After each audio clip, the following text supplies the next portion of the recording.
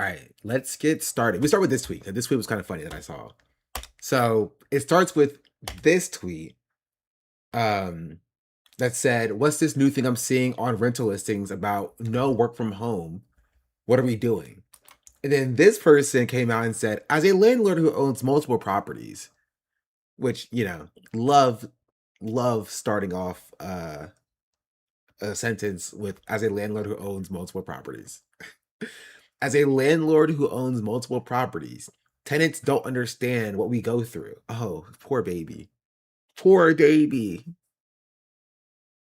Wow, the people who are, funding your lifestyle while you do zero work is they don't really understand how much effort you put into it, how much work you have to go through. If you stay at home all day, by the way, at your home because you're paying for it. If you stay at home all day, you're going to use the floors, switches, toilets, and kitchen more, which increases the maintenance that needs to be done, and the apartment ages twice as quickly. It's funny, tenants who don't have their skin in the game, which is also funny because they live there, don't understand the liabilities that we have, and that they think their rent covers our mortgages, which it does, because if it didn't, they wouldn't be landlords. And make us rich, but any landlord will tell you that there are better ways to make money than being in the rental business. Come on. Come on. Real estate is one of the most like lucrative businesses to get into, especially with a little upfront capital. Like, yeah, if you get into like big oil, you'll probably make more money. You know, if you get into like big tech or big pharma, then you'll probably make more money. But like, you need a lot of upfront capital to get invested into these like legacy like conglomerates. As a petite bourgeois business owner, you're like, I want to, I want to solidify my retirement plan. You buy a few properties and rent them out. You don't do any work. It's insanely lucrative because you don't do any work. And then you charge people like twice of what you're actually spending on mortgage.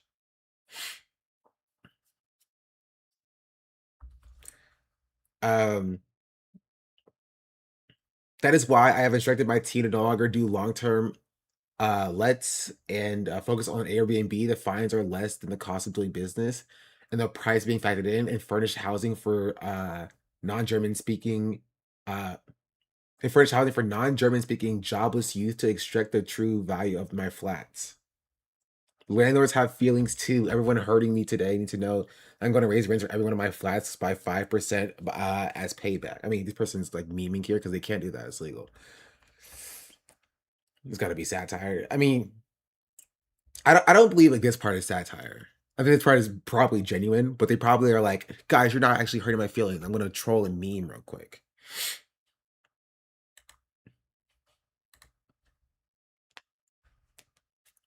I tried to moan and complain he had to replace my washing machine in my place because they will always do that, even though it's literally their job.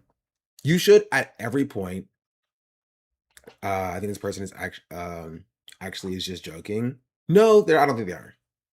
I don't think they are. At least in this first tweet. Because there are people who I've seen this sentiment in multiple tweets. This is just one I pulled because they're getting dunked on.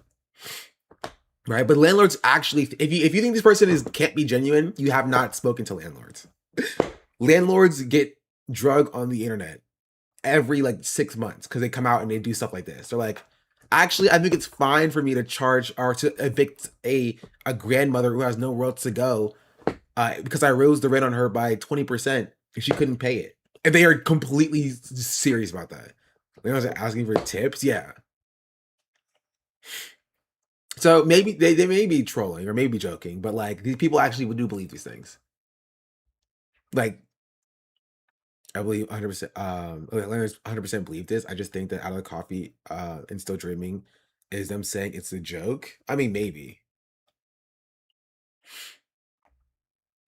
but you know, it's a good stand-in for like people actually believe stuff like this, right? Like landlords think they're like, wow, and because this is true. I've seen a thing about like no work from home. I don't know if I saw it. I didn't save that on Twitter, but there was a thing that was like no work from home Or it was work from home tenants pay $200 more.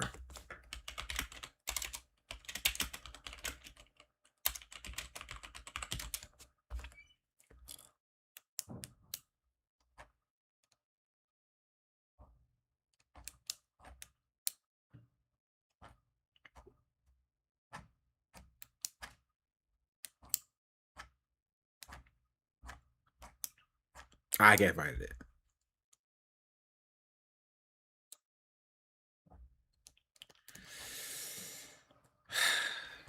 But how would they know? That is a great question.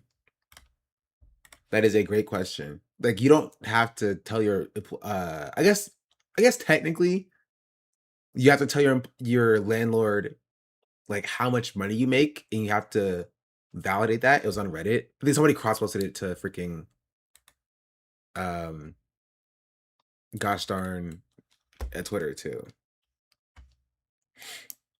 Yeah, but it was this. Bay Area. Rent $32.50 a month.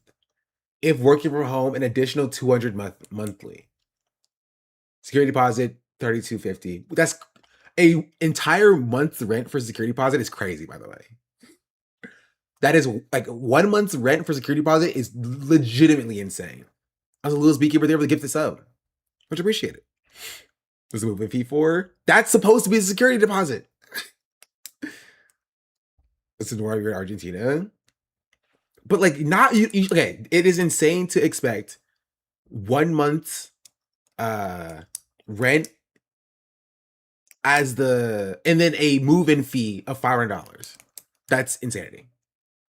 That is craziness.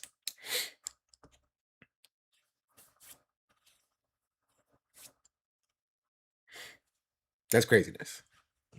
Right? You may have to pay like 1 month, like I guess no, that's stupid. That's dumb. That's dumb. A security deposit is a deposit that you pay at the beginning that you'll get back at the end, so long as you don't destroy the apartment or whatever. Like that being 1 month is already insane, but that on top of like a move-in fee, which like, what do you mean? Like, are you moving me in? Are you gonna take my stuff from the truck to my apartment? You're gonna set my apartment up? You're gonna build my furniture for me? Like, what is the $500 for? For the privilege of moving into and paying me a bunch of money. Is a moving fee because they think you're gonna wear out the carpet faster or something? No, it's just like that's what the security deposit is for.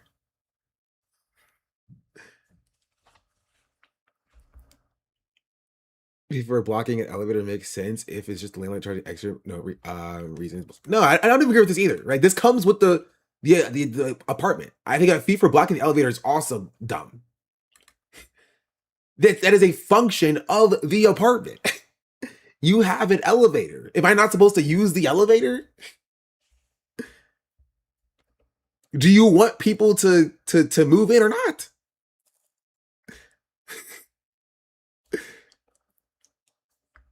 Like, what is the $3,200 a month for? And also, it's a $3,200 security deposit. That's crazy. You're paying just from this $3,700. That's not even going to your rent. It's silly. It's very silly. But anyway, yeah, that led to this conversation. Okay, would you believe one renter versus 20 landlords? Just see how my landlord worked. I would see the opposite. One landlord versus 20 renters. At the end, everybody gets to beat them up. Because the people are paying rent are paying for 24/7 use. I don't know what else to tell you. Yeah, isn't it crazy? Like even now, renting an apartment is now like, sorry, you can't be in the apartment. You have to be out of. It's literally saying you have to be out of the apartment for at least 8 hours a day. For at least 40 hours a week, you are mandated to be out of the apartment for 40 hours a week. My friends, you have to ask your landlord's permission to work from home if you own your own business, but it's usually if people are a music teacher that have clients coming to your place. Even then, I think it's stupid, but that makes a little bit more sense. If you are like I don't know, if you ran like a restaurant out of your apartment or something, you know what I mean? Where like there's a lot of foot traffic of people coming up and down your stairs. If like even that, I think is like, first of all, I'm paying for this apartment. It's none of your business what I'm doing in my apartment. Gosh darn it. I just have a bunch of friends coming up consistently every hour for 8 hours a day. Who are you to judge if I rent a freaking restaurant out of my apartment? I'm paying you for the space, right? But that's the thing that's a little bit separate than like you can't live in the apartment that you're renting.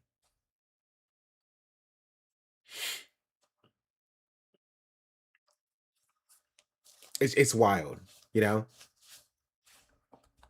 Anyway, that's a little aside. I thought it was funny to share. Thought y'all would get a little kick out of it. Um,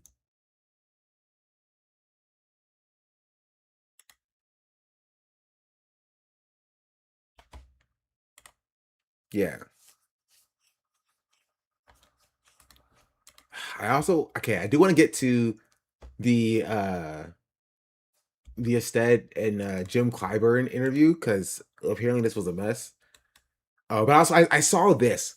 I thought it was Hassan for a second because I saw the this and then the Hassan here. It says judge me by my ex podcast cover. Like I got by this person. I don't even know what this is. Put your hands up if you smoke weed. Security, get him out of here. There's no smoking allowed on this campus. Historically, that's been true. I've been beefing with Oliver Tree for the better past of 10 years. And Is this recent? I don't know. I'm pretty sure Oliver Tree. This was for Oliver Tree, like a memorial. you know what's the best roast of all time? That I'm the best person they could get to host his memorial service. It is okay. Are It you is memorial. serious? That's crazy, dude. He is so irrelevant. Holy shit. He's so mad right now. You know, Oliver's called me talentless, hacky, unfunny, ugly, old. He said my career is dead, but you know what, buddy? My career might be dead, but you are literally dead. What a fucking idiot. He's so unfunny. Am I crazy on this?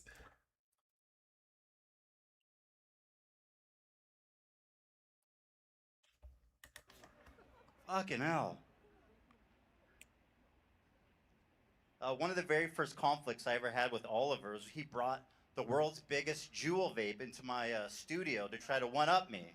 Wait a minute. It's apparently a memorial.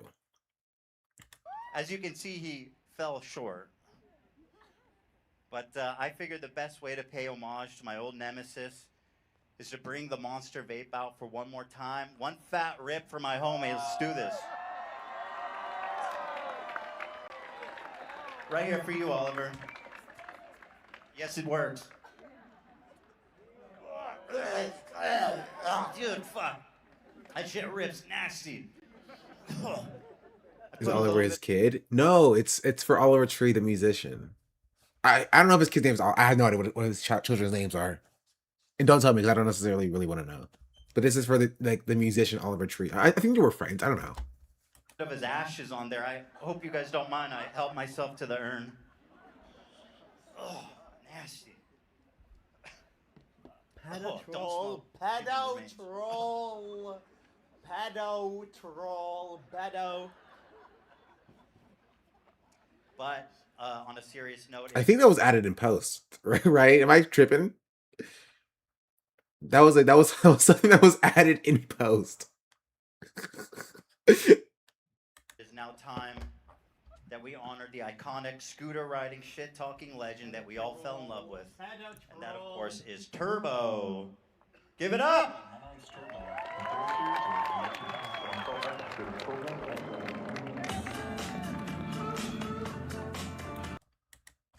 Anyway, speaking of Hassan, did y'all see a slime beefing with Sosa's Adri? It's not really a beef, but like It's kind of a beef a little bit. Was it just me? I saw it this morning.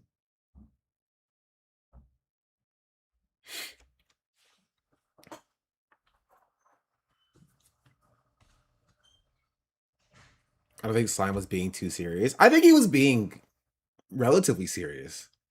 Only because he made another tweet on one of Adri's other tweets. And he was like, hey, I don't know if you saw my last reply, but if you can go answer that. You know what I mean? Is it like when you beef with Slime? I don't think so. He's always have serious doing that on Twitter, yeah. Slime's always kind of trolling, yeah. He's always kind of trolling. What's Slime whining about? I don't okay, to be fair, I don't think it was I don't think it was malicious. Like, I don't think he was doing it like maliciously. Um right, but it was like here, I think I can show it to you if I saved it.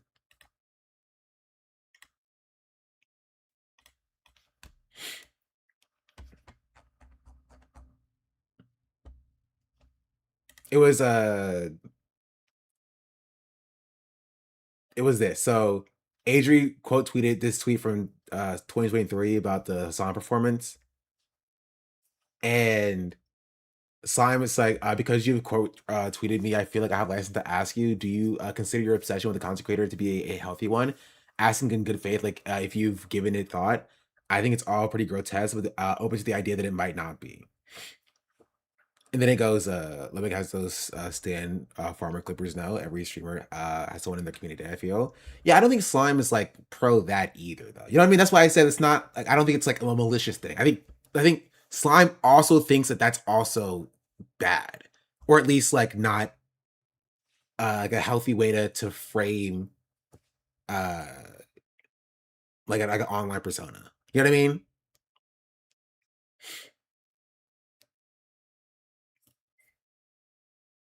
And so, but he this is disingenuous framing though. Um, I mean maybe. I think it's more like it's more of just uncharitable, where it's like to frame it as an obsession, right? I think the core question itself is not inherently like wrong, which is like when you create a online persona that's specifically tied to one like creator, is that like a healthy thing to do? You know, I think that's a fair question. Um, you know, whether or not Slime has a right to ask that, you know, and whether or not like you know what I mean? It borders into obsession. That's a different conversation. But I just saw that. I thought it was an interesting, also kind of slime thing for him to do. Um, feels like everyone has their own version of slop they consume. It's kind of pretentious. I mean, I think you're allowed to question whether or not something is like a you know, healthy or harmful kind of thing, right? I just don't know. I don't know if I would consider it to have been productive. Right, because this then led to Slime quote tweeting a different one of Adri's tweets saying, you know, I don't know if you saw my other thing, other tweet, but like maybe he's trying to actually be helpful. Maybe he thinks that this is actually like unhealthy, and he wants somebody to like you know log off because they're doing something that is unhealthy. Realistically speaking, we all agree with him if it was someone defending D online because it's about parasociality. Like, I think there's a nuanced conversation about. I mean, even with like Destiny people, the issue with them is not that they like a content creator. It's again like how deeply they would go to defend him. I think it's misogyny. I don't think it's misogyny. I think you have a. I think there's a valid conversation about when liking a content creator turns into being like unhealthy, or even just like you know not even just content creators, but like freaking celebrity stan culture in general. You feel me? I think there is like levels of misogyny in that discussion because I think people will give like women more beef for like loving Love Island or whatever, but then will like stand Joe Rogan, right? I think that there is a conversation in that, but that doesn't make loving Love Island the way that some people do, a healthy thing that they do, you know? And so we can address the misogyny in the way that we talk about these conversations while also talking about that there is a way that we focus on or hyperfixate on celebrity culture or stan culture that could be unhealthy. But again, is it Slime's job or role to like litigate that for somebody else? It's kind of like I think a very also a valid question. You know, content creators exist because people invest in them. So I don't know what is his point. Well, the point is whether or not it becomes obsessive, right? I think that's fair, right? Because again, we do see it when it comes to Destiny stands, who spend their entire time being like, "Ah, I love Destiny. Destiny's the best. Destiny's the greatest. I want to attack all of his enemies." Or Ethan Klein stands. If on the internet you have a parasocial relationship no matter what, however, it can be unhealthy as much as healthy. I mean, I guess like I mean, I don't necessarily think there can be like a healthy parasocial relationship. It's more like it's either net neutral or negative. Hassan is a different island on his own compared to other celebs. Governments are coming after him. No, I think it's just because you like Hassan. There is a cult of personality around Hassan too. That is problematic as well. Like it's standing anybody, I think is a problem. Right? It's just because Hassan is getting attacked by the government does not make it like therefore healthy to stand him. Right? The question again, I think this is why it's a valid conversation is like when does it turn into being unhealthy? Right? That is a valid conversation. Again, that's why I said the more pertinent question is whether or not Slime as a kind of have license to litigate that for, you know, Adri specifically. Right?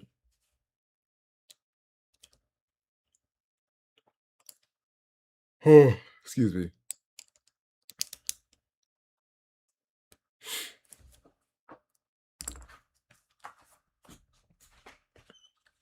Essential is a term of relationships. Is the term of relationship who you are online is parasocial? I don't know what you mean. Hassan stance was out here defending rapist Mercs because they thought Hassan backed him. He has parasocialists too. Yeah. But I didn't.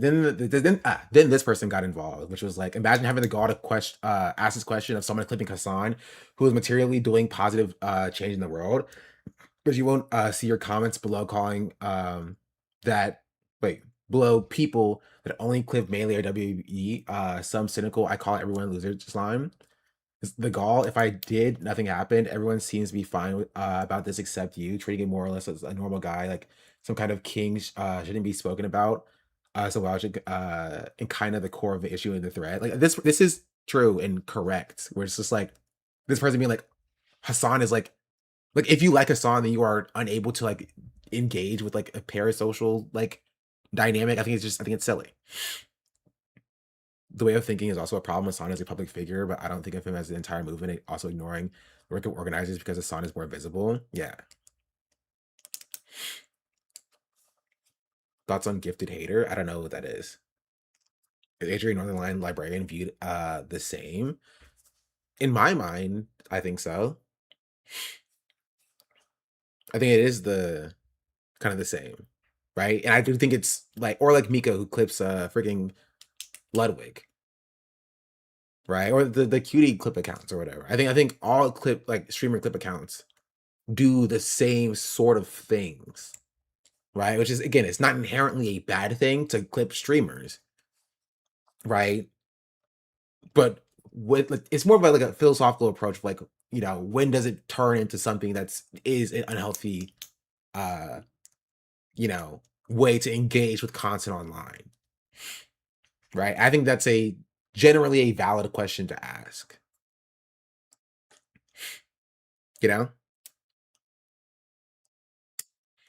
We just talked about this. I feel like this is a convo he's already had behind the scenes. I mean, with who? I mean, Slime is wanted to just kind of say things. I don't think necessarily that he will have like talked to Hassan about this or whatever. Like, I don't think Hassan himself has like necessarily a problem with it, right? The same way I don't think like Ludwig has a problem with it per se. You know, It's part of the thread at the top where Adrian responds. Gotta get to that in a second. Right? Because it generally helps streamers. You feel me? Like Adri's clips of Hassan get like thousands upon thousands upon thousands of likes. But it also sometimes hurts streamers. Like the one time that Adri clipped Hassan and Hassan got misconstrued about his take. And then that became a whole separate thing. Right? And so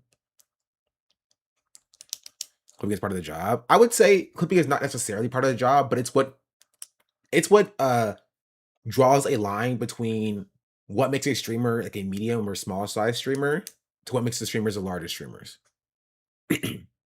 Right? That's what I think is interesting about the clipping culture is that like it does exist and you kind of need it to exist if you want to get to the level that like Hassan and Ludwig and Cutie and Valkyrie, right? And Squeaks. In order to get to that level, you have to be clipped.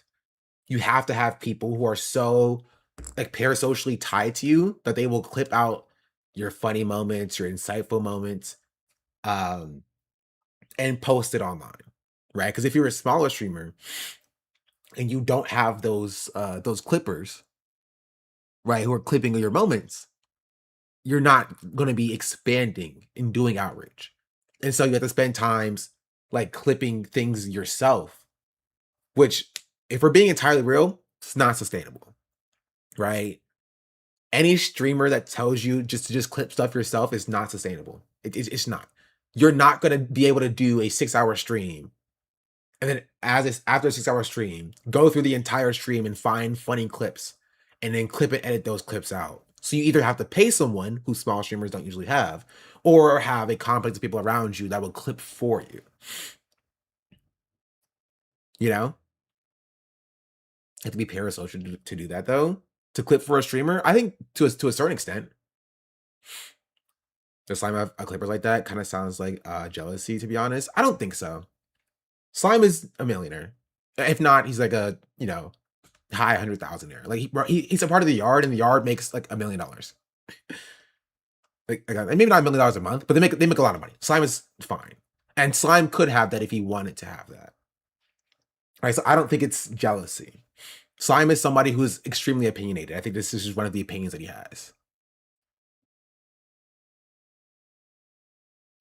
Slime has a very particular view on internet and streaming culture. Yes.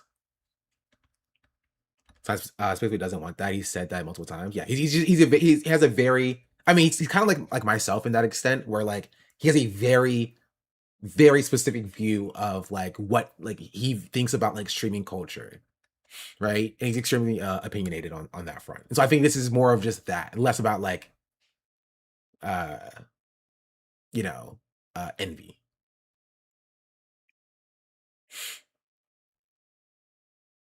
You know.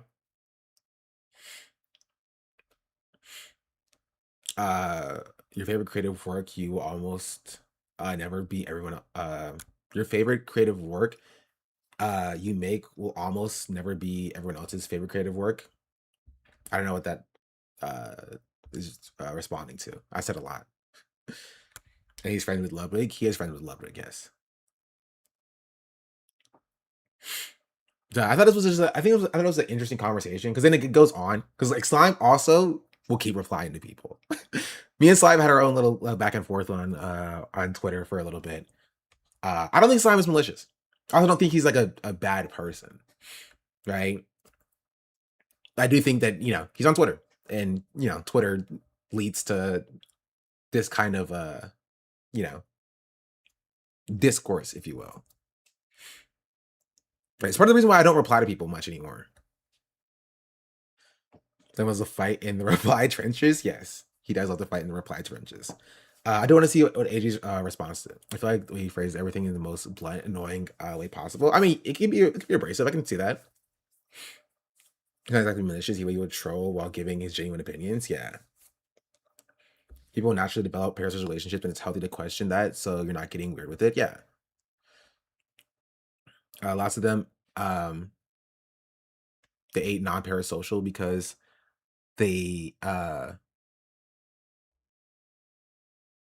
don't know what you're saying. They they make fun of him. It's not just love or hate. It's literally time served being dedicated to someone who would not dedicate that same attention to you. Yeah. Bori, thank you for the prime. Much appreciated. Would you be asking the question if I was a faceless account of the same size? Just wondering, there's larger fan accounts of Hassan than mine who not show their faces. They are rarely, if ever, asked this question.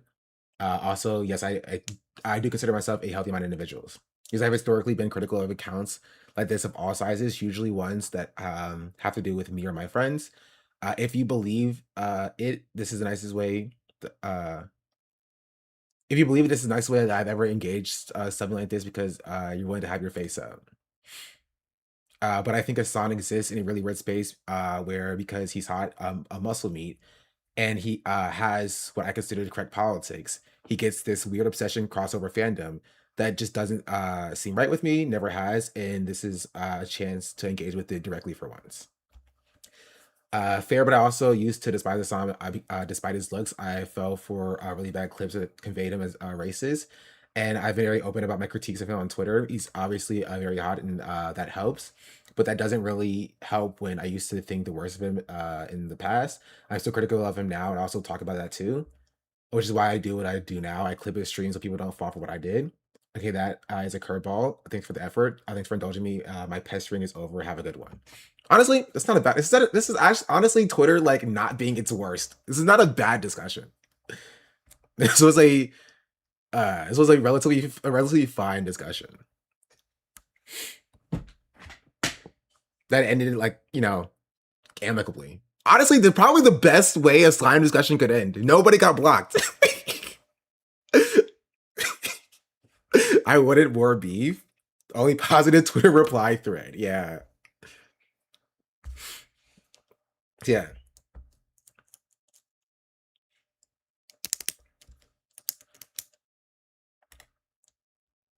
Yeah, W interaction. Yeah, I mean, I have no words. It was like very, even like a black person. Like, no, I didn't get blocked. I didn't get blocked.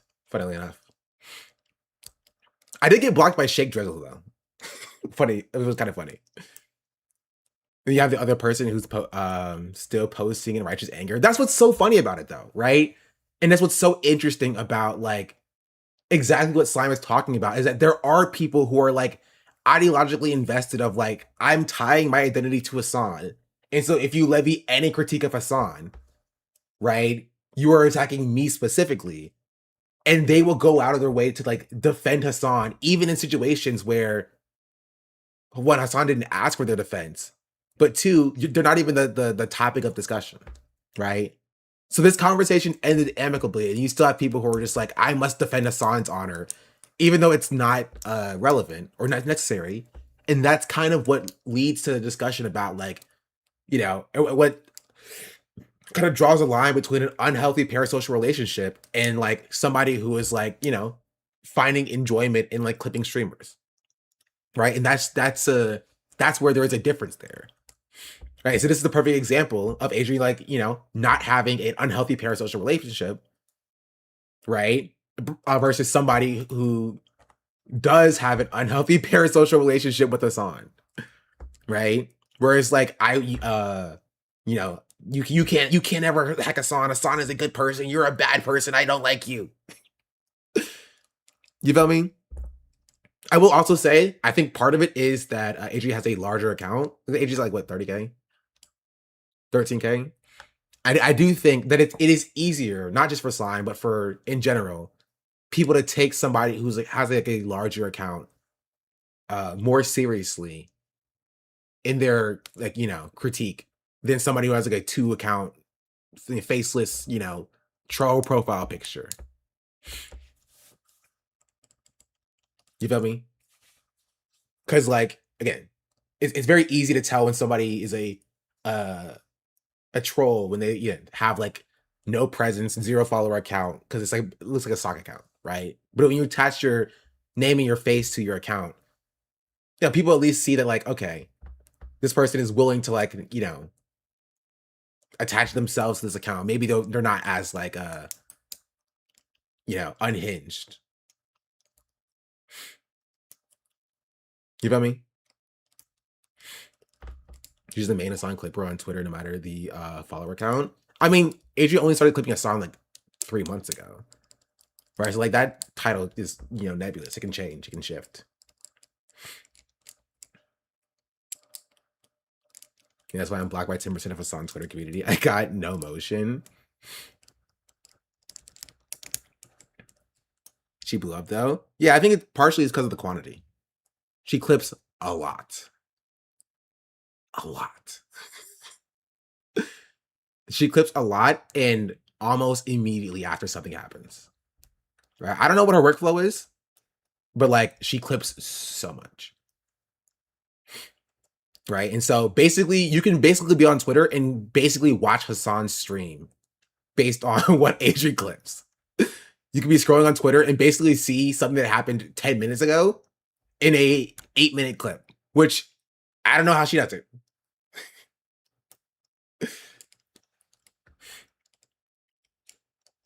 Right. But I think, like, again, I think it's a fair to just in general question yourself and whether or not you are engaging in parasocial behavior. She was basically every discussion and then posted fully too. Yeah. So better start paying her for all the work that she does. I mean, she might get paid if she you know, Hassan has paid like people who clipped them before. Like people don't remember like Ostenox was a Hassan clipper before he started getting paid. He used to just clip Hassan just for the lulz before like he became a paid clipper. And that happens with a lot of like Hassan clippers.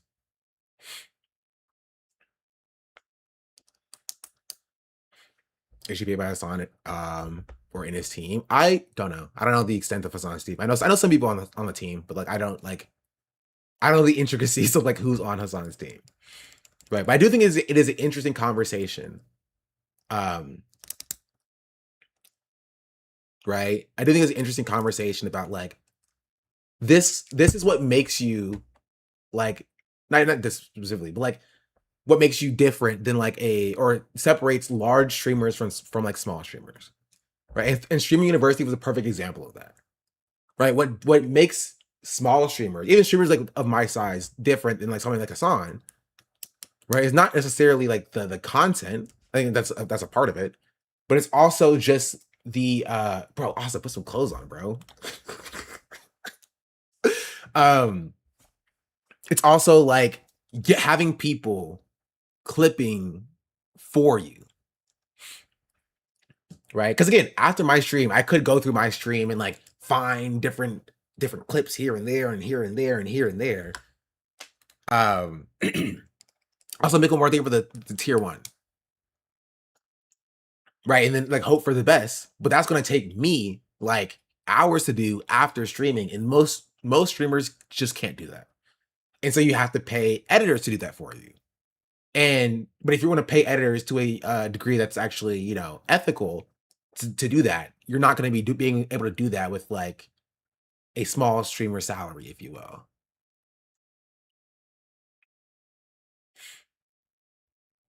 You know? And so, but again, you can't grow without being a, you know, without having those clippers. That's like a key part of how growth happens. And that's an issue that Twitch itself needs to fix. Growth shouldn't inherently have to come from like, you know, and that's how you get clip farming, chat. What we just talked about is exactly how you get people farming clips. The best way to make sure you do get clips is you farm a clip, which is basically, if you don't, you know, farming, you basically create the context for a clip to exist so that people clip for you, because that's how you grow on the platform. Right. And if we hate clip farming culture, we have to take an emphasis off of clips being how Twitch should be.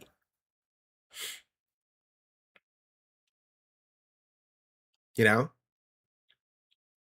There's also needs you to have self-awareness for what's a good clip. Not necessarily. Not necessarily. Because if you are a streamer that has a modicum of success, you already have good clip content. You know what I mean? If you get people to watch you for hours at a time, you are probably insightful enough to have good content to be clipped. You just don't have the mechanisms to clip that content effectively. You know?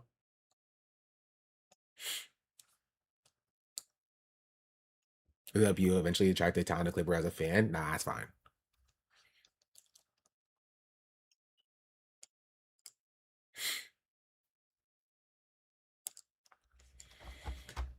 Anyway, this was an interesting thing that I saw. And also it ended in a pretty like, you know, solid like thing. Right? Because this is true. And look, which way gives my respect. That she will actually criticize Hassan. And she's not like engaged in that like parasocial nature. Which if you see it, like a lot of the black and brown Hassan chatters are willing to do it as well. Right. And I think it's also nice and good because Hassan is more willing to listen to somebody like Adri and then change his mind than like a faceless, chatter. Right.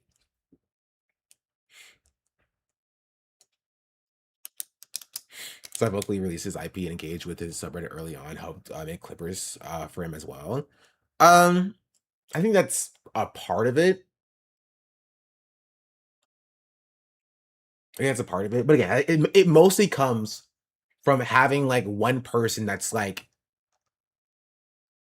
that is invested in your success, right? Again, like Ludwig has these people, Tarek has people like this, Ray has people like this, Cutie has people like this, right? They'll see something and be like, I like this thing, I want to share it with people online, and they're fine with doing that free labor in order to do it, right? But again, smaller streamers don't necessarily have that, and they have to post their own clips and hope for the best. Maybe it'll hit. But when you're a large streamer, you can have 10 people posting 10 clips every hour. That's 100 clips an hour. Where if you are a smaller streamer, you have to manually make 10 clips in an hour. And so you get, like in a 6-hour stream, you get 10 clips and they get 600 clips. That's what you're competing with as a smaller streamer. You know what I mean? 10 clips an hour for, that's 600. Yeah, 10 clips an hour for 6 hours. Like that is that's 60 clips. I can't count. So it's 60, not 600. I was like, what? No, it is 600. 10 people doing 10 clips an hour. I was right. I missed the 10 there. You have 10 people doing 10 clips an hour for 6 hours. That's 600, right? But if you're a solo streamer, you alone at the end of your stream goes and makes clips for an hour. You get 10 clips out. You have 10 clips, right, from one 6-hour stream. And a large streamer has 600 clips posted online already by the time you're done streaming, right? That's the difference. You know?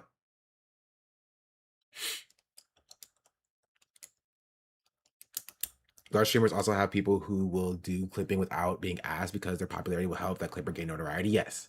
And you can make money off of those large streamers as clippers. The deal about streaming is that when you have these clips are being what?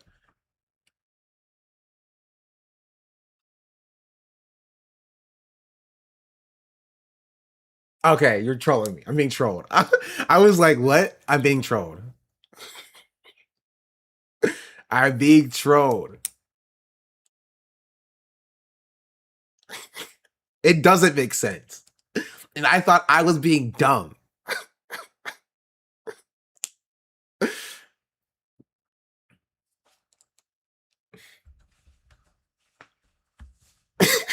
I thought I was being dumb. I was like, what?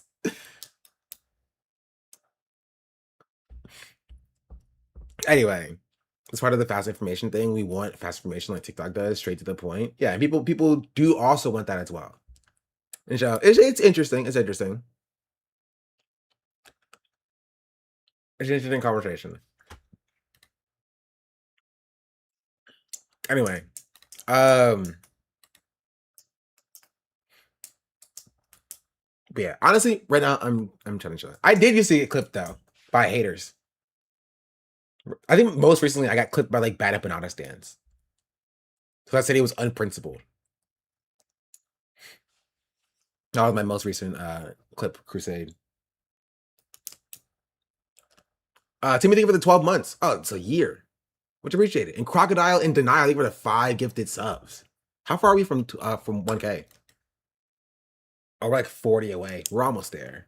Sorry, we're like 30 away. I didn't know they came to Twitch. There were some already on Twitch. Honest, I watch the Clipping channel sometimes because they include context. Because I don't like dead air. I'm not into that. It feels like ASMR. He's a clip Sean and got a little traction on Twitter. This did happen. But again, clipping is like, double-edged sword, positive and negative. You can't become a big streamer without getting clipped, but you also get a lot of haters, right? Because you don't control what people say about you. When you're in your own stream, you have a measure of control over the content, right? And how people react to what you say. But when you get clipped, right, and you get posted on like Twitter or even like Reddit or TikTok, it leaves the context of what is happening in your stream and lets people make their own assumptions about you. But you need that to happen for you to grow. You know? Donald, thank you for the 5 gifted subs as well. And a hype train started, chat. Hey, if you want to get clipped, you drop some subs. Maybe when I say your name, somebody will clip that and post it on Twitter. You become famous or something. Who knows? Anyway, we need to get to talking about freaking what's his face? What is his face? James CLyburn. Jimmy. And what happened here? Because this is an insane thing.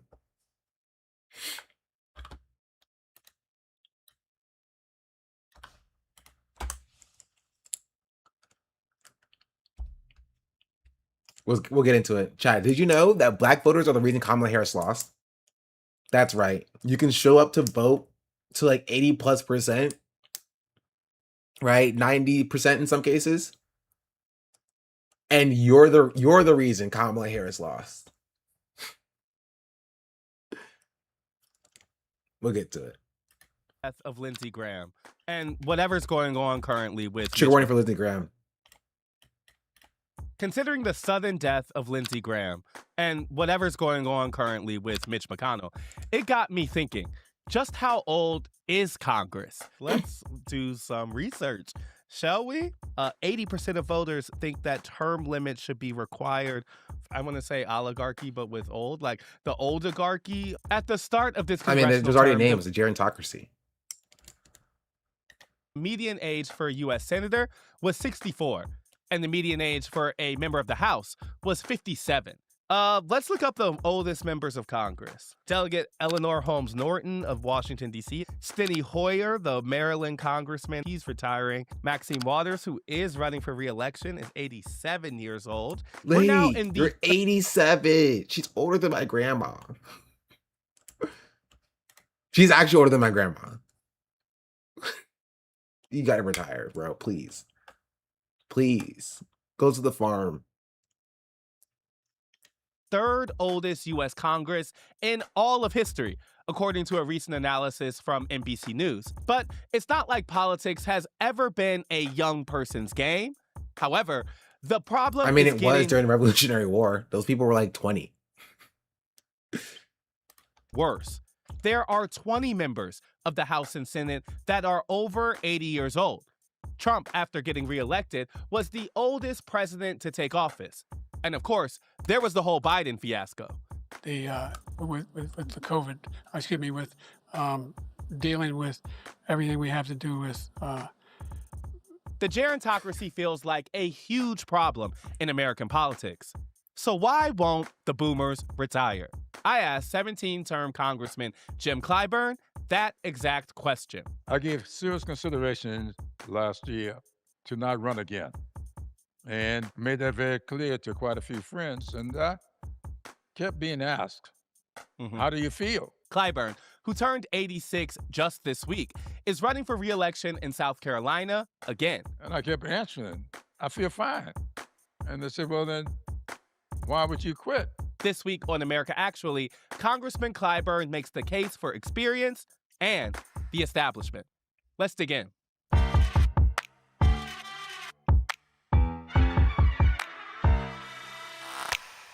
On this show, we like to think about American politics beyond the question of the day-to-day administration. And a big thing that comes up in that lens is the generational gap that have been exposed in a lot of areas in our politics. There is a universal desire for generational change that we hear all the time. And I don't have to remind you that it's a big reason why President Biden was forced to abandon his reelection bid in 2024.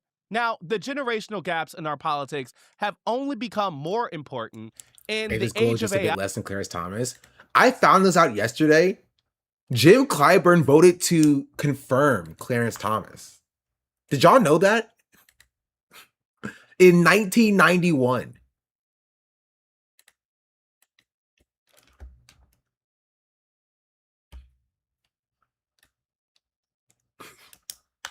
I wasn't born yet.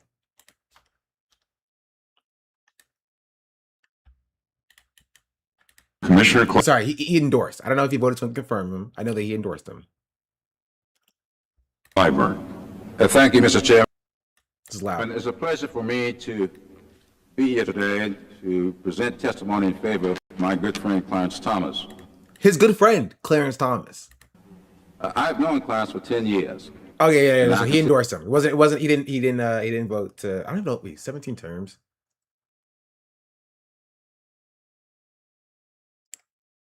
consider him to be a personal and professional friend, in spite of the fact that he shares a conservative Republican philosophy, and I am considered more moderate to liberal Democrat.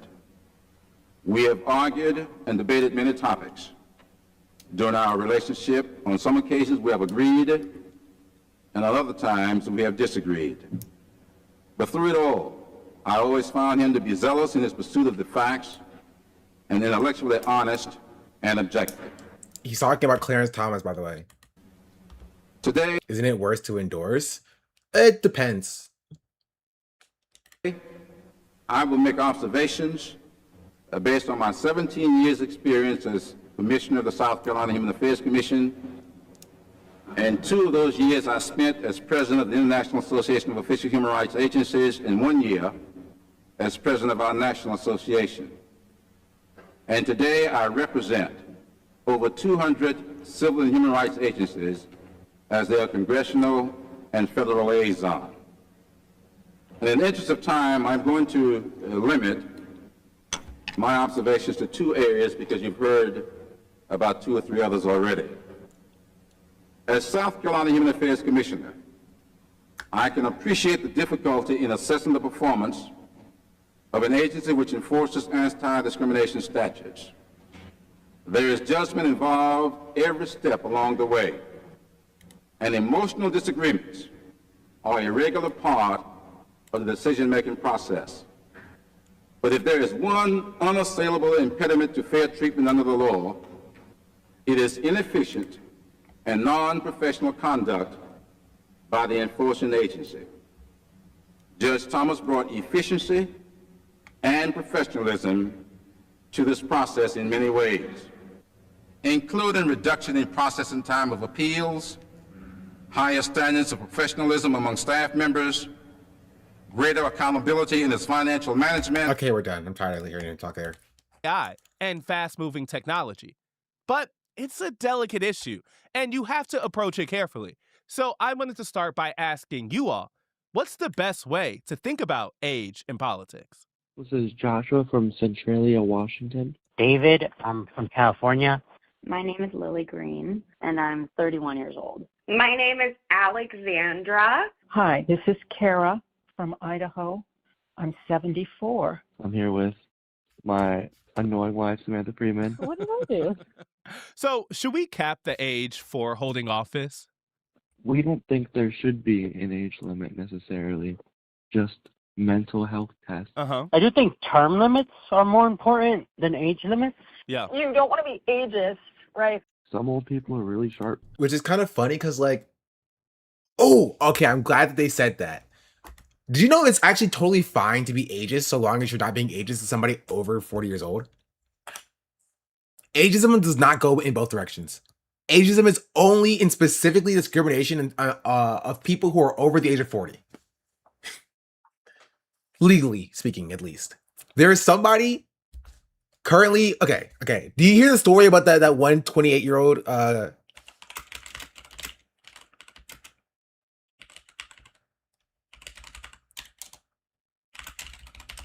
You know what I'm talking about?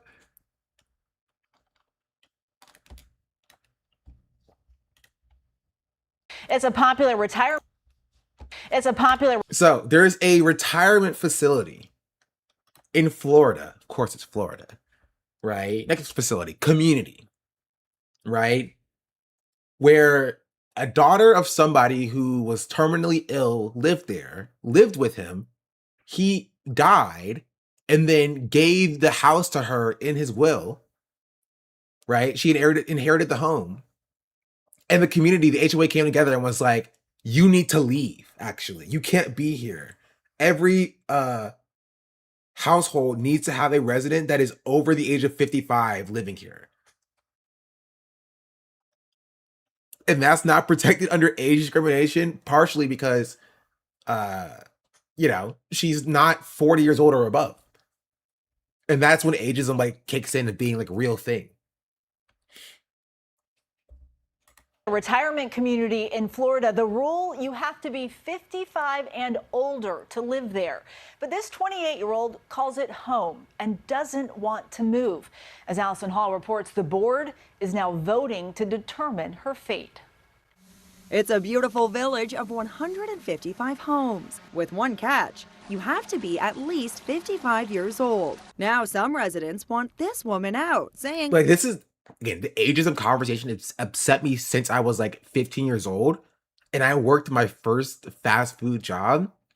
I was doing the exact same job as somebody else was doing and they got paid like double what I got paid because they were older. And I was like, bro, we're doing the same job, same hours. Why am I getting paid $8? You're getting paid like 12 and 14.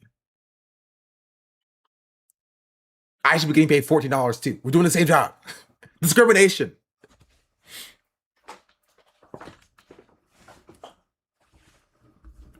she's just too young to live there. I'm 100% being forced out. Bethany Michelle's father, Paul, bought a home in Freedom at Arbor Mill in Jacksonville, Florida in 2019. She moved in to care for the ailing vet when he took a turn for the worse. He was a really high-risk patient. He was Her dad died in 2020 meeting to decide what to do. I didn't buy here to put up with people under 55. We all bought here for peace and quiet to enjoy the better days of our life. There were all like, that's crazy. If they had any argument of her like throwing parties or whatever, that would be one thing. Even then, F you, it's my house, I've paid for it. Or it's mine. Literally, it's mine. Right? But two, she hasn't even done anything. They kicked her out for no reason. Just because she was under the age of 55. Also residents supporting Bethany. This person has not given us one moment heartburn. I don't even know she's here. Then the vote was taken and the board voted 5-0. Bethany has to go. It's time. Listen, chat, you're not buying a house, by the way. But if you do buy a house, don't buy with an HOA. But if you need to buy it with an HOA, in an HOA community, your first order of business is to get on the HOA board and get other neighbors who hate the HOA on the HOA board, win your elections, and then dissolve it. It's happened before. It's been done before.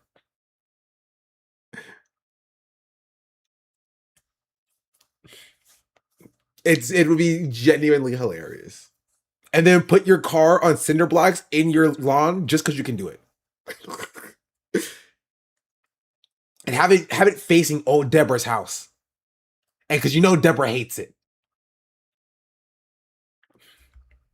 Time for her to leave. 74-year-old Teresa Beaver has to go. It's time for her to leave. 74-year-old Teresa Beaver lives on the same street as Bethany. Her daughter Jessica wonders why Bethany wants to live. This is legally binding. This chat, the HOA can garnish your home.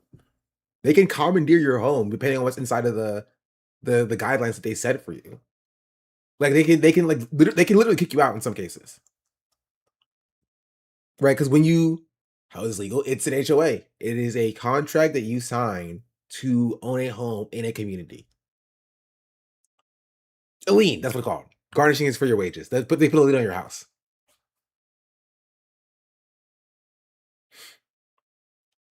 Is this only in the U.S.? I speak specifically about U.S. law. Live They here. can't go over state law, though. I mean, they can. It would be your responsibility to sue them, depending on what law they break, which you would have to pay for. And the HOA can do what they're going to do here for Bethany. I don't understand personally why a 28-year-old would want to live with people that are over 55. It just doesn't make sense to me. I have a right and every right to stay in my home. The board voted to hire an attorney to force Bethany out. Now, all 155 homeowners must cough up $1,000 each to pay the legal bill, and that, ironically, includes Bethany herself. Yeah. So you would be funding your own lawyers to take them to court. It's literally crazy. It's wild.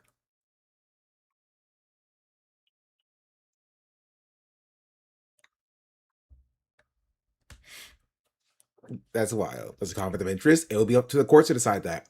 Or at least that would be up for the lawyer that you're going to have to hire against your own lawyer, basically, to decide that. Again, everything is legal so long as like your lawyer can effectively argue it against another lawyer. Not everything, but a lot of things. People are like, the law says this, the law says that. The law doesn't matter so long as your lawyer can effectively argue against it. It's like a Pokemon battle where you throw out your lawyer, they throw out their lawyer, and you see whose health goes down to 0 first. That's literally just how like the law works and most contracts work.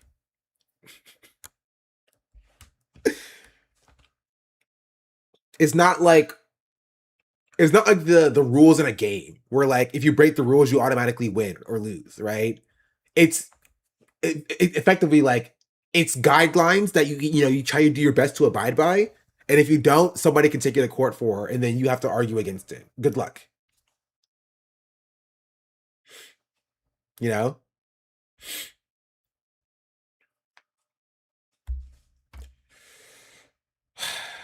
That contract, I can't break a protection without retaliation if it's litigated in court. If you don't litigate it in court, then yes, you can. Your boss can withhold your paycheck so long as you don't litigate it in court. You have to take them to court for it.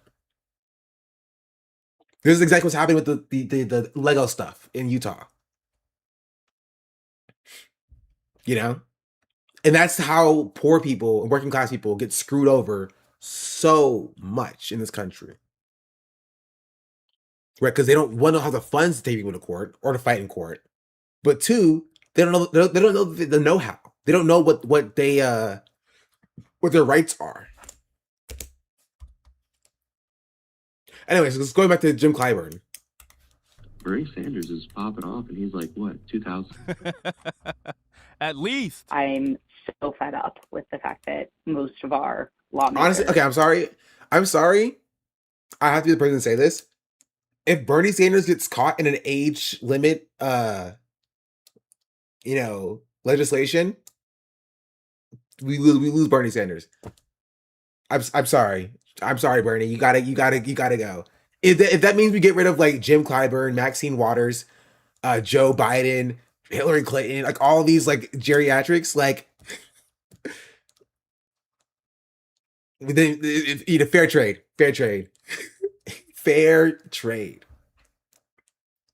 Include like Trump, Mitch McConnell, Lindsey Graham's already dead, so that's just how it is. But he said he left Bernie when he backs the bombing of Yugoslavia. I mean, that's like a political position. Like my take is purely like if we have to trade a Bernie Sanders, if people are like, leftists are so holding on to Bernie Sanders because like we can't do age legislation, like that's a trade we have to take. I'm sorry, that is a trade we have to take. are so Even if he old. was like the best, most socialist person in the world, he can't do anything when there's all these other geriatrics who are there stopping the process. If we lose 50 geriatrics plus Bernie Sanders to get young people in there, we can do way more work, way better work, if you will.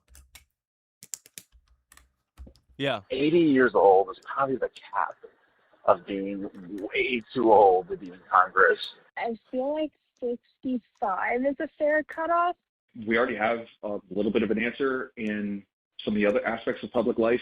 You can't be an air traffic controller past your 50s. You can't be a federal law enforcement officer past 57. You can't be an airline pilot past 65. An acknowledgement of our human biology would suggest a maximum age requirement of 70 years for all offices.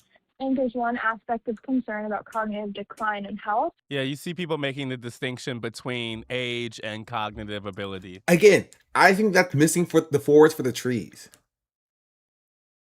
I think that's missing the forest for the trees, right? Cognitive health this, cognitive health that. No, they objectively have just lived in a different world. Right? I think age limits are necessary because, or even term limits, doesn't even, either one, right? My point of the matter is that they just live in a different world than exists now. They do. Right? The world that the boomers lived in is not the world that we're living in now. So boomers should not be making laws, right, with that knowledge in mind. Right? Maximum Gen Xers should be making the laws because they at least understand the world slightly more. But most significantly, I think that like federal level, you have Gen Xers and older millennials. State level, you have like old Gen Z and younger millennials. Because they are the people who are the closest to the world as it currently is now. And when millennials reach the age of 65, they get kicked out for whatever the generation is then, right? Millennials get kicked out, then Gen Z is now running federal government, and then Generation Alpha, if they're still around, and didn't eat all the crayons and glue, are now doing the state levels. And then whoever's after them, Generation Beta, are the children. And it keeps going like that. Right? Because the world that we live in now won't be the world as it exists in 50 years. Even if I'm cognitively aware, right? What I know about the world now would not be the same thing. I would remember a world that didn't have AI killer robots prowling the streets, killing and eviscerating poor people. Right? And so I would hope that when I'm like 60 years old, if I'm in the levels of government, I can be able to see that that's a bad thing, right? But there's no guarantee because I wouldn't be living through that. I would have lived through a world where that wasn't the case. When I think back at being a teenager, I would remember a world before like the expansive Skynet system that is like they're doing like Minority Report thought crimes. You feel me? That's why it's necessary to at least have some regulation on like the type of people who are legislating these things. But then also how in or out of touch that person is and whether they can actually speak to their constituency. Anyone that still uses a printer consistently I like a printer. Or can't do an Excel spreadsheet or even knows what Google Drive is shouldn't be president. That's all I gotta say. Bye. All right, it's one thing to ask voters, but I want to know what these older elected officials have to say for themselves. And what better person to talk to than Congressman Jim CLyburn, the longtime member of House Democratic leadership. Is this about experience or ego? Let's ask him. I just wanted to start by clarifying, is today your birthday? My goodness, you didn't look at your calendar this morning? I did, actually. That's why I knew that today was not just any... Not just that is when we're trying to go back to an older time where America was built on blind trust in Israel, and we're chasing their better times at the cost of Americans today. Day of the week. There's a little asterisk there. You have to turn to the back and find out that this is one of the few international holidays. Congressman CLyburn Day, or is there another holiday I'm forgetting? why do you still want to work? I mean, you have earned retirement. Why do you want to be in Oh, good question. Good question. Congress at this point? Well, I think this country is teetering on the brink. Yeah. And you were in control when that was happening. So what makes you think you'll be able to fix it now when you led it to this? You have been in Congress for 17 terms. 17 terms. And look at where that's led us. At what point do you realize, maybe I'm not doing anything that I'm supposed to be doing here. Maybe it's time for somebody else to step in. I think that a lot of what's going on demands the attention of everybody, and it demands. The real question is, why do you think that you are super special? You know? Did we watch the whole thing? What do you mean? I don't remember what I said. It is ego. Demands the best of some of us. I know what my parents went through. And some would think Oh, that what he literally watched the whole thing. I see what you're saying now. they went through, we'll never go through again. Well, the history says differently. And those of us who know this history, and those of us who know the system, and those of us who had the energy to fight it, had better stay in this fight. Bro, he's talking so slow. It's actually not because he's old. It's because he's from South Carolina. This is the cadence of somebody from South Carolina, like an older Black person from South Carolina. They just have this cadence, right? He talked the same way in this video. And a greater delegation of authority to state and local contracting agencies. I do not find Judge Thomas, as many seem to feel. It's the same cadence. He was old there. He was old there as well, right? But it's the same cadence, right? So it's actually not like a Joe Biden because he's old. It's just the way that people spoke, right? In South Carolina. My grandfather is from South Carolina. He spoke the exact same way. Like the exact same way. That seems to be a case for experience or expertise and the value of it, particularly in this moment. But as I'm sure you know, most Americans have lost faith in Congress's ability to deliver. So I want to ask a question that kind of combines the age and experience points. Like, can you tell me what you Louisiana, can do we have in let's the House? draw in mock speed. That's a Louisiana thing specifically. Louisiana, like people from Louisiana speak like they're trying to get all their words out because like they're about to die. In 2027, that someone who is 45 or someone who is younger, another generation, can't do? Like, what do you think is the tangible benefit of the experience you're laying out? Chatter. Well, you're talking about experience, and it's biblical. The old is called because they know the way, the young Time for because of conversation. their strength. And there must be an adequate application of both those things into the system. And so there is no one or the other. I always say that we all got roles to play. And we When you have say to- one or the other, are you saying it's not just a new generation of Democrats and those with experience? The party needs both. It That's needs what you're saying? both, absolutely. Okay. One of the things I heard was House Democrat Marie Gluesenkamp-Perez proposed an amendment calling. Okay, I saw something about this person, which was kind of funny. It was a few weeks ago, and it was a video that I saw from her about something. I didn't watch it because I thought I was dumb. Also, I had beef with her for like student loan stuff. I hate her so much. But it was a video that I saw, and there was a reply that was like, Ryan Grimm is going to defend her tomorrow. Watch. And literally the next day, Ryan Grimm was defending her, being like, I actually don't see what's that bad about what she's saying here. She's actually correct about this. I'm like, yo, that's really funny. I don't know how Ryan Grimm has gotten away with what he's gotten away with. He's calling for like Fauci to be arrested. He's calling for Fauci to be arrested.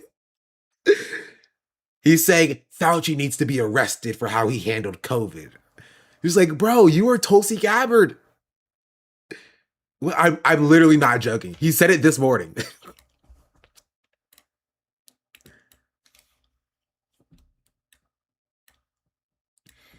I guess people are over this, but Fauci should still be prosecuted for this deception. In his diary of January 2020, he says that the wet market was the super spreader, but not the origin. Yet publicly, he claimed the exact opposite. Tens of millions died, and world history was upended, and not a single lesson learned except some wrong ones. I was saying he's doing the Glenn Greenwald route. Yes. Bro, who cares? I honestly, I don't. I guess Ryan Grimm, not because he cares about the people who die, but because he wants to be right about like the Wuhan lab leak thing that he's so invested in. Why is he reading Fauci's diary? He's not. Rand Paul is. He's agreeing with Rand Paul. He's aligned with Rand Paul.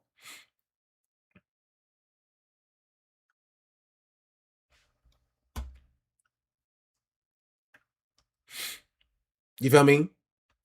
Bro has more smoke for Fauci than Plattwater. Yes. It's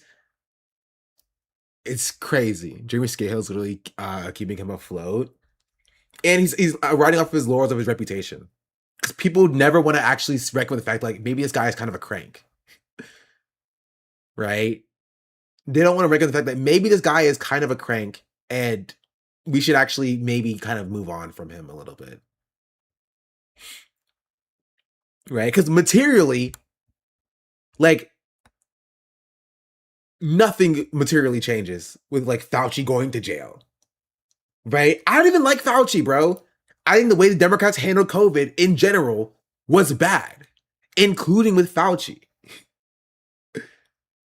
But like, Fauci, on my list of people to arrest, Fauci is like 436 after every member of Congress.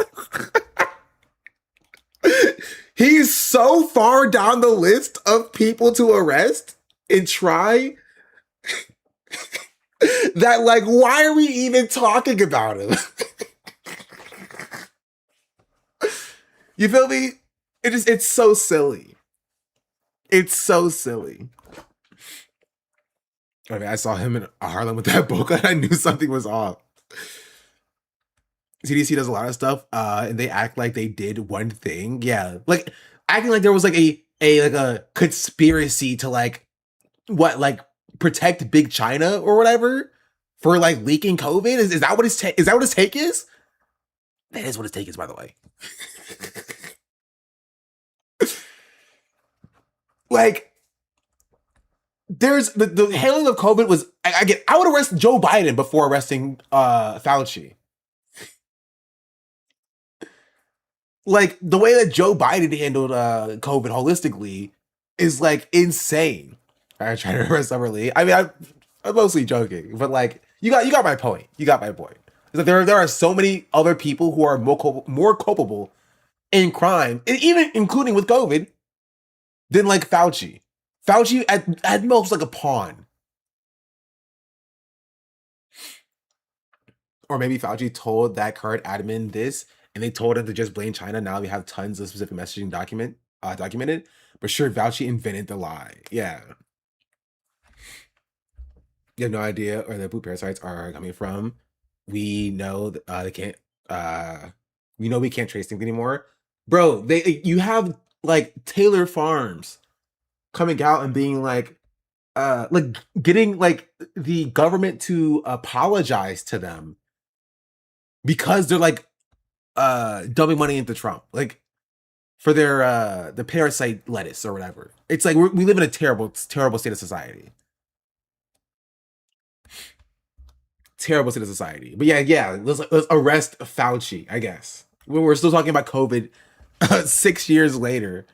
Not as a way to like, address how we have gutted these institutions, but to arrest this one random doctor guy. That'll change things. That'll change things for sure. You're really gonna change the state of society by arresting random Dr. Fauci. It's really funny. It's really funny. Anyway, Ryan Grimm is a crank. This is crank behavior.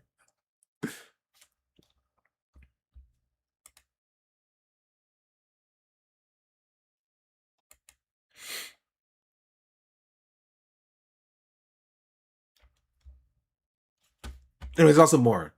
Amantia-san said, "This is your single worst take, my friend.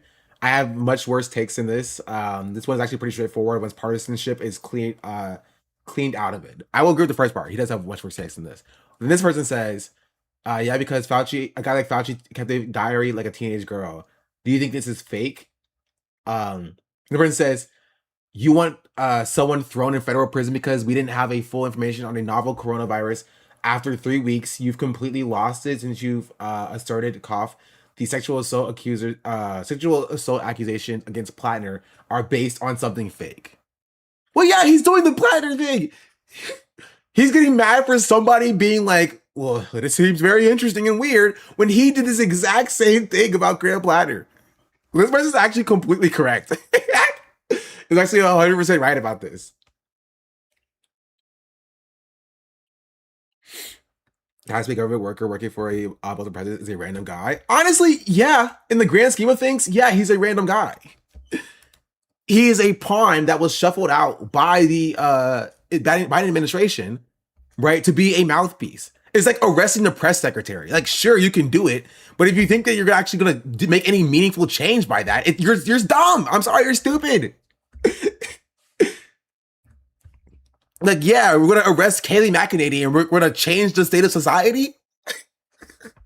we're gonna meaningfully shift the way the country operates. Like, no, the issue with COVID is not with Dr. Fauci being a mouthpiece for the administration, which you can have an issue with, but that's not the main issue. The main issue is that the way that even under Democratic administrations, we engage with, right, things like the CDC and the FDA and all these government entities, right, that have been completely divested and underfunded, don't have the power, but also the means to actually address these things when they come about.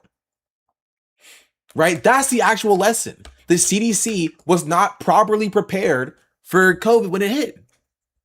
Right? And the administration used Fauci, in my opinion, as a way to like neuter concerns. They didn't use Fauci to fearmonger. They didn't use Fauci well enough. They should have shut the country down immediately.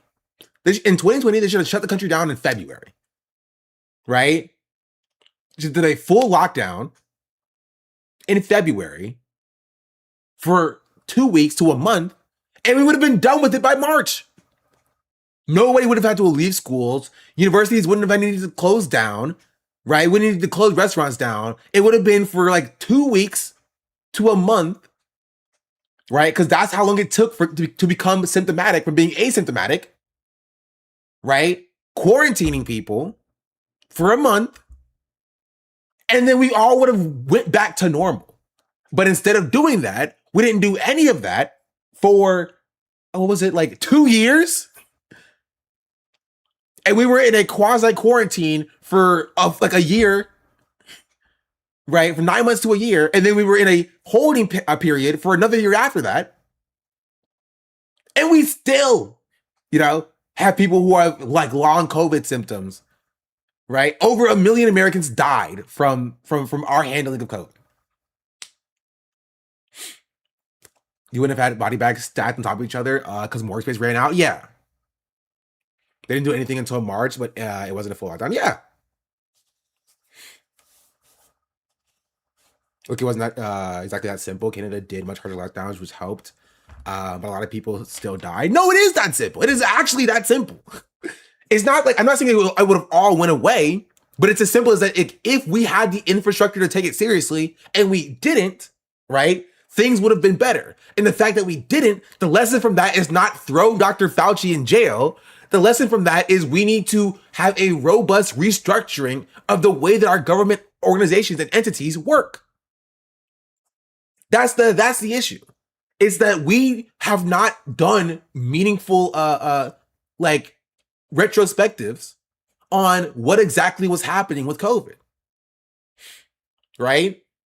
And now we're having a very similar state that's going on right now with our food. And we're wondering, how did this happen? How are we doing this? How do we have contagions in our food that have spread so widely? And how do we stop it? But if after COVID, we realize that like we need to fund these government organizations, right? And put an emphasis on that, we would have had a structure in place with the FDA to actually address and engage with like the Taylor Farb's like poopy lettuce fiasco. Right? That's the lesson that we should be learning from COVID. Instead of like, we need to arrest Dr. Fauci for being a mouthpiece for the Biden administration, because that's all he was. He's a mouthpiece for the Biden administration. Everything Dr. Fauci said was what the administration wanted him to say, right? You can throw him in jail if you want to. I don't care about the man, but he is just some random guy. It could have been literally anybody. It could have been the press secretary, Kareem Jean-Pierre, right? She could have been the person, right? They could have found any random doctor and be like, you're the guy, actually. You're the person. You're going to just say what we have to say. Which is why I say Dr. Fauci is like very low on the list of people that like I want arrested. I'm not saying he's not there, but he's very low on that list.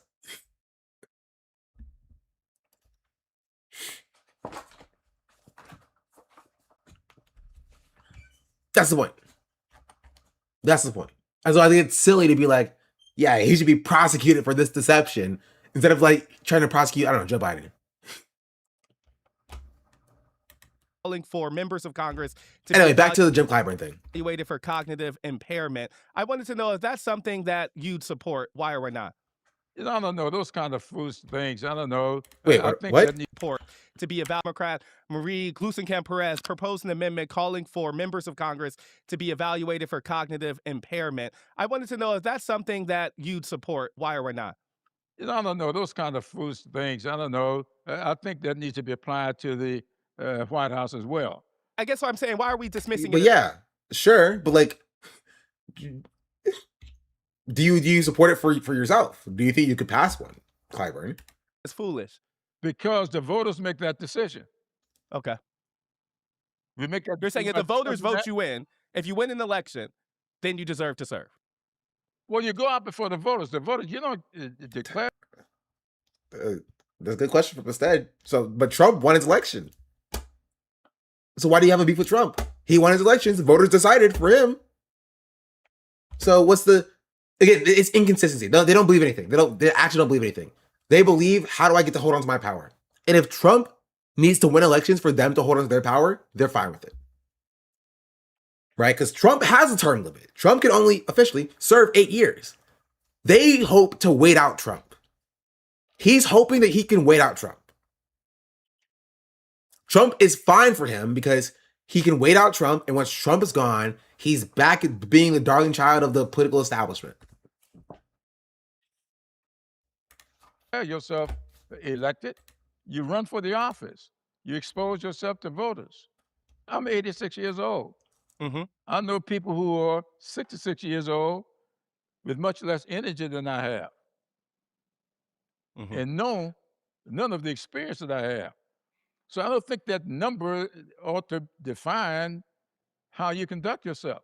I guess I still don't want to go back to my previous question, because you make the point that you feel like you are mentally sharp, you feel that you have a lot of energy, and I get your argument against something like an age cap because it would not take those things into consideration. But what Representative Perez is proposing is something about a cognitive acuity, and theoretically, even an 86-year-old would be able to pass that. What's your opposition I don't to have something an like opposition. that? I didn't say I had the opposition to it. Okay. I So have that no will- opposition to it. Okay. So I guess I was asking you, would you support something like cognitive tests for members of Congress? That's it. Yes, in concept. Let me see what the legislation is. Okay. One of the reasons I think this comes Why up is he so mad? Am I crazy? Why is he so upset? Maybe because he hates being challenged. so much is because of what happened with the Democratic Party in the last presidential cycle. You were one of the more important voices telling Americans that Joe Biden was fit to run again. When you saw that debate in 2024, did you stand by that judgment? Was that the right call? Let me take you back a bit. I never said that. Never said what? You asked me if I was supporting Joe Biden. I said yes. I have no medical knowledge about his condition. Had none then, and I have none now. And every time I was asked about that question, I would say, I'm not a doctor. If he makes a decision to run again, I would support him. I guess I was asking a little bit, what was your personal reaction when you saw President Biden on that stage? Did you think that was someone who should be president or be running for reelection You mean during the debate? during Yeah. the debate? Yes, I came to the conclusion that something is wrong here. And the Okay. question we have to ask ourselves, was that a condition or an episode? Mhm. Now I don't know of a single person, young or old, who could not at one point says, I don't recall that name. I don't remember what I did with my cell phone. Mhm. It's in your hand. Mhm. These are the kinds of, all of us have episodes. Mhm. I have them. I had one this morning. I don't know if that's making the point that he thinks he's making with that. What'd you forget? You forgot your phone? I forgot my phone too. I couldn't find my razor to shave. Mhm. And it was right And so you're there.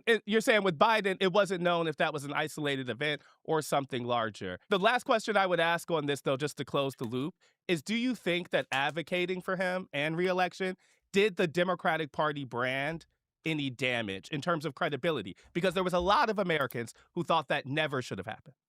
Well, that may be true. A lot of Americans didn't think he should have run in the first place, and he beat Trump. And that's what got Trump so crazy. Mhm. So you don't look back at that episode and think the party did itself any reputational damage by backing Biden's reelection? I don't think, why would you, the party backed him to run. The party didn't back his reelection because he dropped out of the race. Uh-huh. Uh-huh. I don't know if that distinction matters to most Americans, but I hear you. Most Americans want to put their own interpretation on what happened. Well, I You missed lost it. the Sorry, run it back. though, just to close the loop, is do you think that advocating for him and reelection did the Democratic Party brand any damage in terms of credibility? Because there was a lot of Americans who thought that never should have happened. Well, that may be true. A lot of Americans didn't think he should have run in the first place, and he beat Trump. And that's what got Trump so crazy. Mhm. So you don't look back at that episode and think the party did itself any reputational damage by backing Biden's reelection? I don't think, why would you, the party backed him to run. The party didn't back his reelection because he dropped out of the race. Before that, okay, he's just lying. Uh-huh. Uh-huh.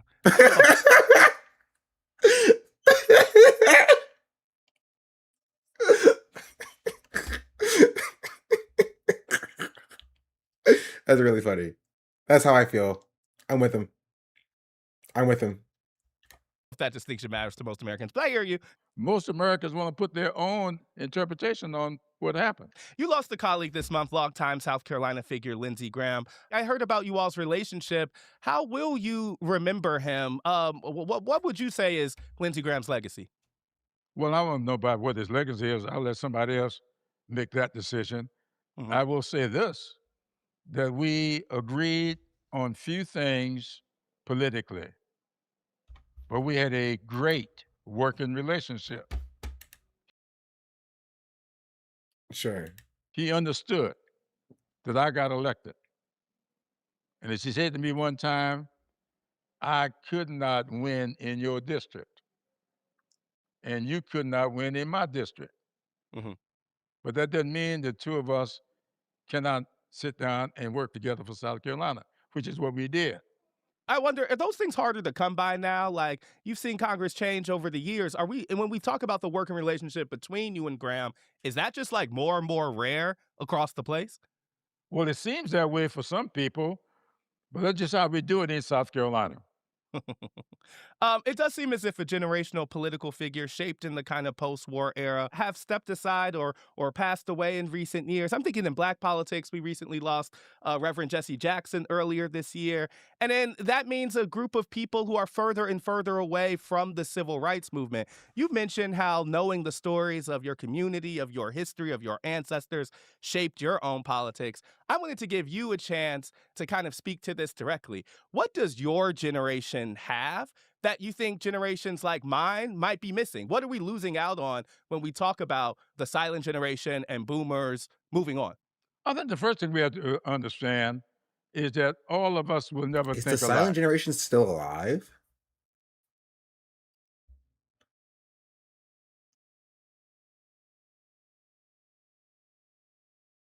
Barely. To understand is that all of us will never Biden think is alike. silent gen technically? Really? There's 3 of them? No one else are silent? That's fair. But We like, are okay, grandma died in 2002. Sorry for your loss, Cheddar.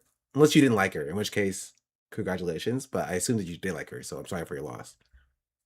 the victims of our experiences. And no two people will have the same experience. That I is stayed married to the 1928 to 1945. same woman for 58 years. We had a lot of disagreements. We weren't raised the same way. And so we learned early that if we were going to have a successful marriage, we better figure out how to adjust to each other's backgrounds and each other's experiences.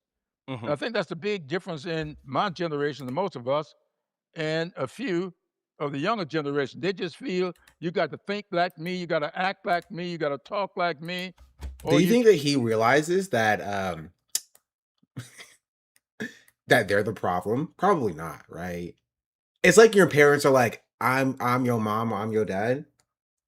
You in my house, you live by my rules, kind of thing, and not treating you like an actual person who is sentient and has autonomy as a person. Right? That's what they're doing. Kind of the equivalent of that. It's like they're not treating us like we are their equals.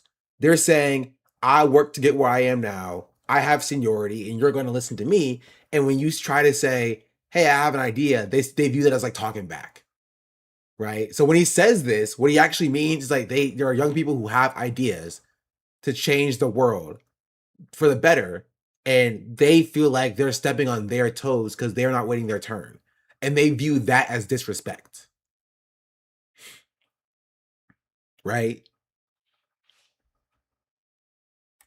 Cannot So exist. basically, when you say your mom is yelling at you, you're like, Mom, don't yell at me. You're like, why are you disrespecting me? Don't talk back to me. You know, like that's like viewed as like disrespect in that way, and that's the same way as like here, where it's like he views just the mere existence and presence of young people who want to change the world for the better as disrespectful to him because they're not waiting their turn, kind of thing. That's foolishness. We're saying that maybe the upcoming generation is too morally rigid. I don't know about morally, but it's too rigid. You say you ain't sure about the morals, but they rigid about something.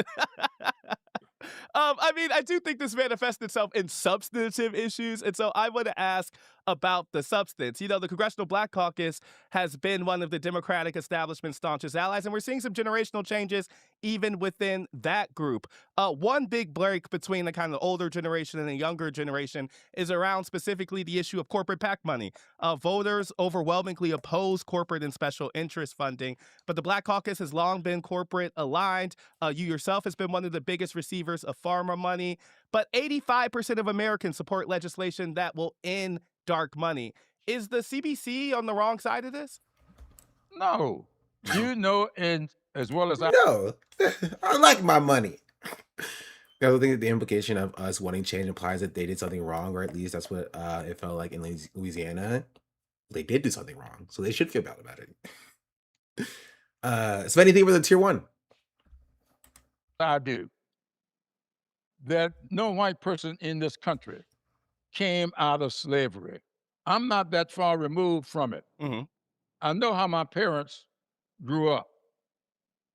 They didn't grow up with wealth. They couldn't pass that wealth on to their children because they never had it.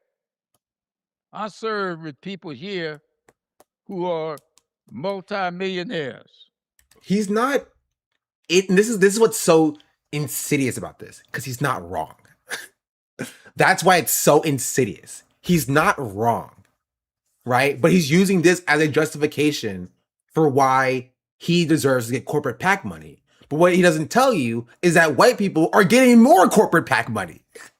You're getting crumbs. Black people and the Congressional Black Caucus are getting crumbs in comparison to what white representatives, right, are getting. What white senators are getting. You're getting crumbs, right? You're getting paid by the coal lobby. Freaking Joe Manchin is the coal lobby. His family's the coal lobby. You're getting crumbs, right, to screw yourself and the rest of us over while they're running around doing laps, doing tricks on it.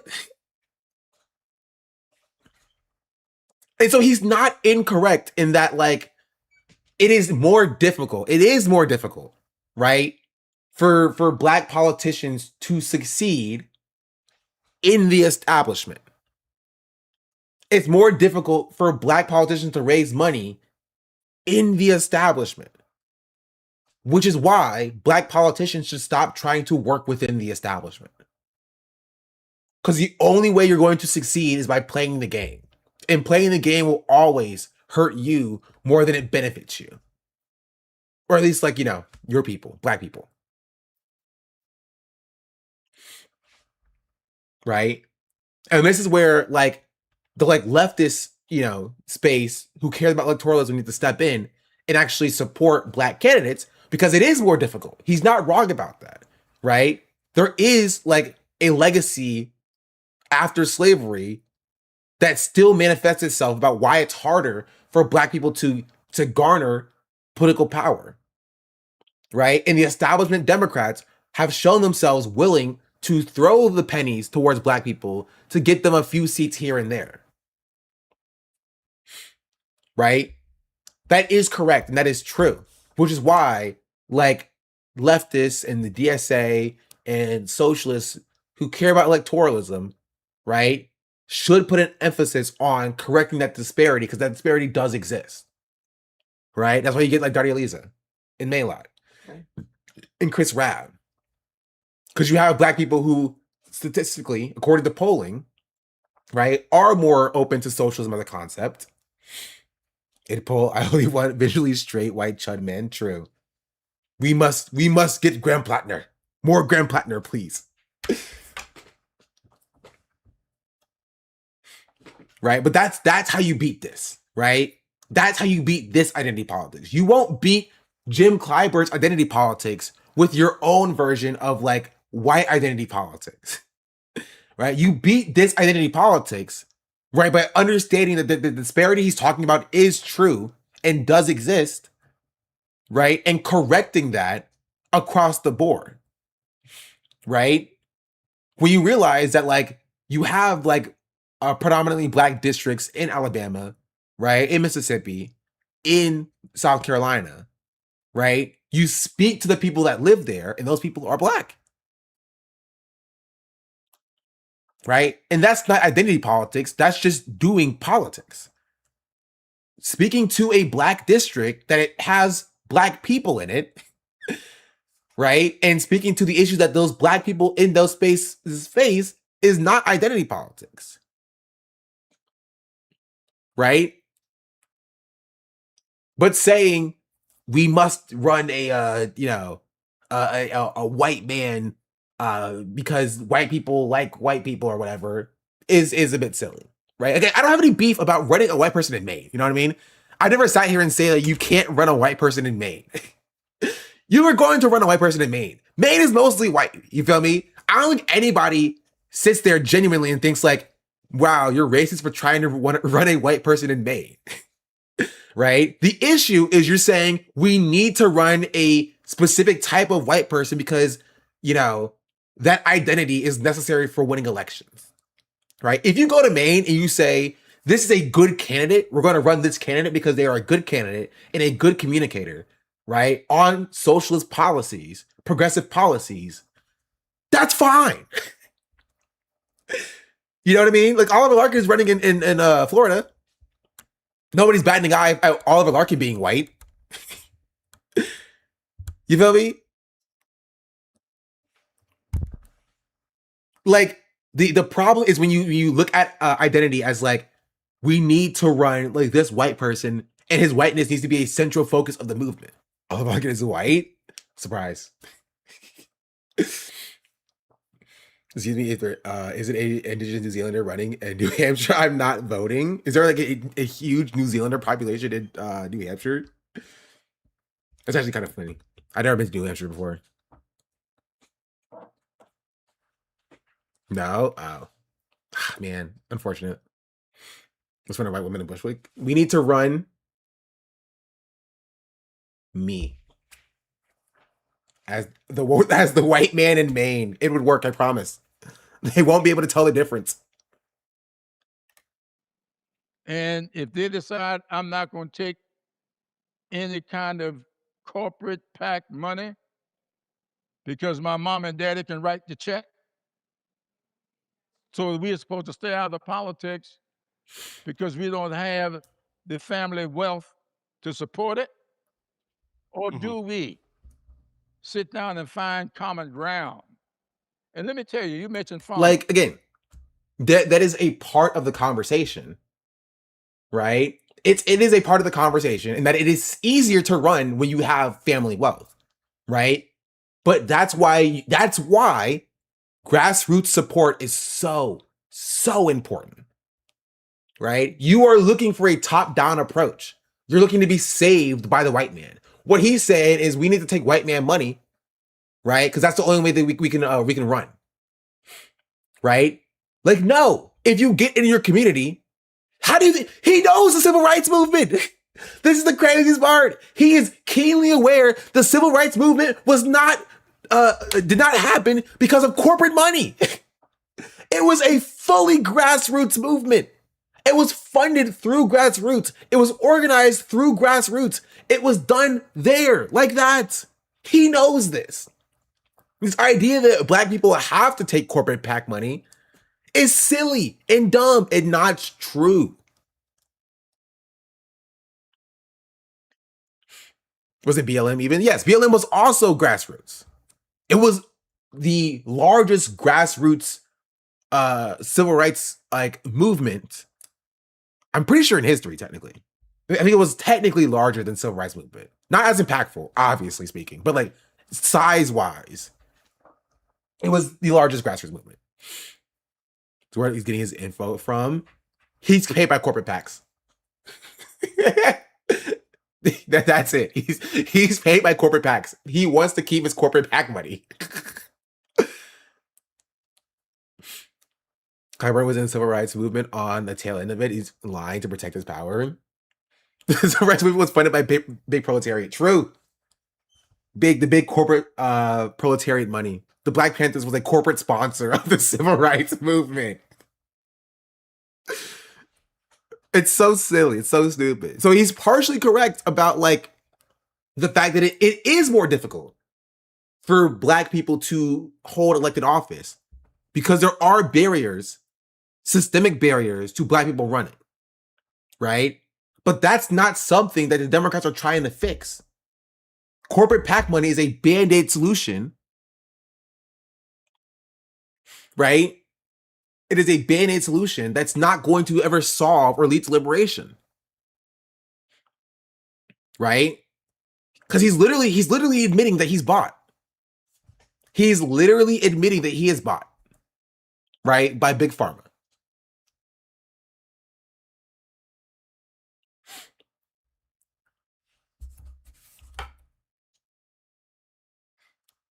And so, yeah. So again, he's correct in that it is difficult for black people to maintain power. And that's something that like the DSA, that like socialists need to fix. Right? If they want to win in South Carolina, that is something they need to fix. They need to go to South Carolina. But don't go like AOC went. Because apparently she had an interesting accent debacle. I haven't even seen it, by the way. I just keep seeing the tweets. I keep saving it to talk about it on stream. Where's it at? Does anybody have a link? Oh, I didn't bookmark it? That's so sad. What, accent debacle? Oh, we'll get to it.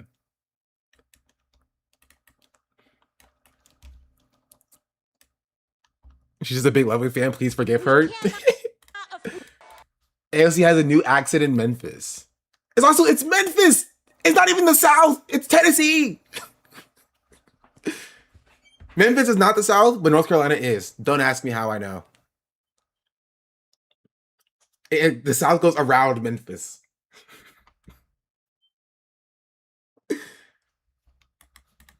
We cannot afford to leave Tennessee behind. We cannot afford to leave Kentucky behind, Alabama behind, Mississippi behind, Georgia behind, South Carolina behind. We can.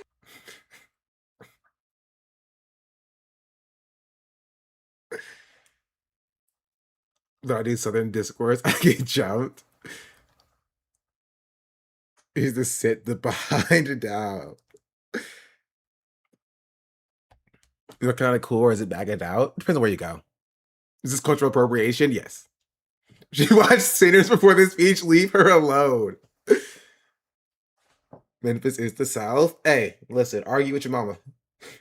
I was gonna defend, but clearly intentional. It is intentional. This is exactly what you need to not do. Please don't code switch. If you're not from the South, when you go to the South. Memphis is the South, but Tennessee isn't. I can get behind that. Good compromise. Good compromise.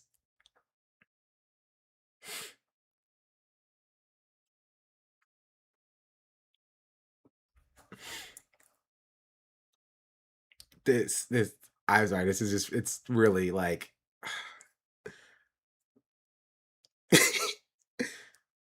yeah, I don't know. It's so funny. No, but scientifically speaking, what do you mean scientifically speaking? Like scientifically speaking, Tennessee's the South? I disagree. Scientifically speaking, it's not the South. Don't make me pull up an app. I'll pull up another map. Hold on. U.S. state map. I'll do it again. I'll draw it out.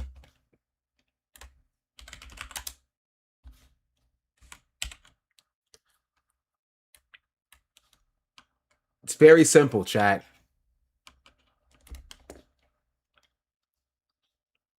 The South.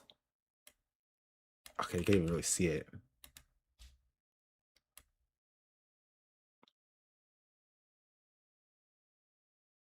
You know what? I'll take it back. Like this. And then this.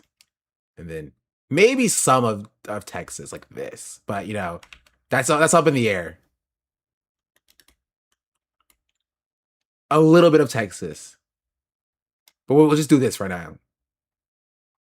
This is the South.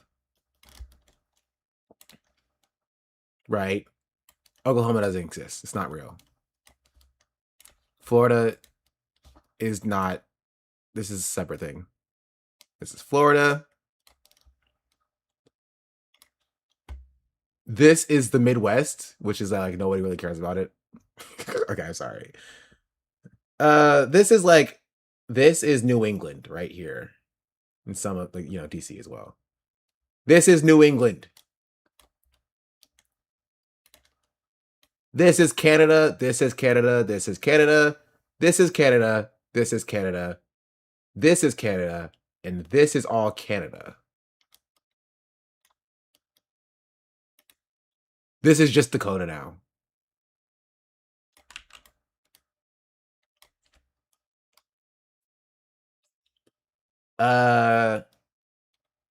And then this is Texas, but this is Mexico, and this is also Mexico, and this is Mexico. This all belongs to Mexico.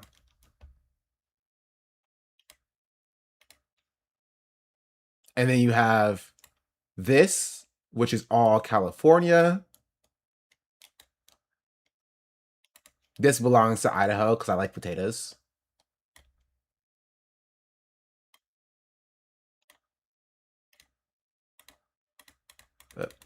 Okay, wait, hold on.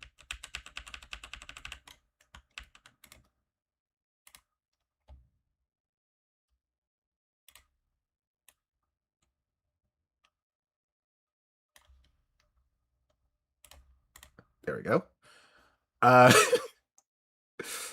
What else is there? And then this is all the Midwest.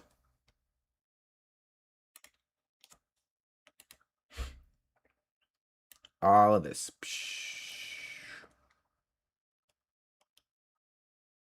including Kentucky and West Virginia, technically. There we go.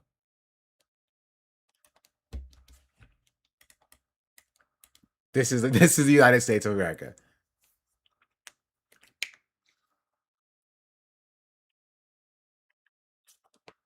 The worst geography takes. This is the best geography takes. Virginia is just around. Virginia is South. Virginia is not the South. Virginia is more DC than it is the South.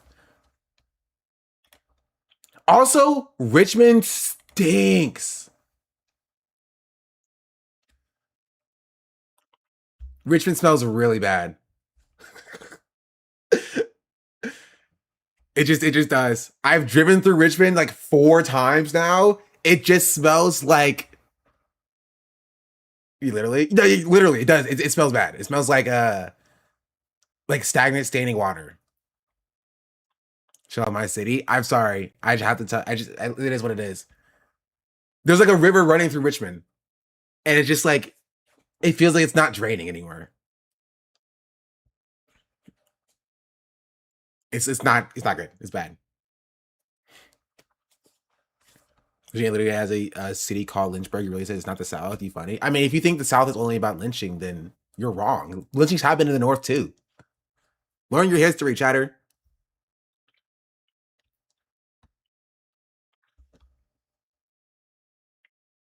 Don't believe him. Is this true? Here, I'll give it to the Northeast. I don't know. Virginia's its own thing. Also, there's only one Virginia now, by the way. I'm combining them. There's only one Virginia.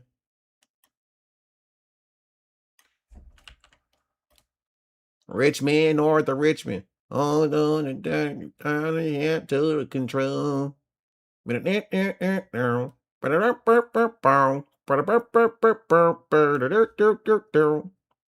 I got started. Let's put on this one.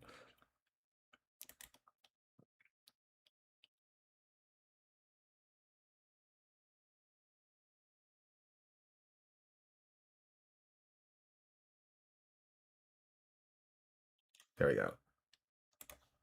Bow. Made it the same color as West Virginia.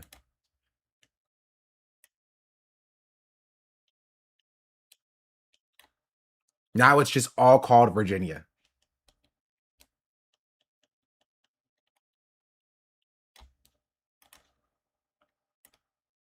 Or Virgin Land.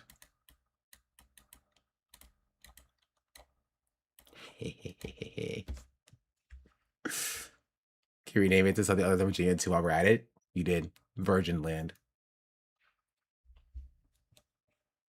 Anyway, that's the new map of America. The South is North Carolina, some of Tennessee, but Tennessee can stay, I guess. Arkansas, Louisiana, Mississippi, Alabama, Georgia. Alabama, Arkansas. I still love my... Sorry. And South Carolina. Which also doesn't exist. It's just North Carolina, but it's just Carolina now. But we win barbecue in the divorce.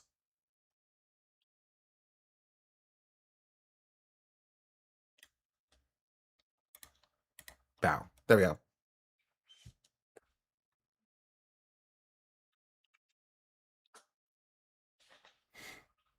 The worst barbecue? You are incorrect and wrong. Worst map ever. It's the best map. You're just mad because you're just mad because you live in Virgin Land, okay? It's not my fault.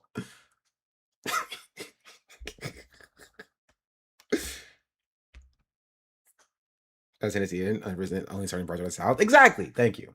I've driven through. Which are all these states that I've driven through? Hold on. New map. I've driven through, obviously, North Carolina, South Carolina, Tennessee, Georgia, Alabama, Mississippi, Louisiana. No, Arkansas, Oklahoma, Texas, New Mexico, Arizona, California, Nevada. I've driven, oh, and then also, Virginia, DC, and Maryland. Only states that I haven't driven through are Florida in the South, Florida, Louisiana.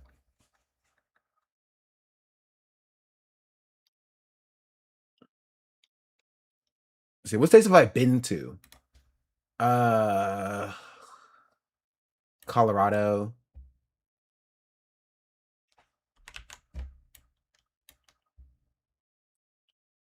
Ohio. No, I lied. It wasn't Ohio. It was Illinois. Pennsylvania, New York, Maine. I'm just kidding. I've never been to Maine. Why would I go to there? New Jersey, Massachusetts, Florida, and then all the other ones, of course. So yeah, as well. Have I been to Louisiana? I don't think so. I talked to a girl in Louisiana. We don't talk anymore. We don't talk anymore. We don't talk. I've never been to any of these states here. We don't talk anymore like we used to do. Sorry.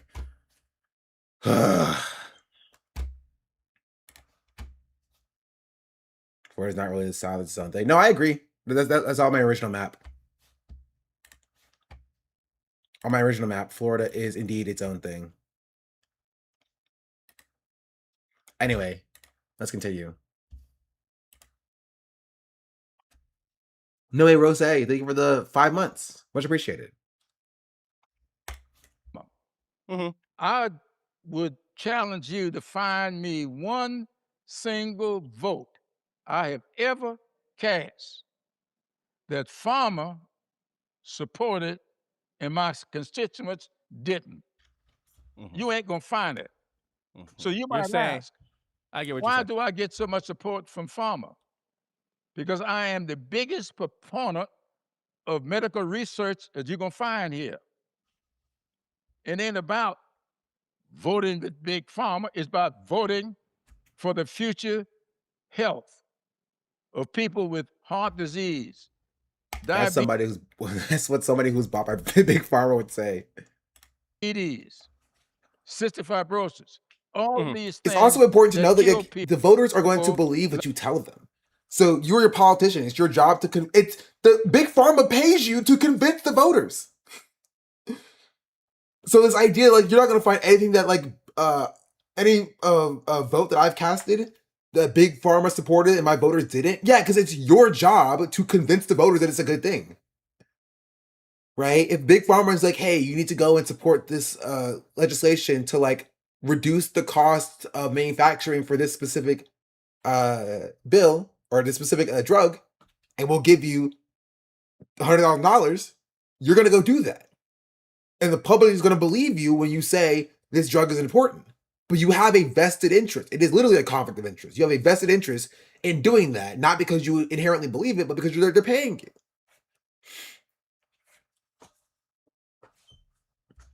That I'm trying to find cure for. And that's all it is. Yeah, you're saying there's no daylight between your constituents and those votes who are taken. But I do want to go back to your earlier point because it is important to say, and I want to acknowledge that Black candidates often do not come from the same amounts of personal wealth Not that often. a lot, Not often. Never. yeah, that a lot of other members of Congress have. I think that's an important true point. The ability to raise money is often more difficult. But I mean, theoretically, you know, the CBC or others could advocate for public election, public funding of elections. They could advocate for small dollar numbers and people raising money through that. Like, wouldn't? And so I'm just saying, like, aren't there other avenues that they could take that will put them more aligned with a Democratic base that's increasingly against corporate money? We do. Okay. All right. I hear you. All right. You're like, we already do that stuff, period. Absolutely. I missed it. People raising, you know, this is CBC. To go back to your earlier point because it is important to say, and I want to acknowledge that Black candidates often do not come from the same amounts of personal wealth Not that often. a lot, Not often. Never. yeah, that a lot of other members of Congress have. I think that's an important true I mean, point. no, at this point, it's not often. There is some level of like Black legacy generational wealth that does exist. It exists. I'm sorry if the Obamas, like if Sasha Obama tries to run, I think she'll be fine. I think she'll have all the backing that she needs in order to run without taking money from, like, you know, corporate PACs. So it does exist in certain instances. The ability to raise money is often more difficult. But I mean, theoretically, the CBC or others could advocate for public funding of elections. They could advocate for small dollar numbers and people raising money through that. Like, This is true. and so I'm just saying, like, aren't there other avenues that they could take that will put them more aligned with Yeah, the but it would make him less money, though. Have you considered that? Democratic base that's increasingly against corporate money? We do. Okay. All right. I hear you. All right. You're like, we already do that stuff, period. So then why would you have an issue with the eradication of corporate PACs? If you are already doing that stuff, then you would just need to do that stuff more. You know what I mean? And it would honestly put everybody on a level playing field for the most part, or a more even playing field for the most part, right? If you ban, right, corporate PAC money, which that is how the rich people he's talking about funnel money into their own elections, right? When the daughter, like a failed daughter or a failed son, wants to run for office, their parents set up a corporate PAC and then funnel the money from that corporate PAC into their elections. It's literally what Joe Manchin does, who, again, his family owns the coal industry in West Virginia, right? They give their money from the coal industry into a super PAC, right? And that PAC pays out Joe Manchin whenever he runs for office, right, to pay for his electoral expenses. So banning corporate PACs will also cut that off at the knees, right? The eradication of Citizens United, the banning of corporate PAC money in elections, right? Like stuff like that will lead to a more equitable system. You're just advocating for inequality that helps some Black people sometimes. You know what I mean? Also, yes, this is Vox. You're not gonna get like. Also, you're not gonna get like leftists interviewing Jim Clyburn, unfortunately. Like Jim Clyburn's not sitting down with me. I'll do the interview because I think it would be funny. Let me do it. Support for this show comes from Quince. It's summertime and the living is easy, or at least so they say. But that's especially true. Also, I don't know why. Have you guys ever heard of PureFlix?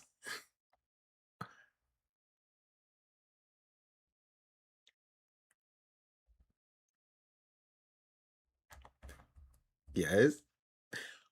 I don't know why the co-founder of PureFlix followed me on Twitter.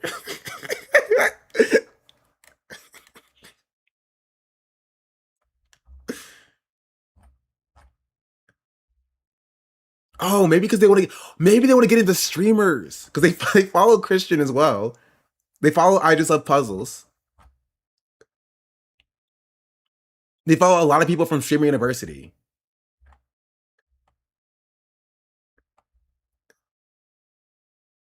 They might be trying to get into streamers. That's really funny. That is really funny.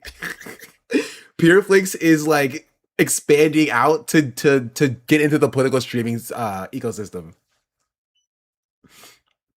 That's really funny. I respect that. You see puzzles on TMZ? I did not. I saw the Kai clip though.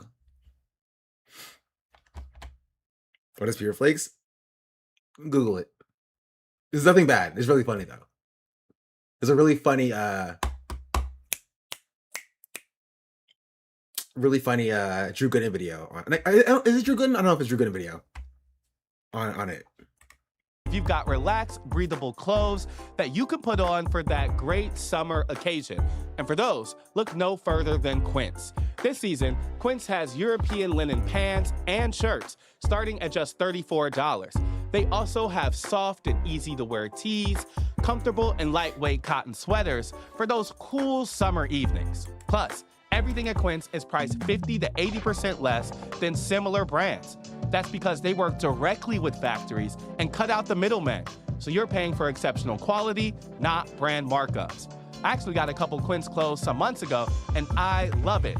I got a khaki jacket, a denim jacket, and they both have been in my summer rotation for the layering that we need for this weather. Make your summer wardrobe easy. Oh, it's an Go interview. to quince.com/Ested. I thought it was like I thought you mean like teams make an article or an article about her.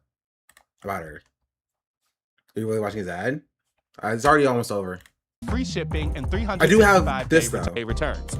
Best feature of Prime, YouTube Premium is I click the skip button. Quince.com/Ested.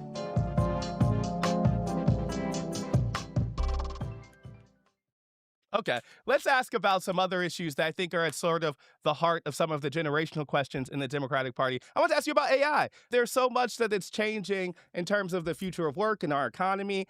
Do you use AI? Have you ever used an LLM? No, somebody was telling me I ought to, but I never have.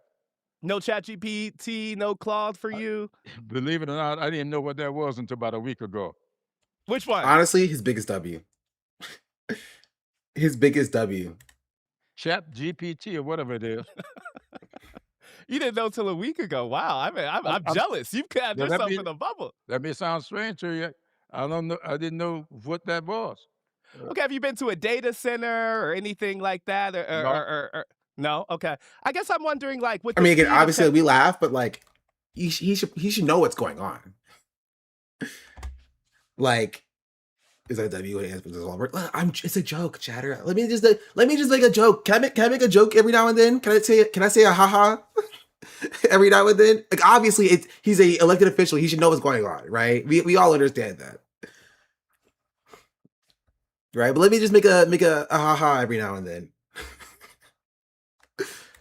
technological changes right now, with how much people are anxious about the ways AI in work might change because of it.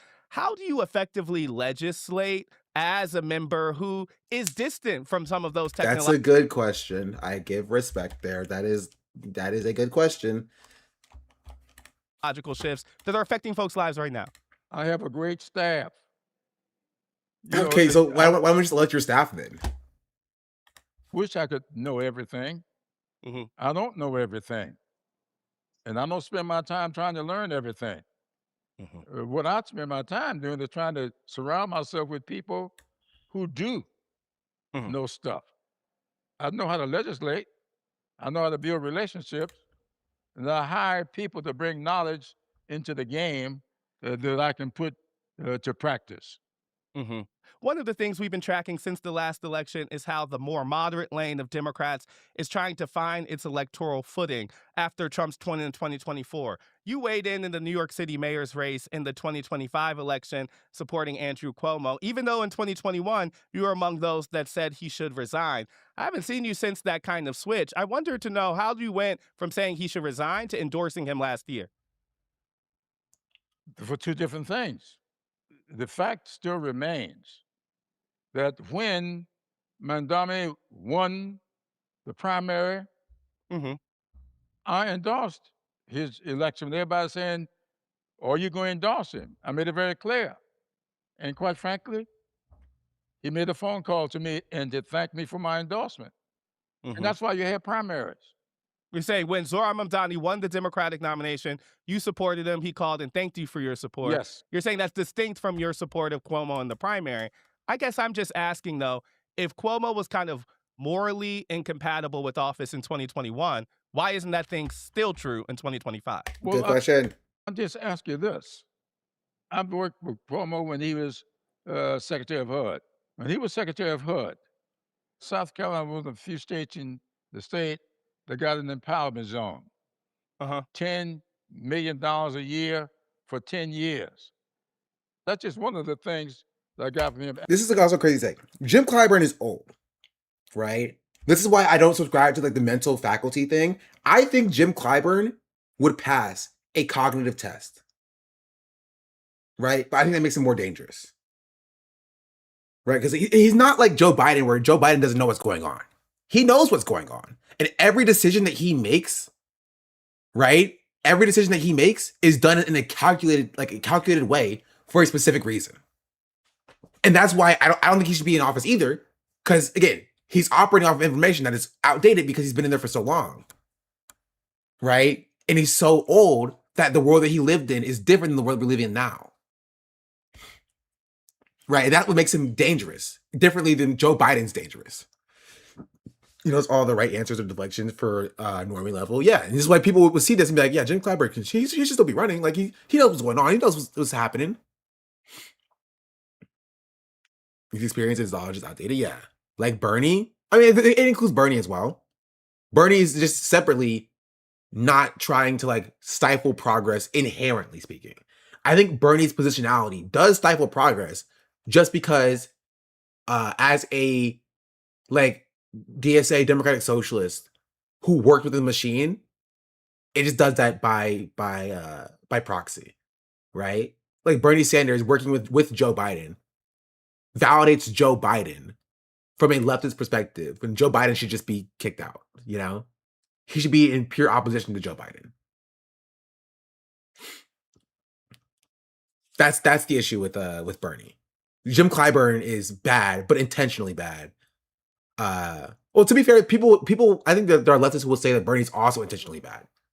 Like people would say that Bernie stays in office because that his role is to do that thing as well. I don't personally like subscribe to that as like Bernie's like implicitly and intentionally malicious in doing that. I think that's just the role that his position plays. But I can see that argument where like he's the same as CLyburn in that regard. Where like if you think that he's intentionally doing that, it's the same thing. Where like he's intentionally stifling progress of people lefter than him. In the same way that Jim CLyburn is doing, just sort of like differently.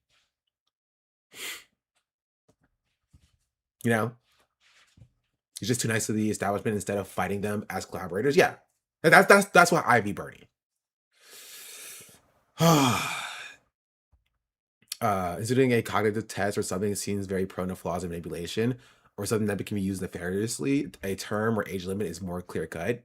Yeah, it can still be. I think term limits can still be skirted, as they are often skirted with like surrogates. But I think it's again, you're still expecting Congress to vote on something that will limit their own power. I don't think it will happen anytime soon.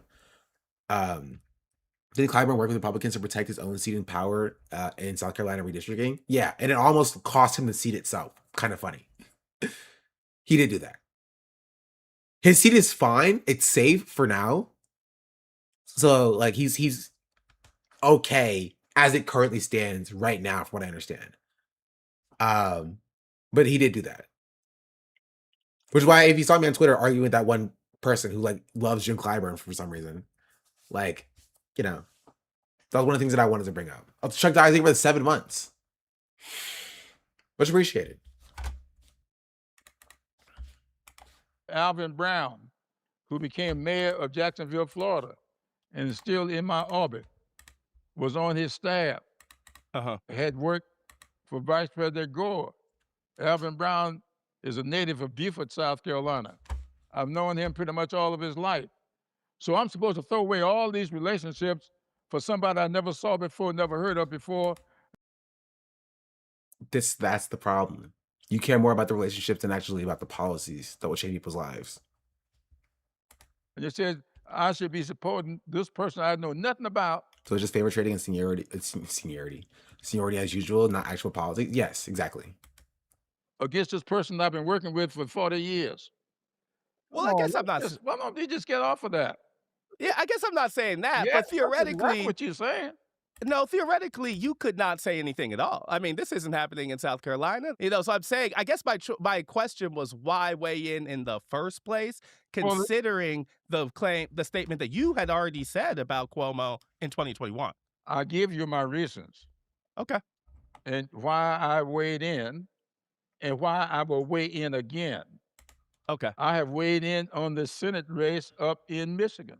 Yeah, I want to ask about that too. And I have been working with Haley Stevens ever since she's been in the Congress.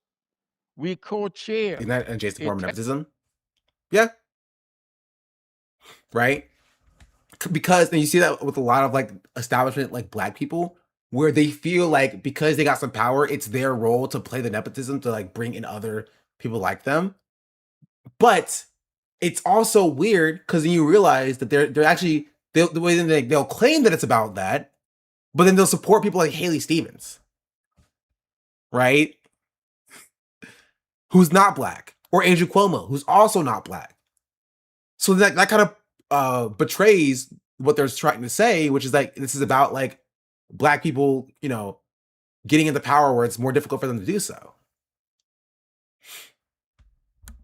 You feel me? Task force dealing with manufacturing. She is the person that's my go-to person when it comes to working with Scout Motors, who just came to Columbia, South Carolina, and is going to build Volkswagen, going to hire 6,000 people. So it's that working I can walk relationship to that plant from my house. And she has been the go-to person. So I'm supposed to say to her, she's running for the Senate, oh, this guy that you're running against is somebody I heard about, somebody I have never seen, somebody, as far as I was concerned, he's never made one single contribution to the constituents up there. And when I talk to African Americans up in Detroit, they all tell me how great Haley Stevens is. But you people who want to talk about some notion you got, saying I should stay out of the race. No. So what are you saying? I guess I was asking, should we think of these endorsements, whether it's Cuomo in 2025 or Haley Stevens right now, as endorsements because of your advocacy for those candidates and your relationship with them, or endorsements that are about stopping their opponent, Mamdani in New York City or El Sayed in Michigan? I don't try to stop anybody. Okay. If you told me you were running for office, I would say, good luck to you. I would stop myself. Are you painting this as merit-based when he's literally talking about nepotism adjacent? I mean, because like he can't say it's nepotism, right? It's nepotism in that it is favor trading, right? It's not about the policies, and that this should kind of be very open to demonstrate that it's not about the policies.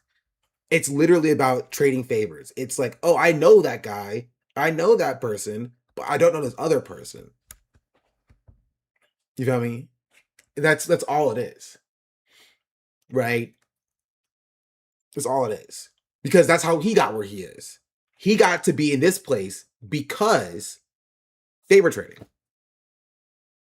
He kept his head down. He was like, I'm gonna get into with the establishment, get in with the establishment, get in with the establishment. That got him to be the person. And now his role is to do the favor trading for other people. Right? That's why if socialists are to break up Jim Clyburn's role here, they have to talk to the actual voters. You feel me? But to be fair, you can do nothing and he'll probably be fine. He's losing power. Nobody really cares about what Jim Clyburn has to say. He's getting too old. He's getting too far removed. Right? But how you stop Hakeem Jeffries from becoming the next Jim Clyburn is by talking to the people on the ground. Because keep in mind, he's going to say it later. Most people don't vote. Objectively, most black people, most eligible voting black people don't vote. He's talking about a very small group of people. The people he's talking to in Detroit are a very small group of people. Right? They're not representative of the entirety of the black community. Those people don't feel replaced. Or don't feel represented. Because he grown his replacement, these ghouls tend to do. No, they actually don't. They actually don't groom their replacements, right? They just die.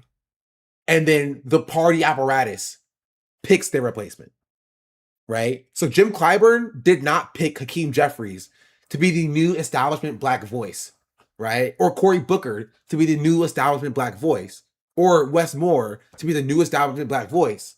The establishment did that, right? Jim Clyburn did not do that because Jim Clyburn does not care. He cares about his own power and that's it. You know what I mean? Let's hear it. Enjoy this. I have to go grab some food real quick. All right, let me ask then about those endorsements. When something like Mamdani wins in New York City, he's now, favorability would tell you one of the most popular Democrats in the country.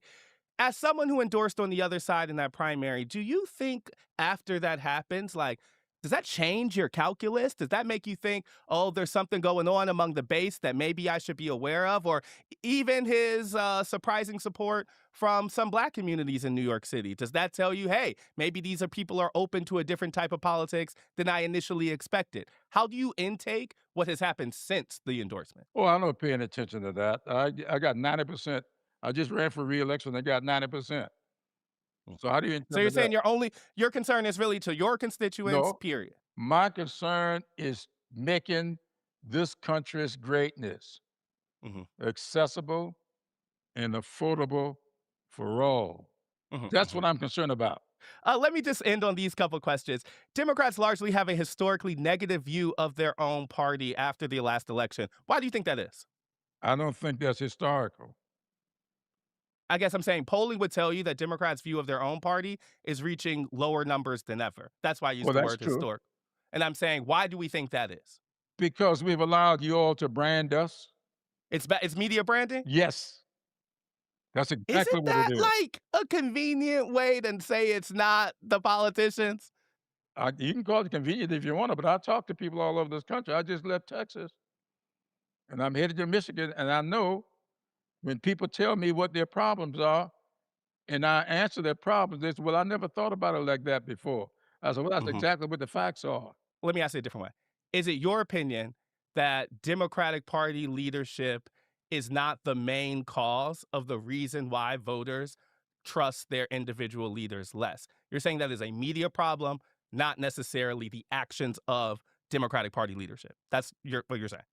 Well, I would say that the whole thing is media problem. I think the whole thing it's like when I was growing up, uh, elderly people used to tell me all the time, because you can imagine at the time I was growing up, you were called a lot of things. The N word was thrown around as if it was your second name.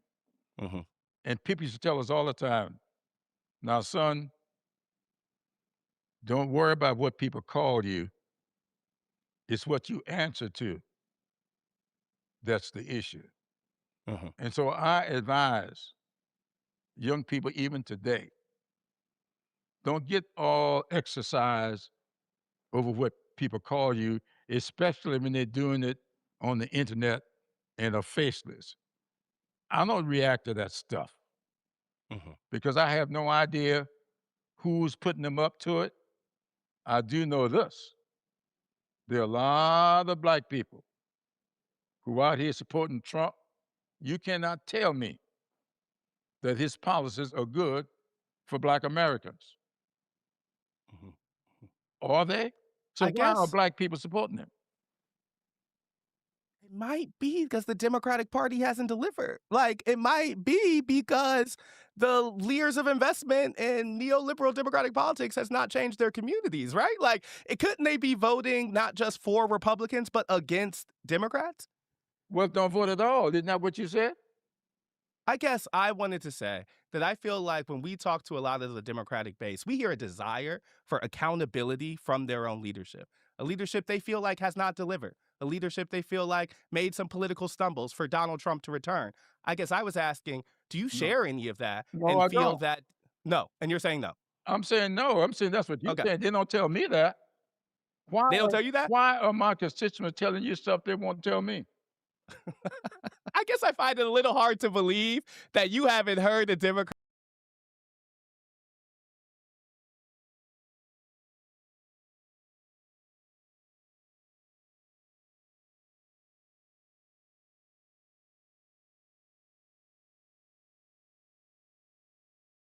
I was just saying I missed it.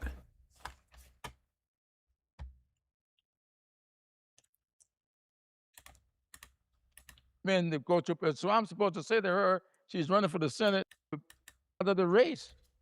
You said No. the N word? So what are you saying?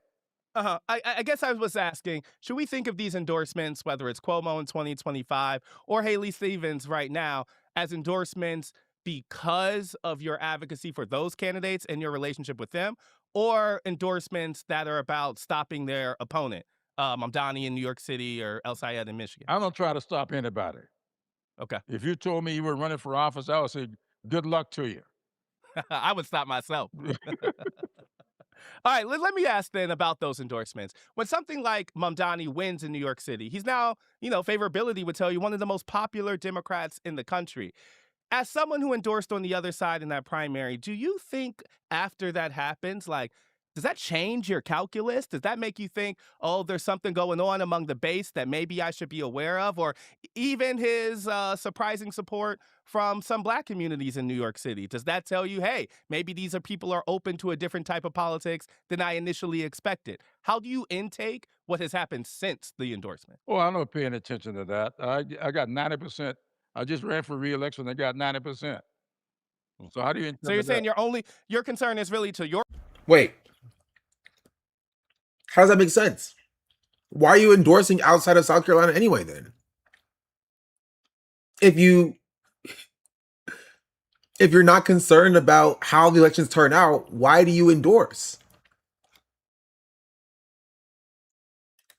constituents, No, period. my concern is making this country's greatness accessible and affordable for all. That's what I'm concerned about. Let me just end on these couple questions. Democrats largely have a historically negative view of their own party after the last election. Why do you think that is? I don't think that's historical. I guess I'm saying polling would tell you that Democrats' view of their own party is reaching lower numbers than ever. That's why I use Well, the that's word true. historic. And I'm saying, why do we think that is? Because we've allowed you all to brand us. It's media branding? Yes. That's exactly Isn't what it that is. like a convenient way to say it's not the politicians? You can call it convenient if you want to, but I talk to people all over this country. I just left Texas, and I'm headed to Michigan, and I know when people tell me what their problems are, and I answer their problems, they say, well, I never thought about it like that before. I said, well, that's exactly what the facts are. Let me ask it a different way. Is it your opinion that Democratic Party He leadership literally saying we're not the problem. It's that one Tim Pool meme. Speaking of which, I have not heard about or thought about Tim Pool in like months.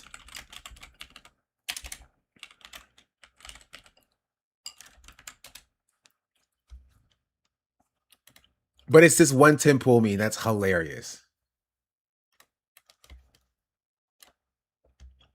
See that I'm about to be 34 and I have no family because my dad had 2 kids by the time he was 27. Yeah.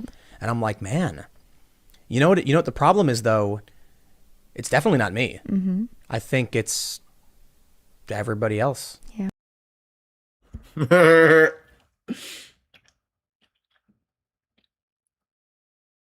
It's really funny. One more time. See that I'm about to be 34 and I have no family because my dad had 2 kids by the time he was 27. Yeah. And I'm like, man, you know what the problem is though? It's definitely not me. Mm-hmm. I think it's everybody else. Yeah.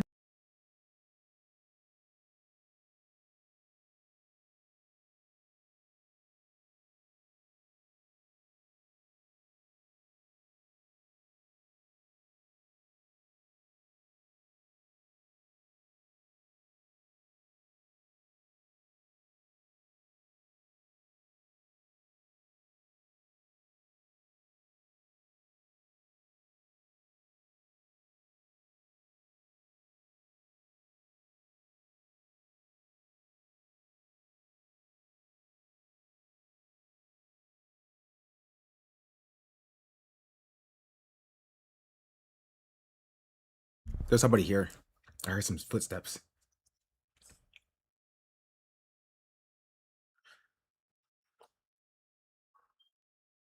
Okay.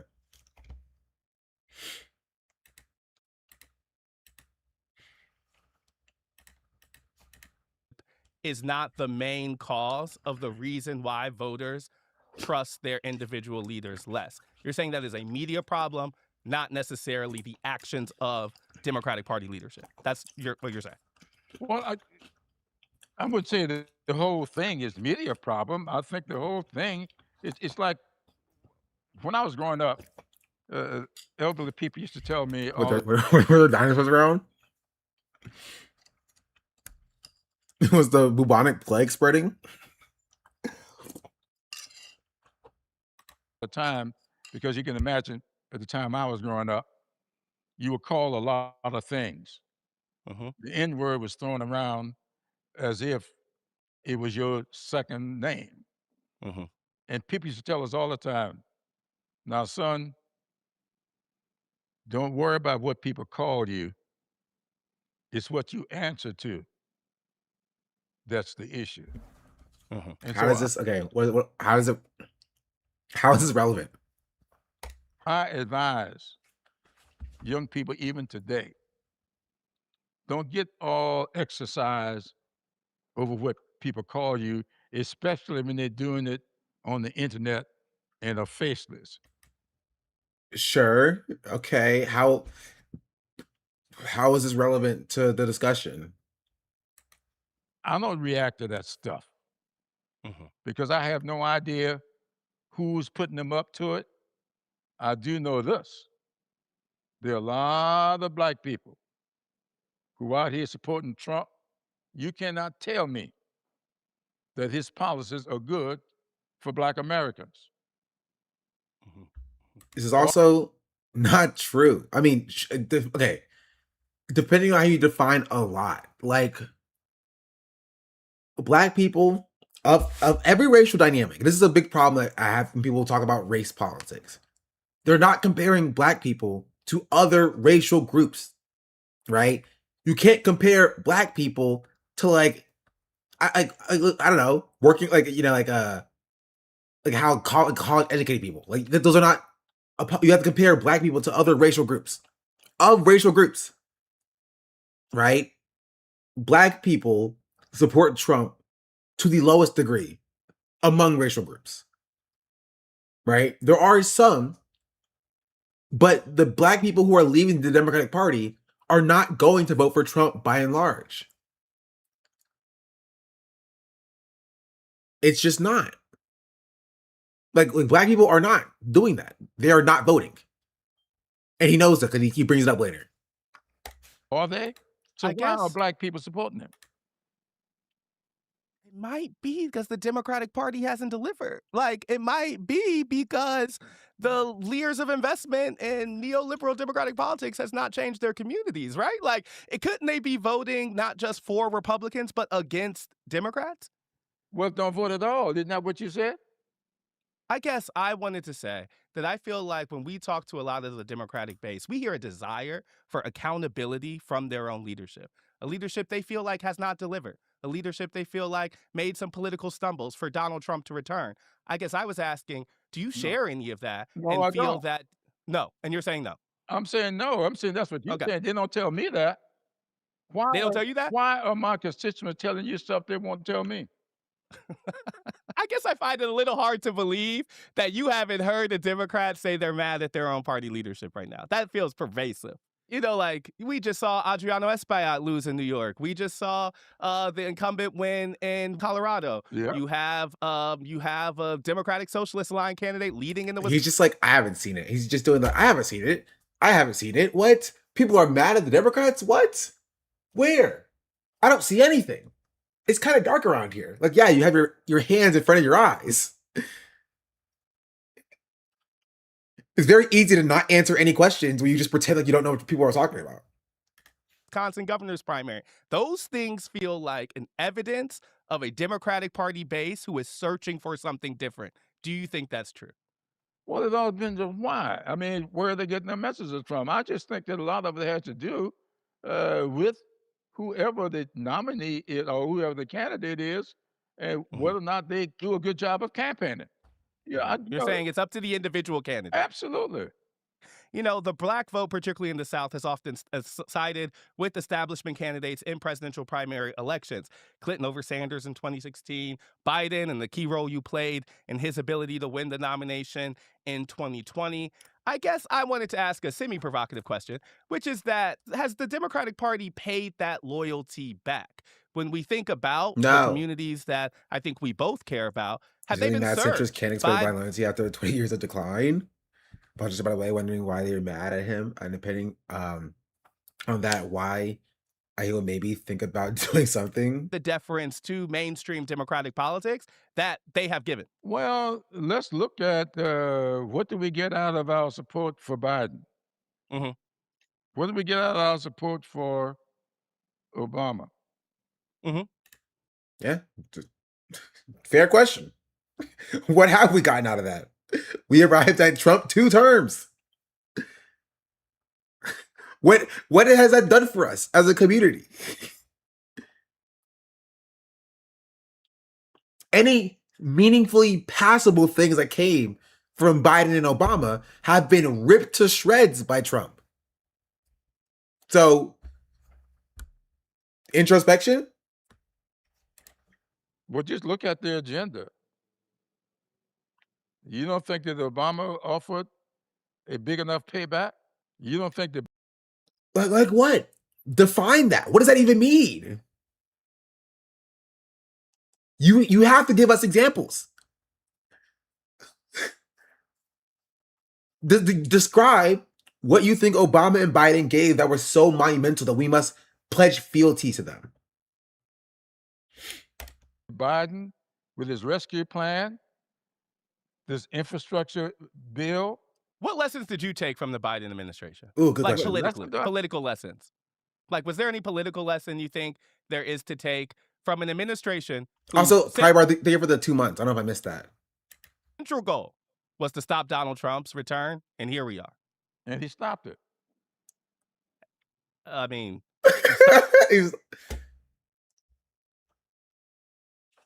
Are you on a different timeline? Is he in a different timeline? Because we seem to be in Trump 2 right now. Most you can say is maybe he delayed it for 4 years. But like,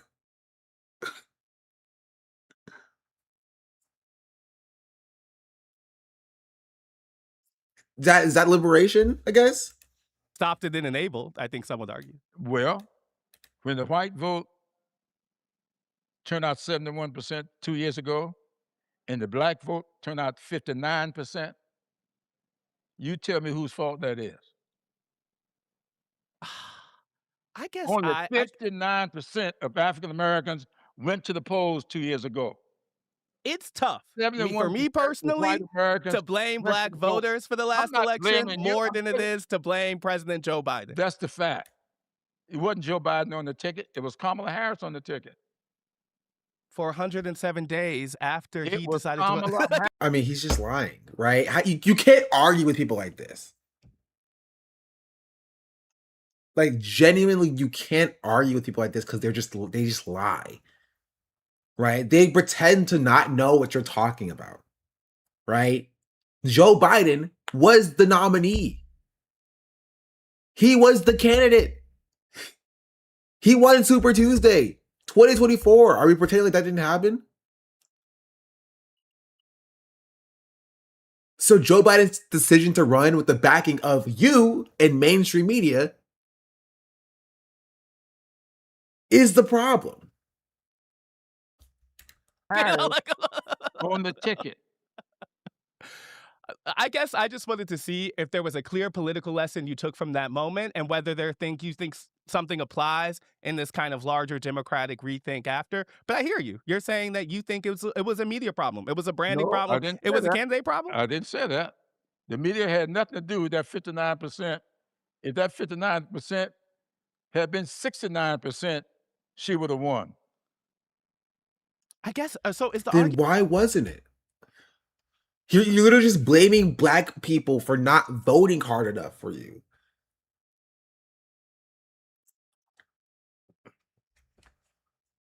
This should be ran in every predominantly black community.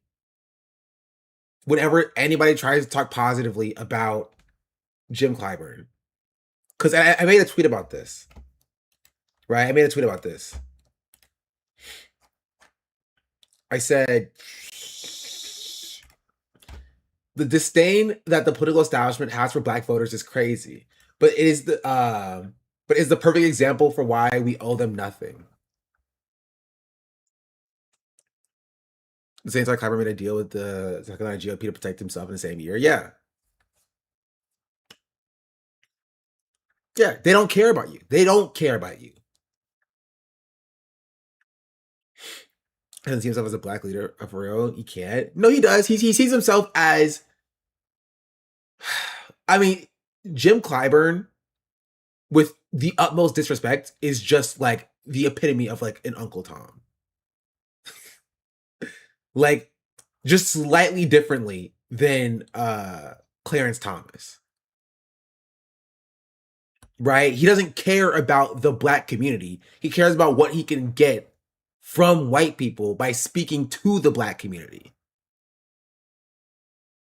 That's it. That's it. Genuinely. He's more worried about his reputation, his legacy, and how much money he can make off of being the black leader, as opposed to actually helping the black community. We saw it earlier in this video, right? About him talking about how he cares about his constituents and how his constituents, he gets paid so much from Big Pharma because that's what his constituents want. His constituents want him to get paid so much from Big Pharma. When push comes to shove, he let the mask slip, and it showed how much disdain he has for his constituents, his black constituents. He showed what he actually thinks about them, right? It's these uppity Negroes are not bowing in the way that I told them to bow. I told them to jump, right? And they're not saying how high. They're asking me why. And that's disrespectful to me and the amount of money that I want to make. That's how that's how they view you. That's how the establishment views you. That's how the Democratic establishment views you. Because that's what they think the black community is. That's why they send Jim Clyburn out to Texas and out to to New York and to Michigan. Because that's how they view you. They view you as a tool to be used and thrown away. And the people that they are using, right, to get you on board don't even care about you. They view you as numbers, right? He can't even fathom why black people are upset and frustrated by the current political system and don't want to vote. He sees 59% of black people voting, right? Which in turn means that 41% of black people are not voting, right? And he doesn't question, why are my people so disengaged with the system? He's saying, why do these Negroes not do what I say? That's what he's saying. That's what he's saying. The utter disdain that he has for his constituents and the black community as a whole is insane, especially with the expectation that we're supposed to bow down to these people.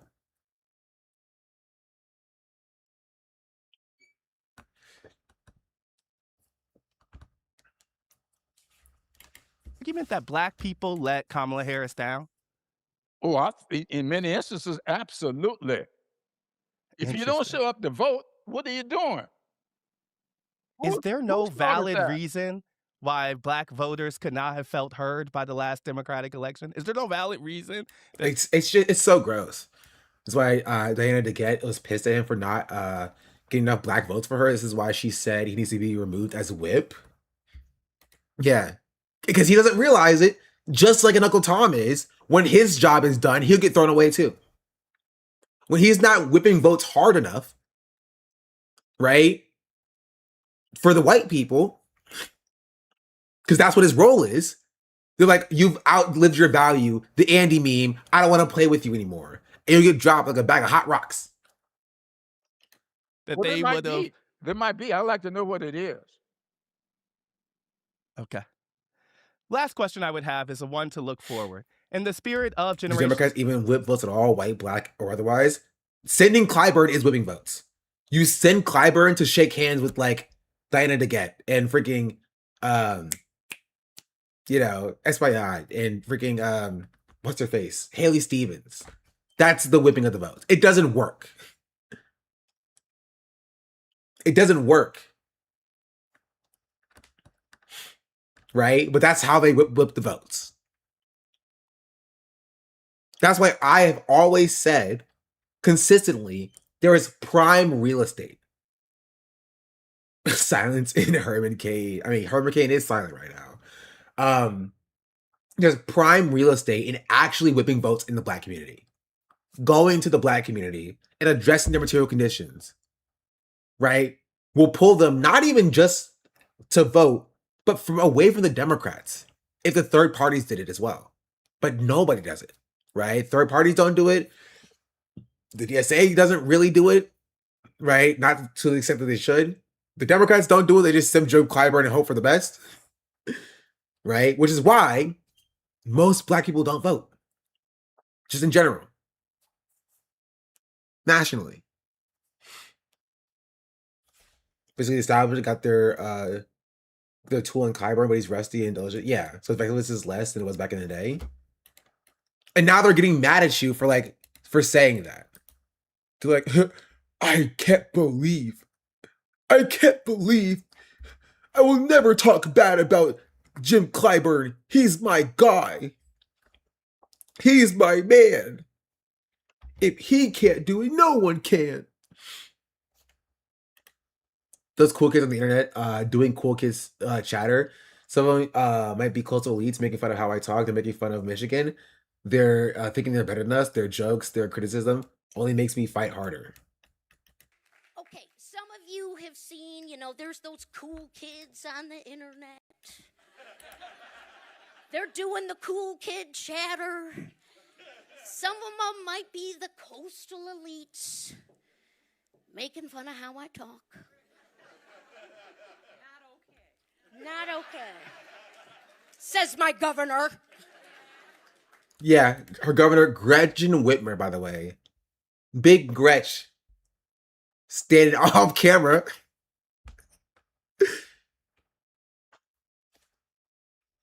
Let's be real. They're making fun of Michigan. They're thinking they're better than us. Honestly, this could actually work and be effective if she had literally any policies. This won't work. It could work if she had any policies at all. If it was more of a toss-up, like, it would be effective to be like, these people from out of state, are making fun of us, right? But it doesn't work when you have nothing else for them to latch on to. They might be like, yeah, they're making fun of us, but there's nothing to get them out to vote for you, right? They'll just be like, whatever. And they'll turn the TV off. Boop. Maybe people who caught her accident are from Michigan. I disagree with that. I don't think that's true. I think there are people in Michigan who make fun of her. It's not most people. I think that's not true. I think it's true. Nope, I don't think so.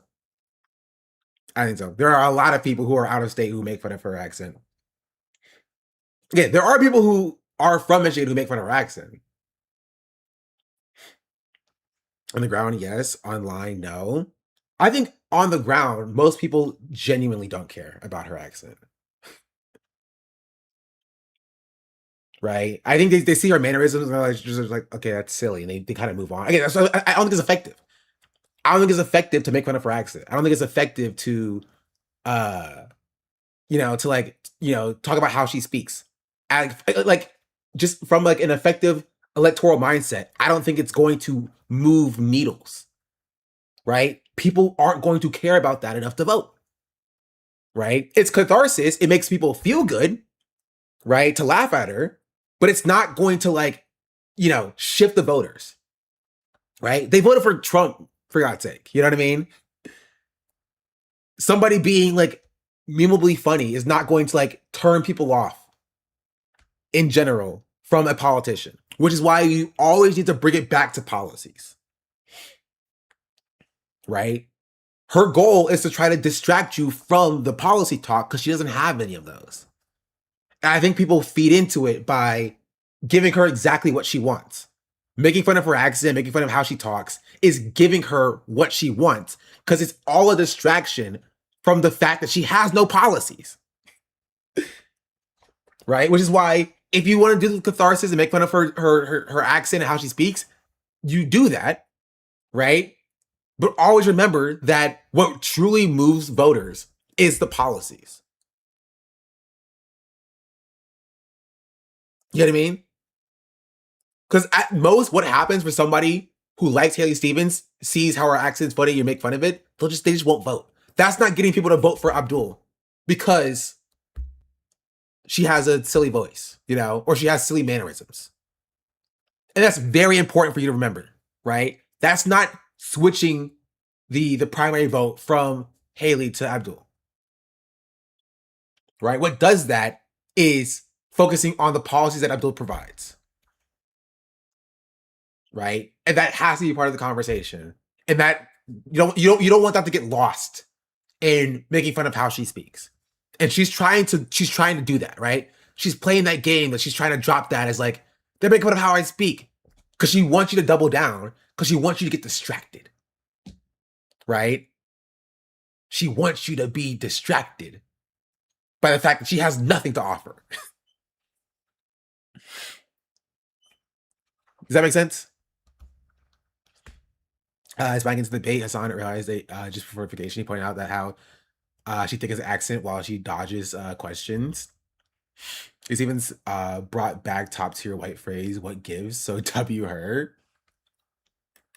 It's a charm diva, snap your fingers, yeah.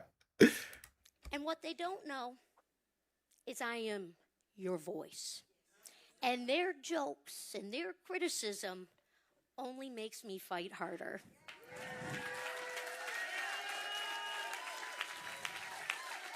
Dang, Jim Clyburn is old. He looks older than he did 6 years ago. I mean, he's 6 years older, but like he's old. Okay, some of you have seen. Yeah, but that's what I was saying a few weeks ago, right? And I still say that now is that like, and I think it's very funny that I think a lot of people got mad at Abdul for his Twitter post, right? Which is basically just like a don't apologize Twitter post kind of thing. But it's just like the problem is that like he wouldn't have had to have made it if y'all kept your eyes on the prize. You know what I mean? If y'all kept focused on the policies. But people saw her say a funny thing, and got distracted from the policies. Right? Abdul has been good about this, which is like always bringing it back to, money out of politics, money in your pocket. That's been his thing, right? He's always brought it back in every single interview. He's always brought it back to no corporate PAC money, taking money out of politics, but putting money back in your pocket, Medicare for all. Always, consistently. Right? But when people started getting lost in like how memeable Haley Stevens is, right? That you lose the focus, and the voters, no matter what they say, only care about the focus. Right? They're not going to not vote for Haley Stevens because she has a silly voice. Right? And it's very important. It's very important to understand that and keep that in mind. And being able to end up serving her, yes. People went for Dunk's set of policies. The Bush method worked in 2026. I can't read, geez Louise. A black person with Clive anywhere in his name tells you something about his history. They represent Michigan, but I dream of Israel Michiganders. See, this old black man approves, and he confirmed the character of Clarence Thomas. True. I think she's gonna lose. To be fair, I don't think she's gonna win, and I think this will be a blow to Jim Clyburn's credibility once again. Right, but I think she's gonna lose not because her voice is stupid, but because she has terrible or no policies at all. Jeez Louise, I'm struggling. Change. Tell us about the rest of the Congress. Who's the next Jim Clyburn? Who's someone who we should be thinking about in terms of being a link to black political communities and making? He's not going to answer this.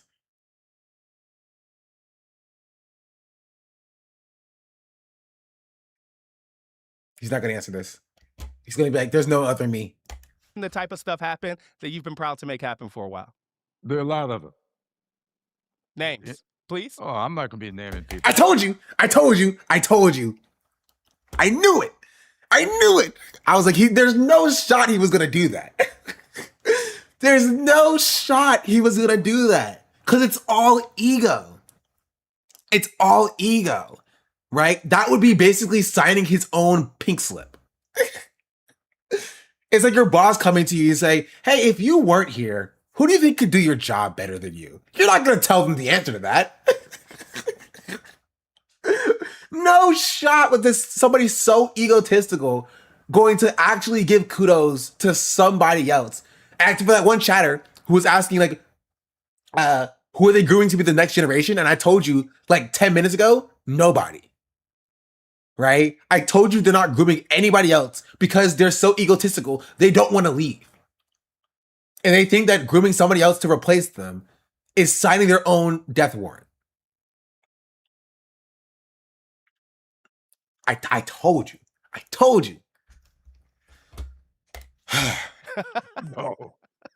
I appreciate your time. I appreciate you joining us. Thank you very much. And believe it or not, I love this kind of exchange.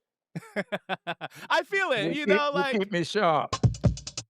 You know, in a lot of ways, that conversation made me a little sad, I gotta be honest. It's not like I don't understand where CLyburn is coming from.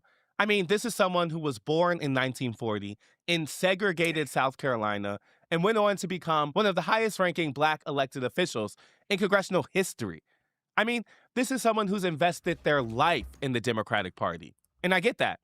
But I also think that his refusal to see any need for course correction is part of the reason why people are so upset with party leadership in the first place. You know, in a lot of ways, it reminded me of a conversation you might have with an older family member who just won't budge, no matter the evidence in front of them. But there's no reason that experience has to come at the cost of accountability. And that's frankly what I didn't hear in that conversation. Did the voters fail the Democratic Party? Or is it the other way around? America Actually will be in your feeds every Saturday with an interesting interview in politics or culture. And you can, of course... Yeah. Huh. Jeez. Louise. It was interesting. Interesting to see.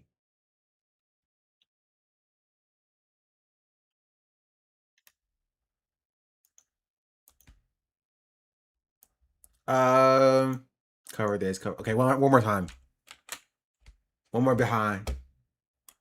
We cannot afford to leave Tennessee behind. We cannot afford to leave Kentucky behind, Alabama behind, Mississippi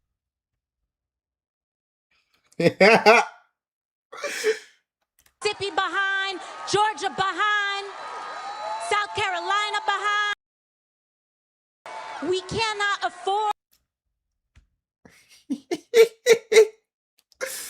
That's really funny. That's really funny. That's really funny. That's really funny.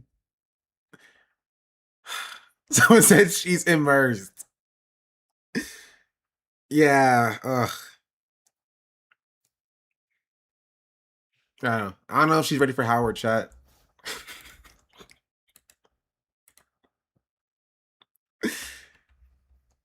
Anyway. There was a Streamer University video that I wanted to look at. I do also kind of want to play Marvel Rivals or Togon. It's the last day of the beta, and I'm bad at the game.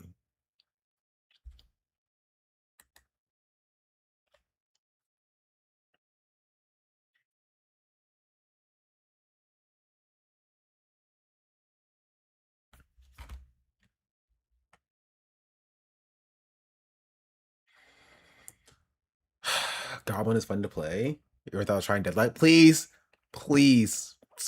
stop asking me about Deadlock. It's boring. It's boring. I don't like it. Oh, there was this. Hold on.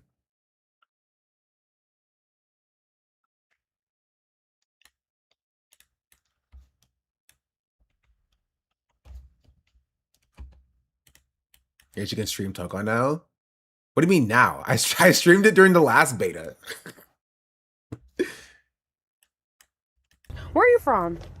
I'm Ukrainian. Was it you saw this clip? Oh. Yana quickly apologized to her Ukrainian Uber driver for making him uncomfortable after she asked if Ukraine is in Russia, only to later find out that Ukraine and Russia are at war. Bro, streamers are kind of dumb. Where are you from? I'm Ukrainian. Oh, nice. Like London? No, I'm Ukrainian, from Ukraine. Oh, I don't really know my geography. Ukraine is like Central Europe. Oh. Russia. Like kind of like Russia? Luckily, no. Oh, no. Okay. Dang, I don't know. But yeah, I'm from America, though. Yeah, I think he can tell that. I think he's well aware.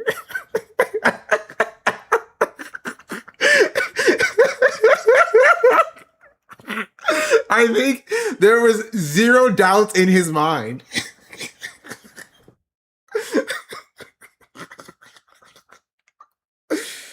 Oh, that's really funny. That's really funny. Not that you asked. I'm just saying. Yeah. So how do you like The chat's just like, stop, shut up. Girl, no. And she just keeps talking. He's just like, oh Lord. it there? A lot? Is it hot? Do you like it there a lot? After saying, yo, is Ukraine a part of Russia? How is it there now? How's the weather?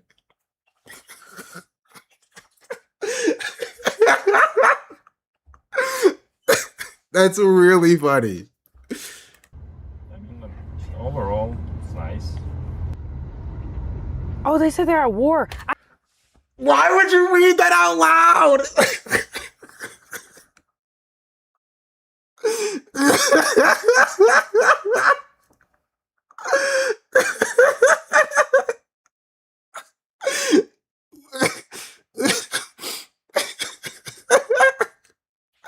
Why would you read that out loud?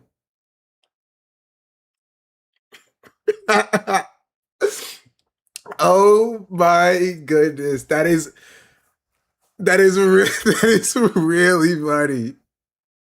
I did not know that. They're at war? I'm so sorry. I did not know that. I apologize. Between Russia and Ukraine. Yeah. Okay, I'm so sorry.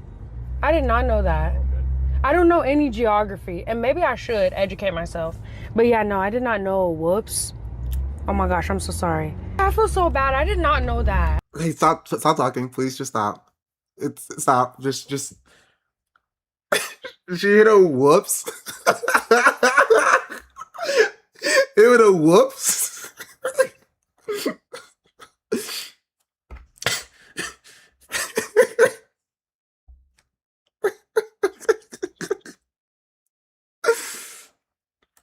That's so disrespectful of me. I apologize. No, I really didn't know that. I'm so sorry. No, I feel so bad because that's actually serious. But I'm so sorry. Accept it. Yeah. Oh, okay. I don't want to make you uncomfortable. I did not mean to say that. No worries.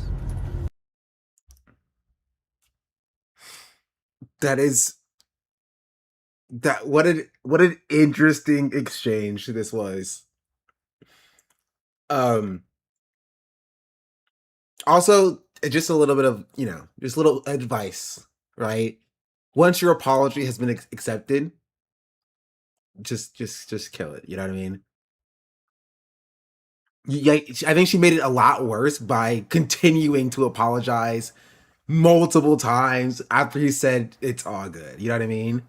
I don't think she was being insincere. I think she was being sincere about it, right? I think she was being sincere about it, but like, I think you know what I mean? It's just like I don't think it helps, right? I don't think it helps the situation at all. But also the whoops was crazy.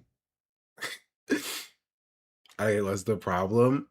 The problem is I don't know how to describe this. It is one kind of it is crazy to not know that Ukraine and Russia are at war and have been at war for like 4 years. Right. That's number one. And she was in school, by the way. I'm pretty sure 4 years ago. I think she's 19. So she went 4 years in high school with Ukraine and Russia being at war, and it never crossed her mind. It never at any point in any of her classes. American school though. I mean, still. Oh, you're right. It was code school. Like your social studies didn't make you watch CNN 10. I had to watch CNN 10 in my social studies class when I was in high school.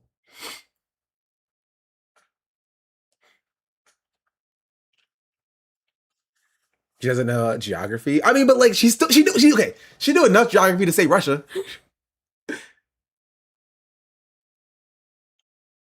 Dude, her news sucks too. Yeah, but it would at least tell you that like Ukraine and Russia are at war. After London, that is right. That's true. She did say it after London.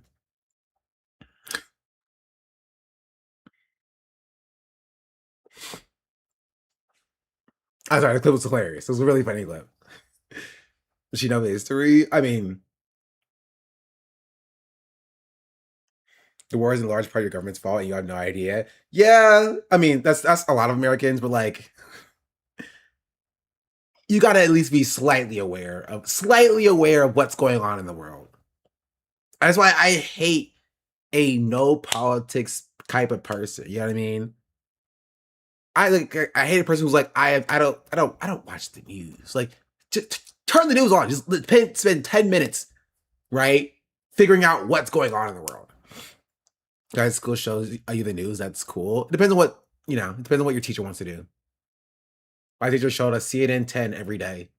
So with Carl Zeus, is Carl Zeus still doing CNN 10? No, this is a different guy.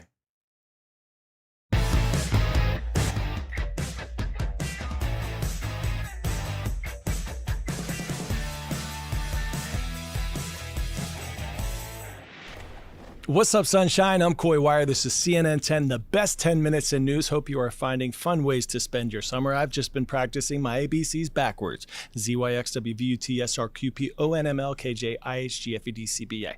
It's going okay so far. Today, we have one famous sneaker company lacing up for an AI makeover, and we're going to show you a soccer league proving you don't need superstar salaries to create superstar passion. But first, another nation hits the pause button on social media. We begin in France, making headlines this week, not just for the Tour de France, but for becoming the first country in the European Union to ban social media for those under the age of 15. French lawmakers overwhelmingly voted Tuesday in favor of the bill, which was championed by President Emmanuel Macron. He will now sign it into law. Macron pushed lawmakers to move quickly. So this is CNN 10. I'm not gonna watch the entire thing. Get it off the backwards. If I think about it,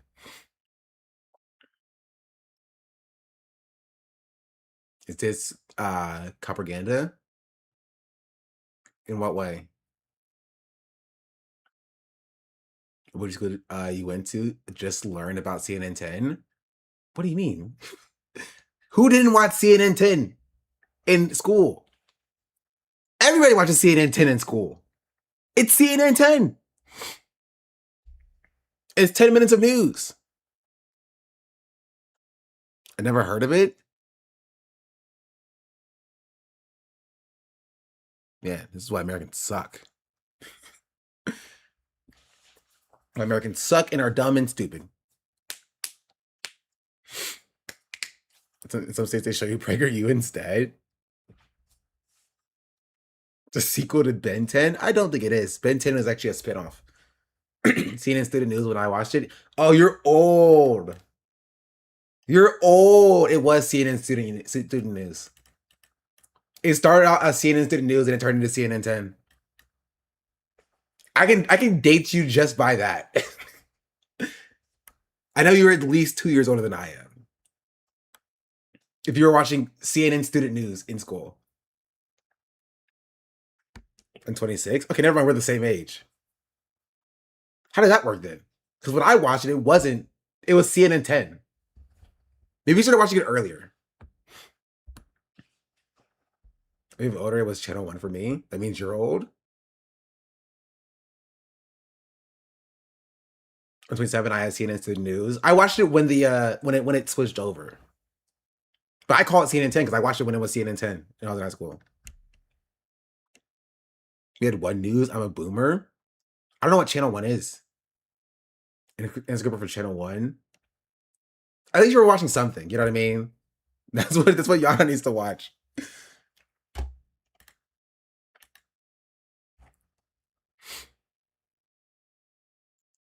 Anyway.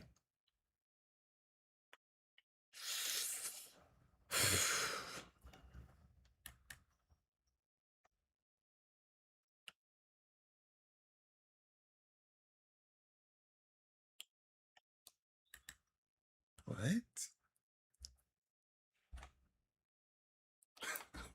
Is this what the kids are watching nowadays?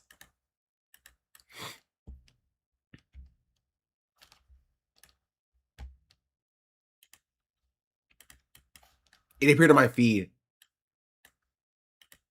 Help! Gagagadagadio! Trapped us in their gagagadagadio prison in Roblox! That's right! We are trapped in this gadagadi Roblox game and have to find a way to escape! We had a blast playing this game and then even revealed some crazy gagagadagadio secrets! Yeah! You're riding on it? Gadagadi. Oh no, it's the nugget gadagadi. And we sang the gadagadi song over and over in this video. You don't want to miss it. Can we escape the gadagadi prison and transform into the gadagadi meme in this video? This is just insane slop. Like a 4-year-old meme at best. How did I miss this slop? Go! Help! Gagagadagadio! Trapped us in their gagagadagadio prison in...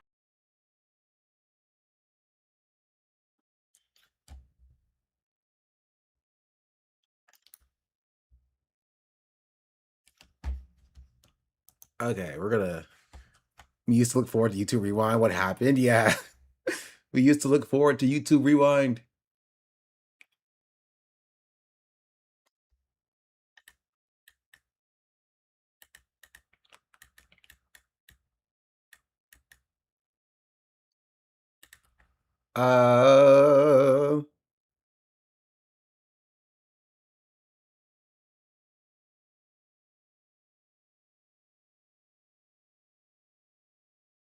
I don't even know what this is either.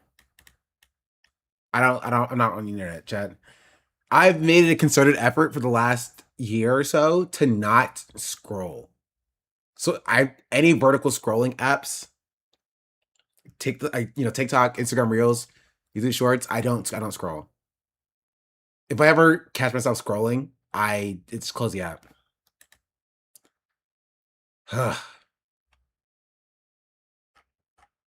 Anyway. Oh, I'm on I give you a Dungeon Crawler Carl update. I don't know where my phone is. I'm on guess where I am in the series.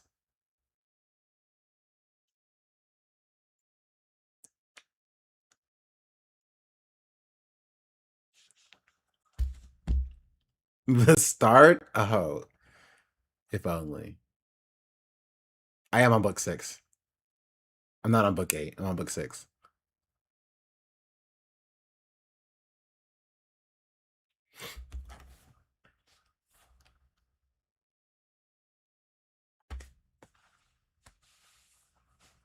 I'm obsessed with Carl. My mom got a window sticker for her car of the cat. It's honestly okay. It's not as apolitical as I thought it was going to be. It took me 2 months to get to book 8 from the first. Audiobooks, we speed through it.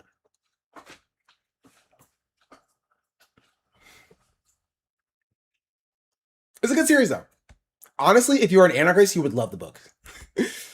If you are, it's like, you know how like some books have like leftist and socialist themes? Like, it is very much a book for anarchists. It's way better than Red Rising. Red Rising gets a little bit into like eugenicist territory in certain instances with its themes. I know it's like a commentary on it, but like it doesn't do enough to like combat it for it to like be a true like meta commentary on you know, on like what it's trying to say. Not Dungeon Crawler Carl fan, but I feel alone in this boat. Exactly. It's like Attack on Titan in ways, not enough unpacking. Yeah. Hey, but if it helps people read more, 'cause people don't read enough. I've been a kid, people don't read enough. I try once I finish reading Poppy Wars. I think it's the best lit RPG book that I've read so far. The other one that I've read is called The Land. It's not great. It's not like bad, but like it's not great. Wandering Inn is the best, to be honest. I'll add it to the list if I remember. I don't know. I think Dungeon Crawl Car is pretty good. It's pretty good. There's something that happens. I won't spoil it. Something that happens at the end of book 5.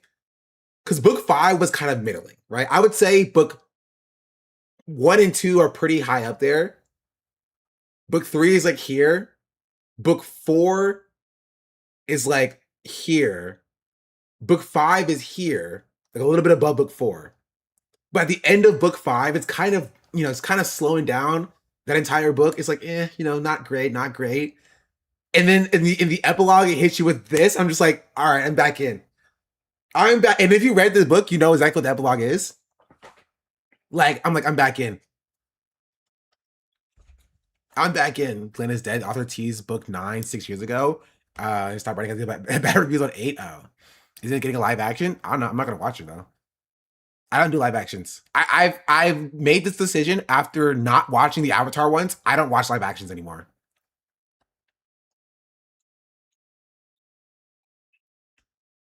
I don't do it. So I won't be watching it. I hope it does well. I like the book. I hope I hope it does well. I won't be watching it. I'm doing a graphic novel, which I'm 100% getting. Wonder Inn is great. It's a little long at 15 million plus words. So you don't like disappointment? Not at all. I'm not watching Avatar, but I'm One Piece simp. The only live action I've enjoyed is One Piece one. I don't even have I don't have a motivation to watch that one either. I don't like live actions. I don't. Right? Because I respect animation as a genre, so I hate anything going from animation to live action. Right? But I also like reading more than I like watching anything. Right? I enjoy reading more than I like watching animations, movies, or live action stuff. And so it's even worse for going from books. Right? Because from comics or animations, the characters are already there. But when it is books, I can literally make up what the characters look like in my brain. Right? It's like stories being told out in my mind. And that is 100% ruined when it gets live action. That's just me though. The Flash show is live action. To be fair, the Flash show is only good for season 1. Sometimes 2.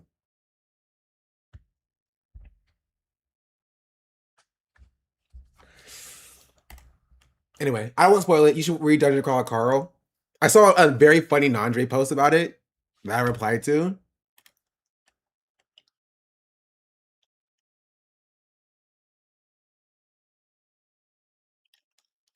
Oh, it's here.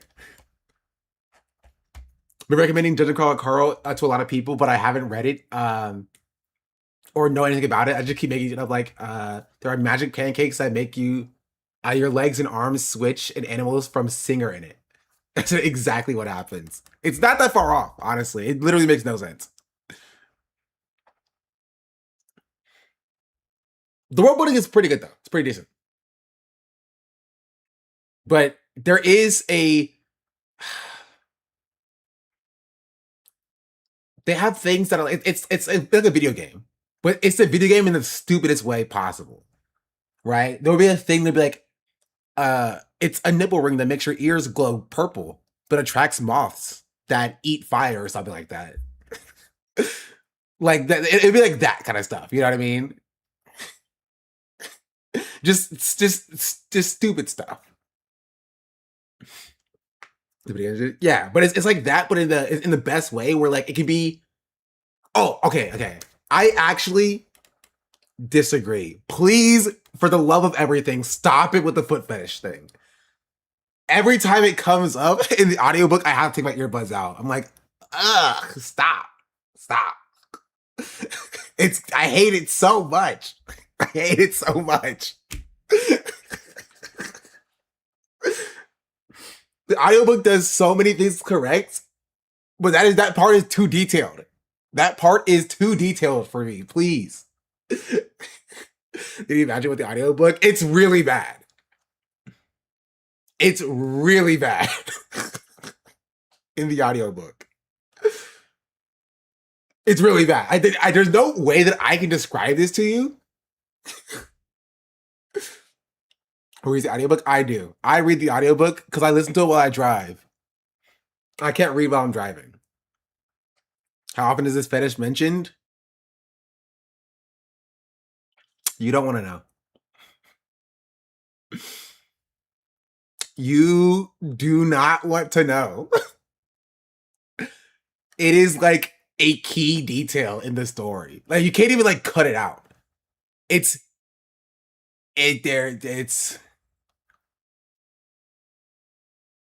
really bad. Who does the voice acting? I don't know who does the voice acting.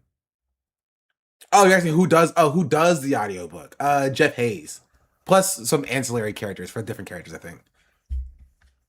It's really nice for the audiobook because every character is separately voice acted. So like it does a good job of like doing dialogue very well. And there's like cool sound effects for like when messages are received, there's a little ping for like messages are received.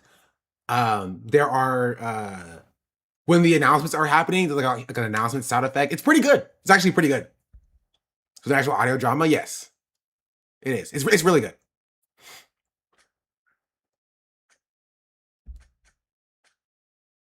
It's on like Audible, which if you have Amazon Prime, you get free Audible, I'm pretty sure.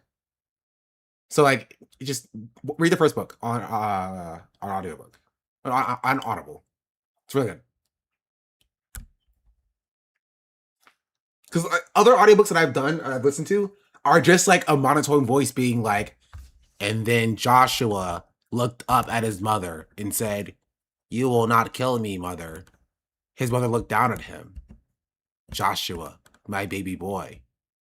And I was like, how are we going to get into this? You know what I mean? Where's the emotion? Where's the emotion here? You feel me?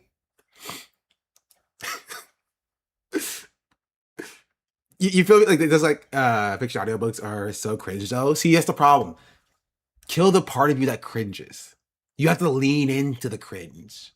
You have to get into it. Get into it, if you will.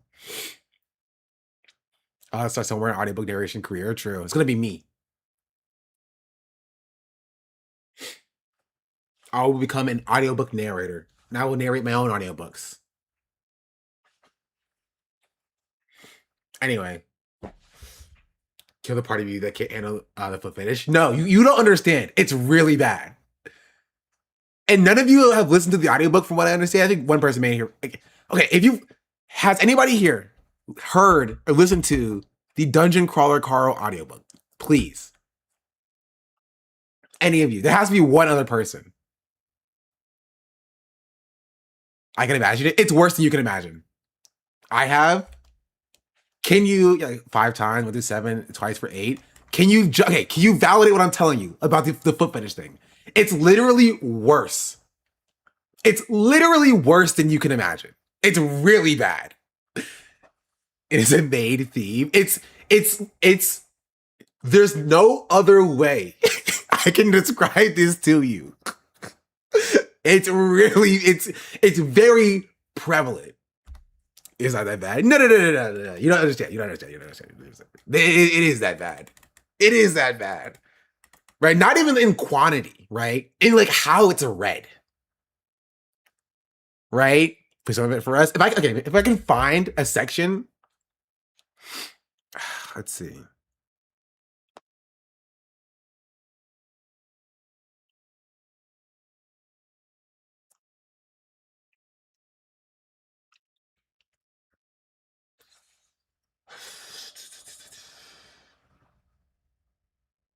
I don't know what chapter it would be in.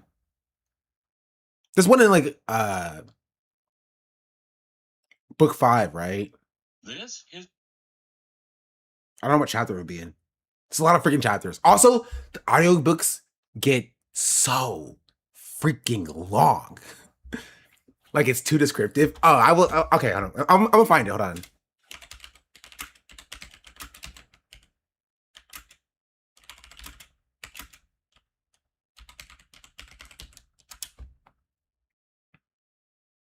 No, it's book 4. It's book 4. It's book 4. I'm pretty sure it's book 4.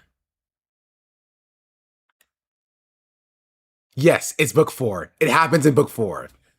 It's the end of book 4. No, it's not. No, it's not. Okay, it's not what I mean. Yes, it is. Yes, it is. Yes, it is. It's the end of book 4.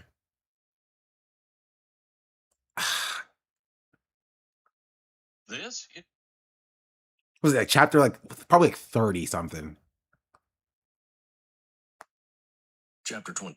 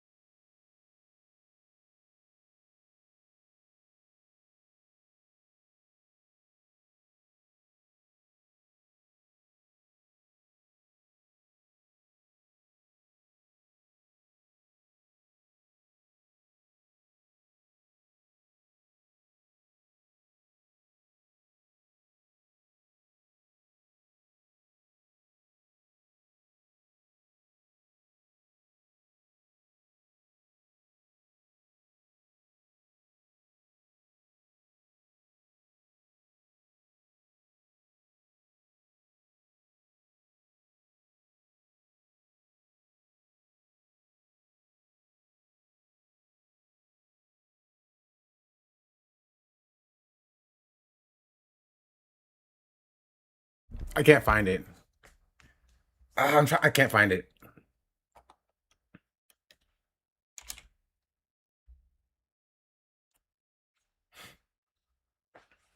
You have to read it for yourself. That's what I'll say. I probably could find it if I look really hard, but I'm not searching through like 18 hours of audiobooks to find it. It is pretty it's pretty bad though. I'm pretty sure. Chapter 36, book 5. Okay, hold on. I do have book 5 as well.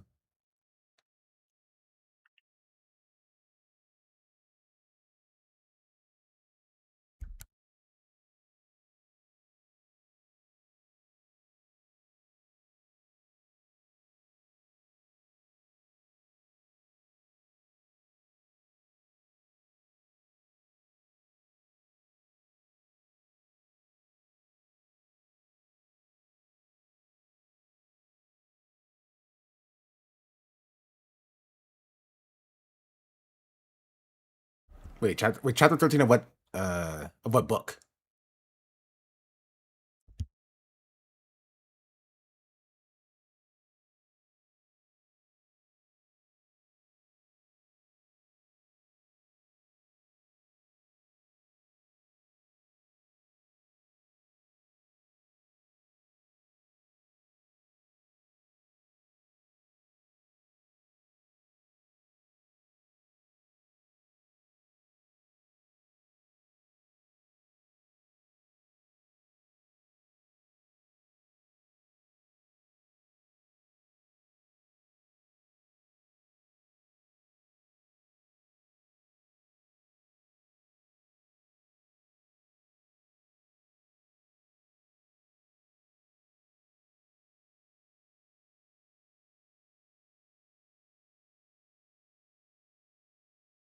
No, that's okay. It won't. I can't do chapter 4 because that's a different thing.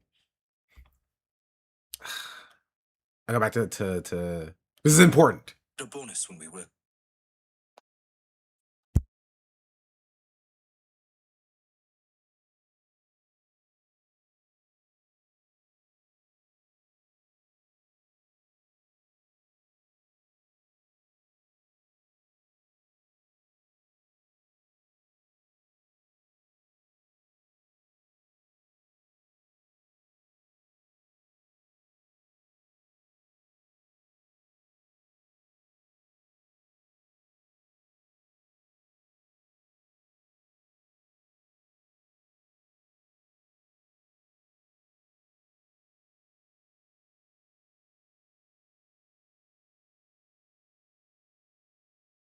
Okay. This is a little sample of it. Okay. Just listen to this. Listen to this. Breathiness of the AI's voice when he read out the next one. I cringed. New achievement. This little piggy made a boom boom. You deployed a bomb with the supple, curved sole of your foot. You took your perfectly perfect 30.004861 centimeter long right foot and compressed it against an explosive device. A device named... I'll stop it there. That's what happens in the audiobook. That is what happens in the audiobook every single time. You didn't believe me. You did not believe me when I told you that it's really bad. It is really bad.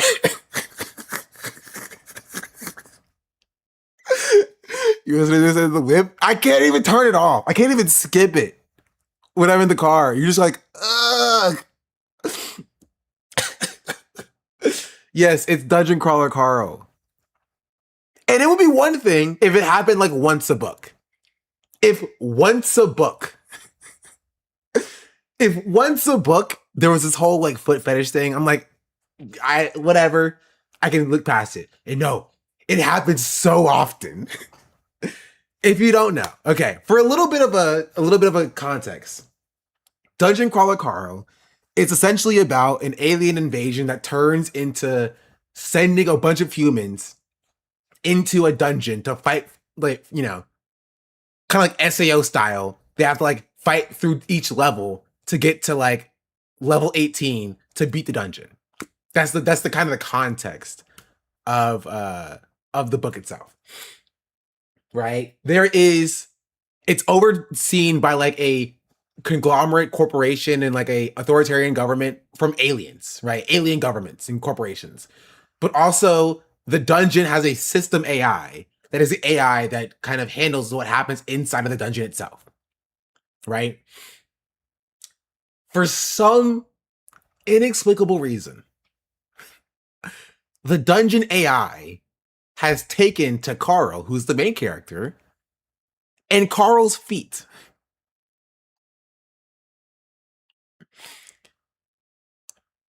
I don't even think it adds anything to the story. I'm like 5 books in, and I don't think it adds literally anything to the story. It's just like, it's like slightly tangentially relevant, right? To like something that I won't talk about because it's a slight spoiler. But it's not, you could literally you don't need any of that, right? And the audiobook is very well created, well made. Honestly, a bit too well made in certain instances, as it pertains to like the AI's voice. It is a lit RPG, yeah.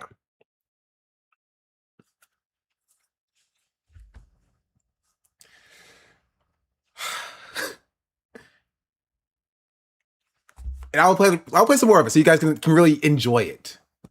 Long right foot and compressed it against an explosive device. A device named after me, no less. Oh, and you gave it a naughty little shove before you pushed it out the door and detonated it. You killed them. You killed them all for your daddy.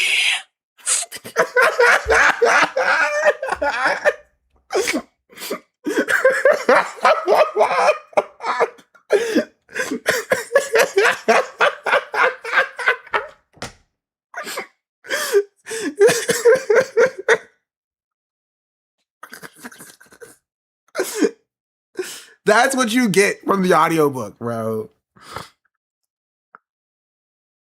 The rest of the book is good. The rest of the book is good, I promise. But gosh darn it, why does it have so many? I don't believe you. It is good. It is good. It is a good story with good characterization, and it's leftist. So if you don't read it, you're actually anti-leftist. You're a dirty liberal if you don't read it, because it is a leftist political theory book. It's actually very anarchist. I can't say much more without spoiling it, but it's very anarchist. Those feet aren't involved. I can't promise you that. I can't promise you that. But I can say that the feet that are involved are relevant for the most part. Outside of the AI's descriptions, those aren't relevant. You don't need those. But other than that, when there is feet mentioned, it is narratively relevant to the story.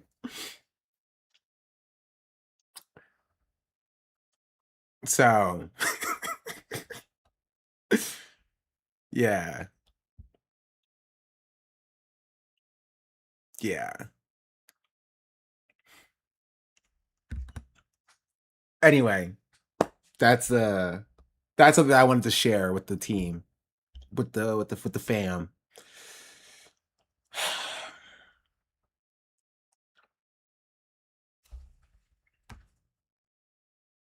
Is Token time yet? It's time for me to go play Token off stream.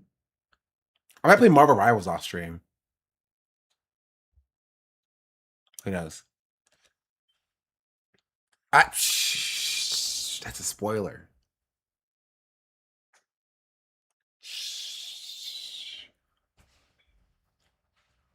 Let them get to it of their own time. So go on second channel. Maybe. Like the first 2 chapters. Yeah, but like they need to go in blind. Because I went in blind. And I was like, no way they're gonna make this the entire thing, right? I was listening. I was like, there's no shot. No shot they're gonna make this an entire thing for the entire series. Oh, I was mistaken. I didn't think they were about it. I did not think that the author was about it and would commit. And I'm 5 books deep, and it's so anyway, the show's gonna be wild. I hope it's done well. It says Donut is the best though. I'll let that slide because Donut is the best. I thought Donut was annoying. When Donut moved in on me,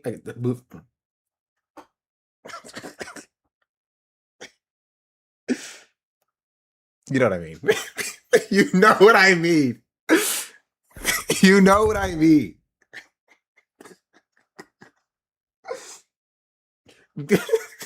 Donut grew on me as a character. As a character. You see what this audiobook is doing to me? Donut holes. Anyway, there's also another character that I think is also super sick and awesome. And I really want to know how they resolve this plot line. No spoilers. Because where I am in the book, this plot line is not resolved. But I want to know what they do with it.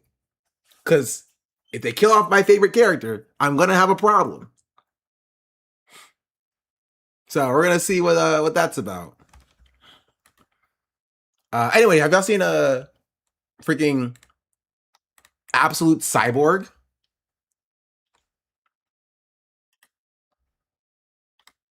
It's kind of goated. Good design.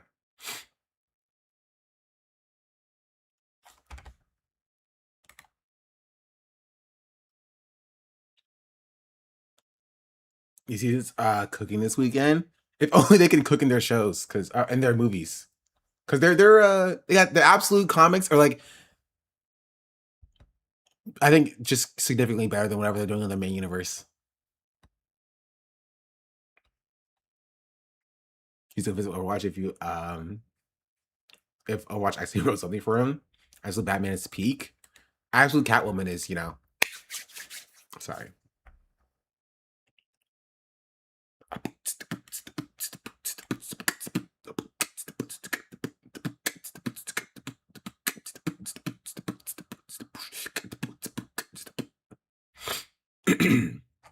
Anyway, any final thoughts, chat?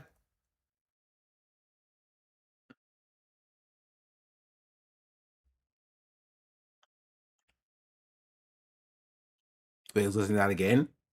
I won't. You're gonna listen to it yourself.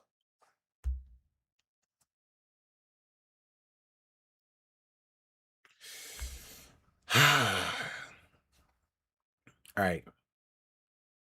Oh, we are okay. We're actually 9 subs away. Well, 9 sub points away, technically. We're about 20 subs away from 1K. I will do art stream. I can't do my art stream here because all of my stuff is in DC. But you'll get an art stream in August from me. I don't know what we're gonna do, what we're gonna draw. Maybe we'll do Pictionary, but like the online game. Gartic Phone, that's what it's called. Maybe we'll do that.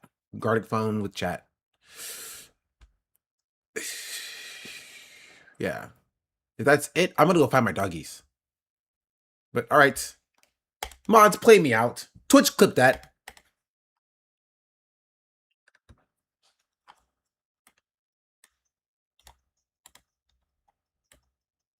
Oh, you can't even hear anything. All right, goodbye.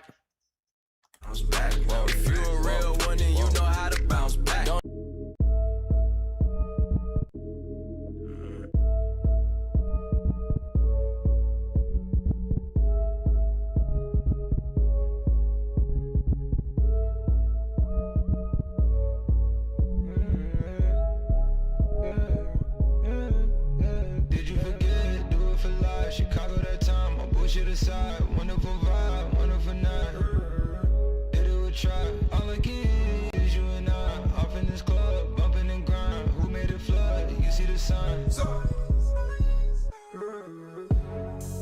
We put out the feathers for this type of weather. She put her the club to bust up a dub. She came with a man, I called in the sub. She giving her hugs, we know about the mud. She put in my hand, don't know what it was. She knows something to fam, but don't know enough. My trust is in God we trust. Sipping on what don't do touch. She got her own fan, she need her a buzz. Might give her a chance, it's giving her. Out in the trance, it's giving her. Not on those Zans, it's giving her. Nigga with bands, it's giving her. A nigga with plans, it's giving her. Still in the gym, ain't did the implants. I like that for real, ain't giving up. Like they know that you real, they give it up. Like if you got the steal, they give it up. Taking these M's, they giving us. And running the field like it's 10 of us. I'm cleaning shit out like an enema. I made this shit look like a cinema. Take off the top, baby, let's ride. I'm with my dog, I pick the side. She want the boss, the one on the trap. I'm on the trap, yeah. I'm out the one and just throw it when we ride. I bet the corner straight, the wheel in the ties. Put 20 hoes on the boat till they tied. Everybody on, you know you need me, my nigga. Just keep this shit real, don't you crap with your song. Who else fuck up the city like us when it rains? It's a thunderstorm. I party at Shabba in New York and LA where they keep on going to the dun. Shabba, 200K what I'm on. She licking out down my chest. Yeah, I told her I ain't shine, baby, call me sex. I'm not shine, just gas. It ain't no dough, I put the racks in. Yeah, if you my hoe, I call you sexy. Yeah, got LA, she so bad it's dangerous. I bet out of the night she tried to tangle. She got Paris manners and it's so dangerous.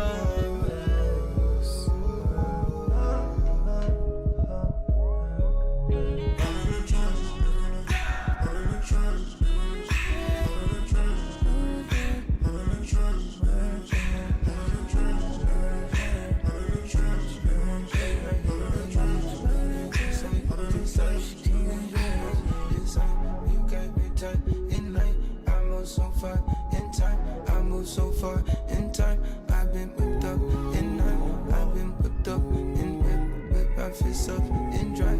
I've been whipped up in time. I've been whipped up in night. I've been working in time. I've been put my inside. I've been just like It's this life, it's this life, it's this life.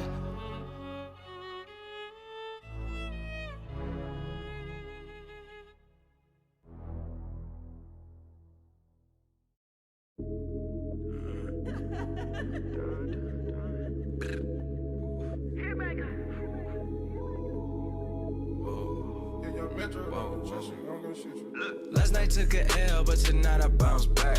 Wake up every morning, by the night I count stacks. Knew that ass was real when I hit it, bounce back. You ain't getting checks. Last night took a L, but tonight I bounce back. Boy, I've been broke as hell, catch the check and bounce back. D-Town LAX, every week I bounce back.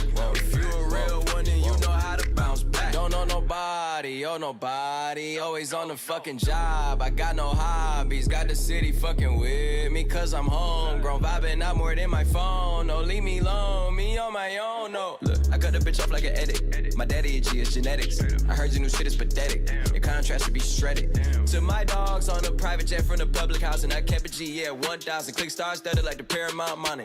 Everything I do is righteous. Betting on me is the right risk, even in a fucking crisis. I'm never on some switching side shit. I switch gears to the night shift, blacking out cause I'm enlightened. God talk to me in silence, but I hear him every time, man. Thank you, God. God bless you. Last night took an L, but tonight I bounce back.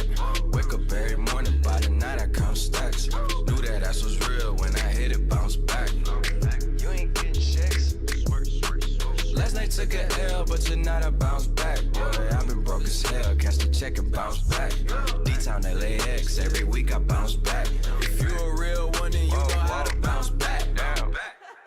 Look, I woke up in beast mode with my girl that's Beauty and the Beast though. Been top 5, these niggas sleep though. Only thing that sold out is the deceased though. Nigga, how dare you stand before me and I respect my authority. If you fuck with my glory, I'ma drop the L and get gory. I done did everything and said worry. Hella drama, my life story. Faith of a mustard seed, I kept growing. I knew that this life was meant for me. Niggas change up more than wishing wells. Karma come around, I wish them well. Living like I'm on a limitless pill. I kill the scene like I'm Denzel. Crazy like my jacket strapped up. Nigga, I don't act, but I act up. Brown paper bag like the lunch packed up. Back up. Nigga, I'ma need like 10 feet or get stomped out with 10 feet. I'ma always lose my temper. You cannot count to 10 me. If I lose one, I bounce back like 2, 3, did with 4, 5. Seen courtrooms and court sides, ain't too many, seen both sides. Nigga, fuck what you know. Nigga, I'm taking back control. The underdog just turned into the wolf and the hunger steady grows. Yeah, I call shots while you call off. Never taking some more fall off. When you stay that committed to it, you just fall down and never fall off. So last night took an L, but tonight I bounce back. Wake up every morning, by the night I count stacks. Knew that ass was real when I hit it, bounce back. You ain't getting checks. Last night took an L, but tonight I bounce back. Boy, I've been broke as hell, catch the check and bounce back. D-Town LAX, every week I bounce back. If you a real one, then you know how to bounce back. Bounce back, bounce, bounce, bounce back, bounce, bounce, bounce, bounce, bitch, bounce. Yeah, oh yeah, yeah. If you a real one, bounce, bounce, bounce, bounce, bounce, bounce, bitch, bounce.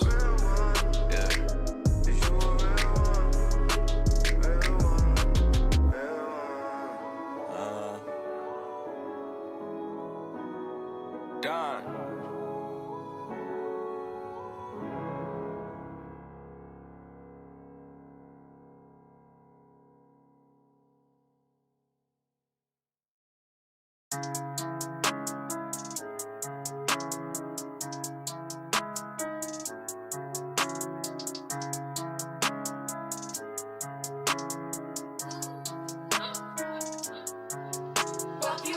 Young gun don't want that back calling me splurge. Ride me jump right off the curb. Bentley spray fly like a bird.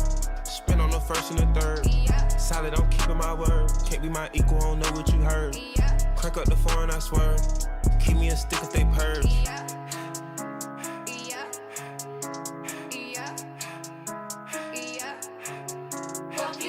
Young gun don't want that, they working my nerves. I'm about to pull some serve. Fucking this bitch like a perm. Smack from the back, grab a perm. Ice, the bird. Shitting on all you little turds. Can't take that dick, wait your turn. In my own lane, we can't merge. So with no head, you can learn. Let's see how much you can earn. Why me go big like the worm? And I ain't smoking no shern. I'm in this beat with P. Litty, QP. Keep it. I love my bitches, it's pretty, they showing their titties, is up to the ceiling. I let her run through a million, I rock with her really, let's fuck on a billion. I'ma get down to the gritty, then fuck up the city, the home of the villains. Ecstasy, wonderful feeling. Smoke out the pound when I'm chillin'. Trapping, I made me a killer. Look, I got everybody wishing. I hope you play your position. I don't want nobody listening. I see them hold with precision. Givers my only decision. Young gun, no one that back calling me splurge. Ride me jump right off the curb. Bentley spread fly like a bird. Spin on the first and the third. Solid, I'm keeping my word. Can't be my equal, I don't know what you heard. Crack up the foreign, I swear. Keep me a stick if they purge.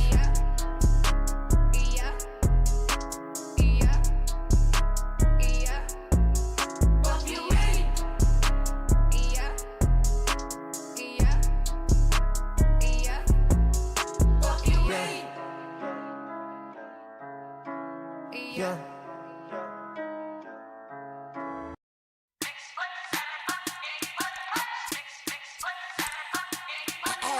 Excuse my charisma, vodka with a spritzer, swagger down pat, call my shit Patricia, young money militia, and I am the commissioner. You don't want Star Weezy, cause the F is for finisher. So misunderstood, but what's the world without enigma? Two bitches at the same time, synchronized swimmers. Got the girl twisted, cause she open when you twist her. Never met the bitch, but I fuck her like I missed her.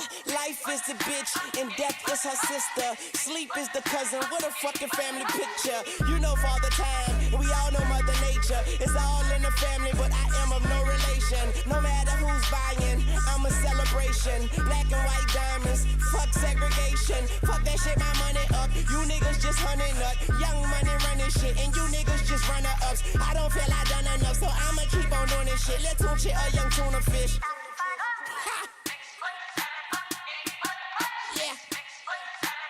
I'm going back in. Okay, I lost my mind. It's somewhere out there stranded. I think you stand under me if you don't understand me. Had my heart broken by this woman named Tammy, but hoes gon' be hoes, so I couldn't blame Tammy. Just talk to moms, told her she the sweetest. I beat the beat up, call it self-defense. Swear man, I be seeing through these niggas like sequence. Niggas think they heathen, pow pow the end. Talking to myself because I am my own consultant. Married to the money, fuck the world, that's adultery. You full of shit, you close your mouth and let your ass talk. Young money eating, all you haters do is ass so. Stop playing, bitch, I got this game on deadbolt. Mine so sharp, I fuck around and cut my head off. Real nigga all day and tomorrow. But these motherfuckers talking crazy like they jaw broke. Glass half empty, half full, I'll spill ya. Try me and run into a wall outfielder. You know I'm a ball till they turn off the field lights. The fruits of my labor, I enjoy them while they still right. Bitch, stop playing, I do it like a king do. If these niggas animals, then I'ma have a mink soon. Tell them bitches I say put my name on the wall. I speak the truth, but I guess that's a foreign language to y'all. And I call it like I see it. And my glasses on, but most of y'all don't get the picture unless the flash is on. Satisfied with nothing, you don't know the half of it. Young money, cash money. Paper chaser, tell that paper, look, I'm right behind ya. Bitch, real G's moving silence like lasagna. People say I'm borderline crazy, sorta kinda. Woman of my dreams, I don't sleep so I can't find her. You niggas are gelatin, peanuts to an elephant. I got through that sentence like a subject and a predicate. Yeah, with a swag you would kill for. Money too strong, pockets on bodybuilder. Jumped in a wishing well, now wish me well. Tell him kiss my ass, call that kiss and tell. Yeah, word to my mama, I'm out of my llama bean. Don't wanna see what that drama mean. Get some drama mean, llama scream. Hotter than summer sun on a Ghana queen. Now all I want is hits, bitch, Wayne signed a fiend. I play the side for you niggas just trying to front and see. Son of gun, son of Sam, you niggas the son of me. Pause for this dumber speech, I glow like Buddha. Disturb me and you'll be all over the flow like Luda. Bitch, I flow like scuba. Bitch, I'm bold like Cuba. And I keep a killer hoe, she gon' blow right through ya. I be macking about my stacking amount, I pack like a mover. Shout the ratchet for backing out on behalf of my shooter. Niggas think they high as I come laugh at your ruler. Cash money cold, bitch, but our actions is cooler. Wayne, these niggas out they mind and I told these fuck niggas some 100 times that I keep them bucks, they be on my mind. Tuck these, I buck these on your mind. Pause, to feed them on my grind, get a beat a little upkeep, throw my sign in the middle, hit my piece on my side, cause ain't no peace on my side. Bitch, I'm a man, I visit urinals with bride. Tune tell me too, I'm shooting when the funeral outside. I'm uptown, thoroughbred at BX, nigga, you heard gunna.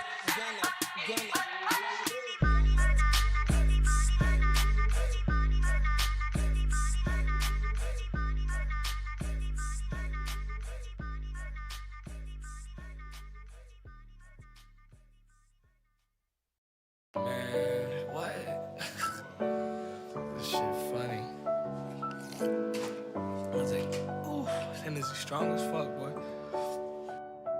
She told me put my heart in the bag, and nobody gets hurt. Now I'm running from your love. I'm not fast, so I'm making it worse. Now I'm digging up a grave for my past. I'm a whole different person. It's a gift and a curse, but I cannot reverse it. I can't reverse it. It was a gift and a curse, and now I'm drinking too much, so I'ma talk with a slur. Last time I saw you, it ended in a blur. I woke up in a hearse. It said you love me first. One thing my dad told me was never let your woman know when you're insecure. So I put Gucci on the fur, and I put my wrist on the iceberg. One thing my heart tells me is flex on a hoe every time they're insecure. I'm ready for you. Was your love for real? Is your love really true? She told me put my heart in the bag, and nobody gets hurt. Now I'm running from your love. I'm not fast, so I'm making it worse. Now I'm digging up a grave for my past. I'm a whole different person. It's a gift and a curse, but I cannot reverse it. You get me around, I really hate to run around. You really got me paranoid. I always keep a gun around. You always give me butterflies when you come around. When you come around. When you come around. You let me know love is not the answer. Not the answer. Not the answer. I love to give you trust to my manners. I get high when you don't decide to answer your phone. Home, I need to phone. Home, I'm throwing rocks at your window. I need to go home. I don't wanna leave. I just wanna be with you.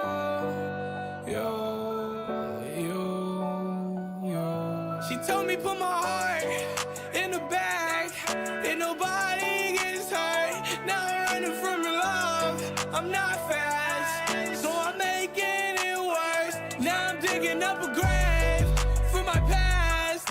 I'm a whole different person. It's a gift and a curse, but I cannot reverse it.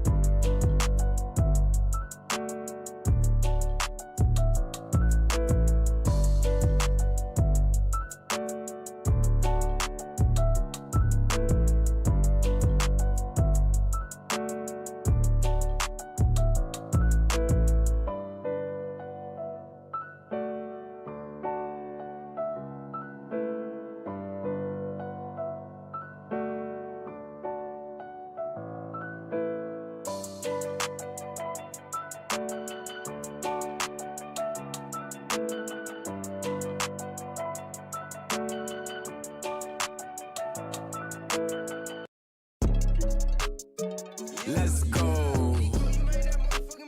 You know it's baby nigga. Oh Lord, Jesse made another one. She wanna fuck with me, but I don't got the time. I just hopped off a private plane and went and hopped on 85. Go cut my chauffeur, bitch, cause I don't like to drive. In Suburbans back to back, and we gon' fill them up with vibes. Fill them with vibes, get in and ride. And no, a nigga not blind, but I keep the stick and I'm fine.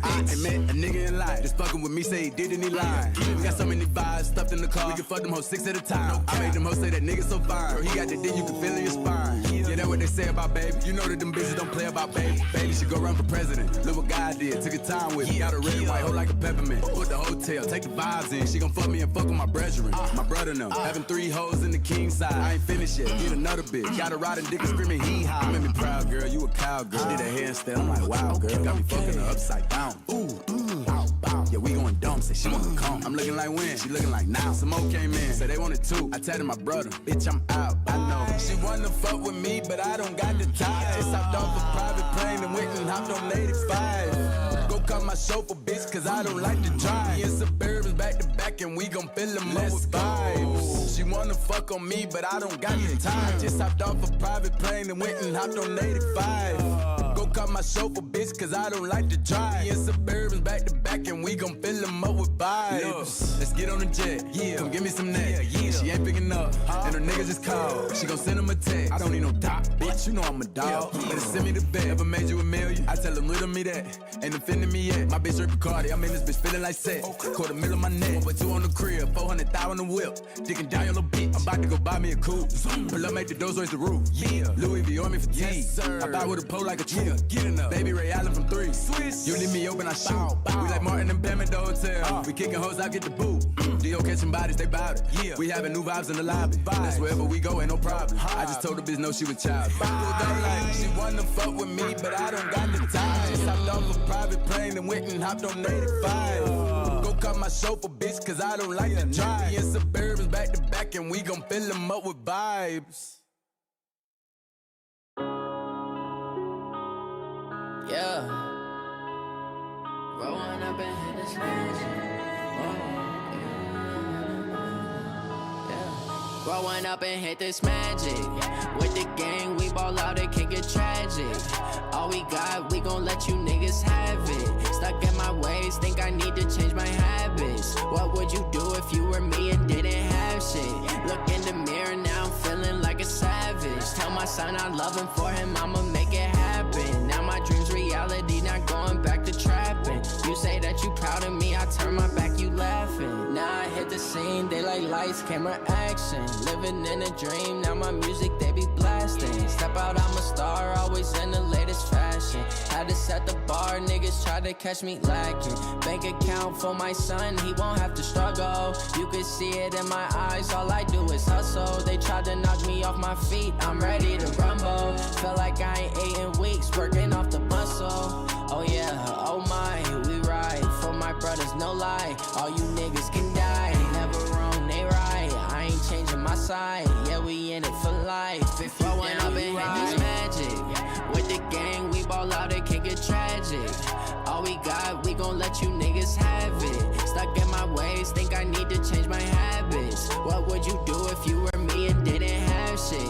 Look in the mirror, now I'm feeling like a savage. Tell my son I love him, for him I'ma make it happen. Now my dream's reality, not going back to trapping. You say that you proud of me, I turn my back, you laugh. Hey, how could you lie to my face? People claim that they be loyal, they be taking up space. See my broski lose his heart when he was fighting that case. Took so many yells, I'm not going back to those days. I'ma treat you how you treat me, do you like how it tastes? Shawty use it one night or can't treat you like my ace. I got way too many problems to be worried, I'm straight. Me and Craig selling weed, had to watch for the jakes. On the road, this shit crazy, I get 80 a show. Say my money, stack it up, it look like I'm selling dope. Foreign cars, driving fast, I never done this before. Get high, drown out my problems, let me pull me a phone. Growing up and hit this magic.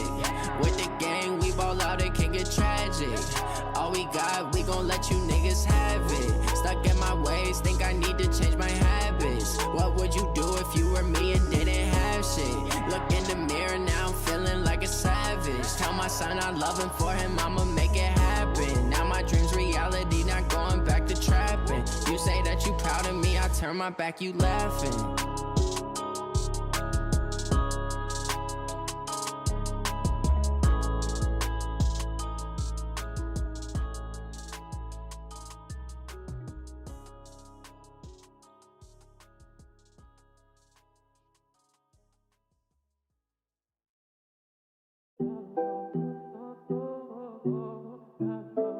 We got London on the track. I'm in London, got my I ain't tryna die young, so I gotta ride with one. Stood 10 toes down in my Balenciaga. Ay, he ran out on a nigga, that's a shot. Cold-hearted nigga with the blocker. Gotta keep it on me, I wanna die young. I'd rather be judged by 12 than carried by 6. I'ma gon' post bail, just look at my wrist. Tell me why the When I'm in traffic, gotta slide with the beam on me. Cause I keep out 10 racks bustin' out the jeans on me. Nigga be hating, I'm rich, it's all about the cream, homie. If I ever get caught lacking, they gon' slide. Ever since I got the rollie, I ain't got the time. Flawless diamond niggas can't never block the shine. They know I'm ballin' in the city like DeRozan. Gotta keep my niggas round me, I can't do the wrong friend. I was knocking down walls, now they closing in. Hopped off the porch and then I hopped inside the Porsche. Ayy, fuck being the side nigga, I'ma be the main course. Whip the rolls like a young nigga made. I ain't tryna die young, so I gotta ride with one. Stood 10 toes down in my Balenciaga. Ayy, he ran out on a nigga, that's a shot. Cold-hearted nigga with the block, I block out. Gotta keep it on me, I wanna die young. I'd rather be judged by 12 than carried by 6. I'ma gon' post bail, just look at my wrist. Tell me why the legends always gotta die quick. Tryna get my bag, I had to go and make it happen. Me and my dogs, we was bustin' out them bandos. Count out them hundreds, then we throw it in the mattress. Wrap it in plastic and throw it in the attic. I be in the streets, nigga, I stand 10 toes. Any nigga in my situation would've been fold. We was trapping out the basement, made it back tenfold. Gotta stay out the way, that's why I'm always on the tenfold. We was fighting fed cases, remember I was 2-0. Nigga was fighting depression, sipping syrup, I was moving slow. I was down below, but still I always kept my head up. Nigga gotta get my bread up, I don't wanna die young. I ain't tryna die young, so I gotta ride with one. Stood 10 toes down in my Balenciaga. He ran out on a nigga, that's a shot. Cold-hearted nigga with the block, I block out. Gotta keep it on me, I wanna die young. I'd rather be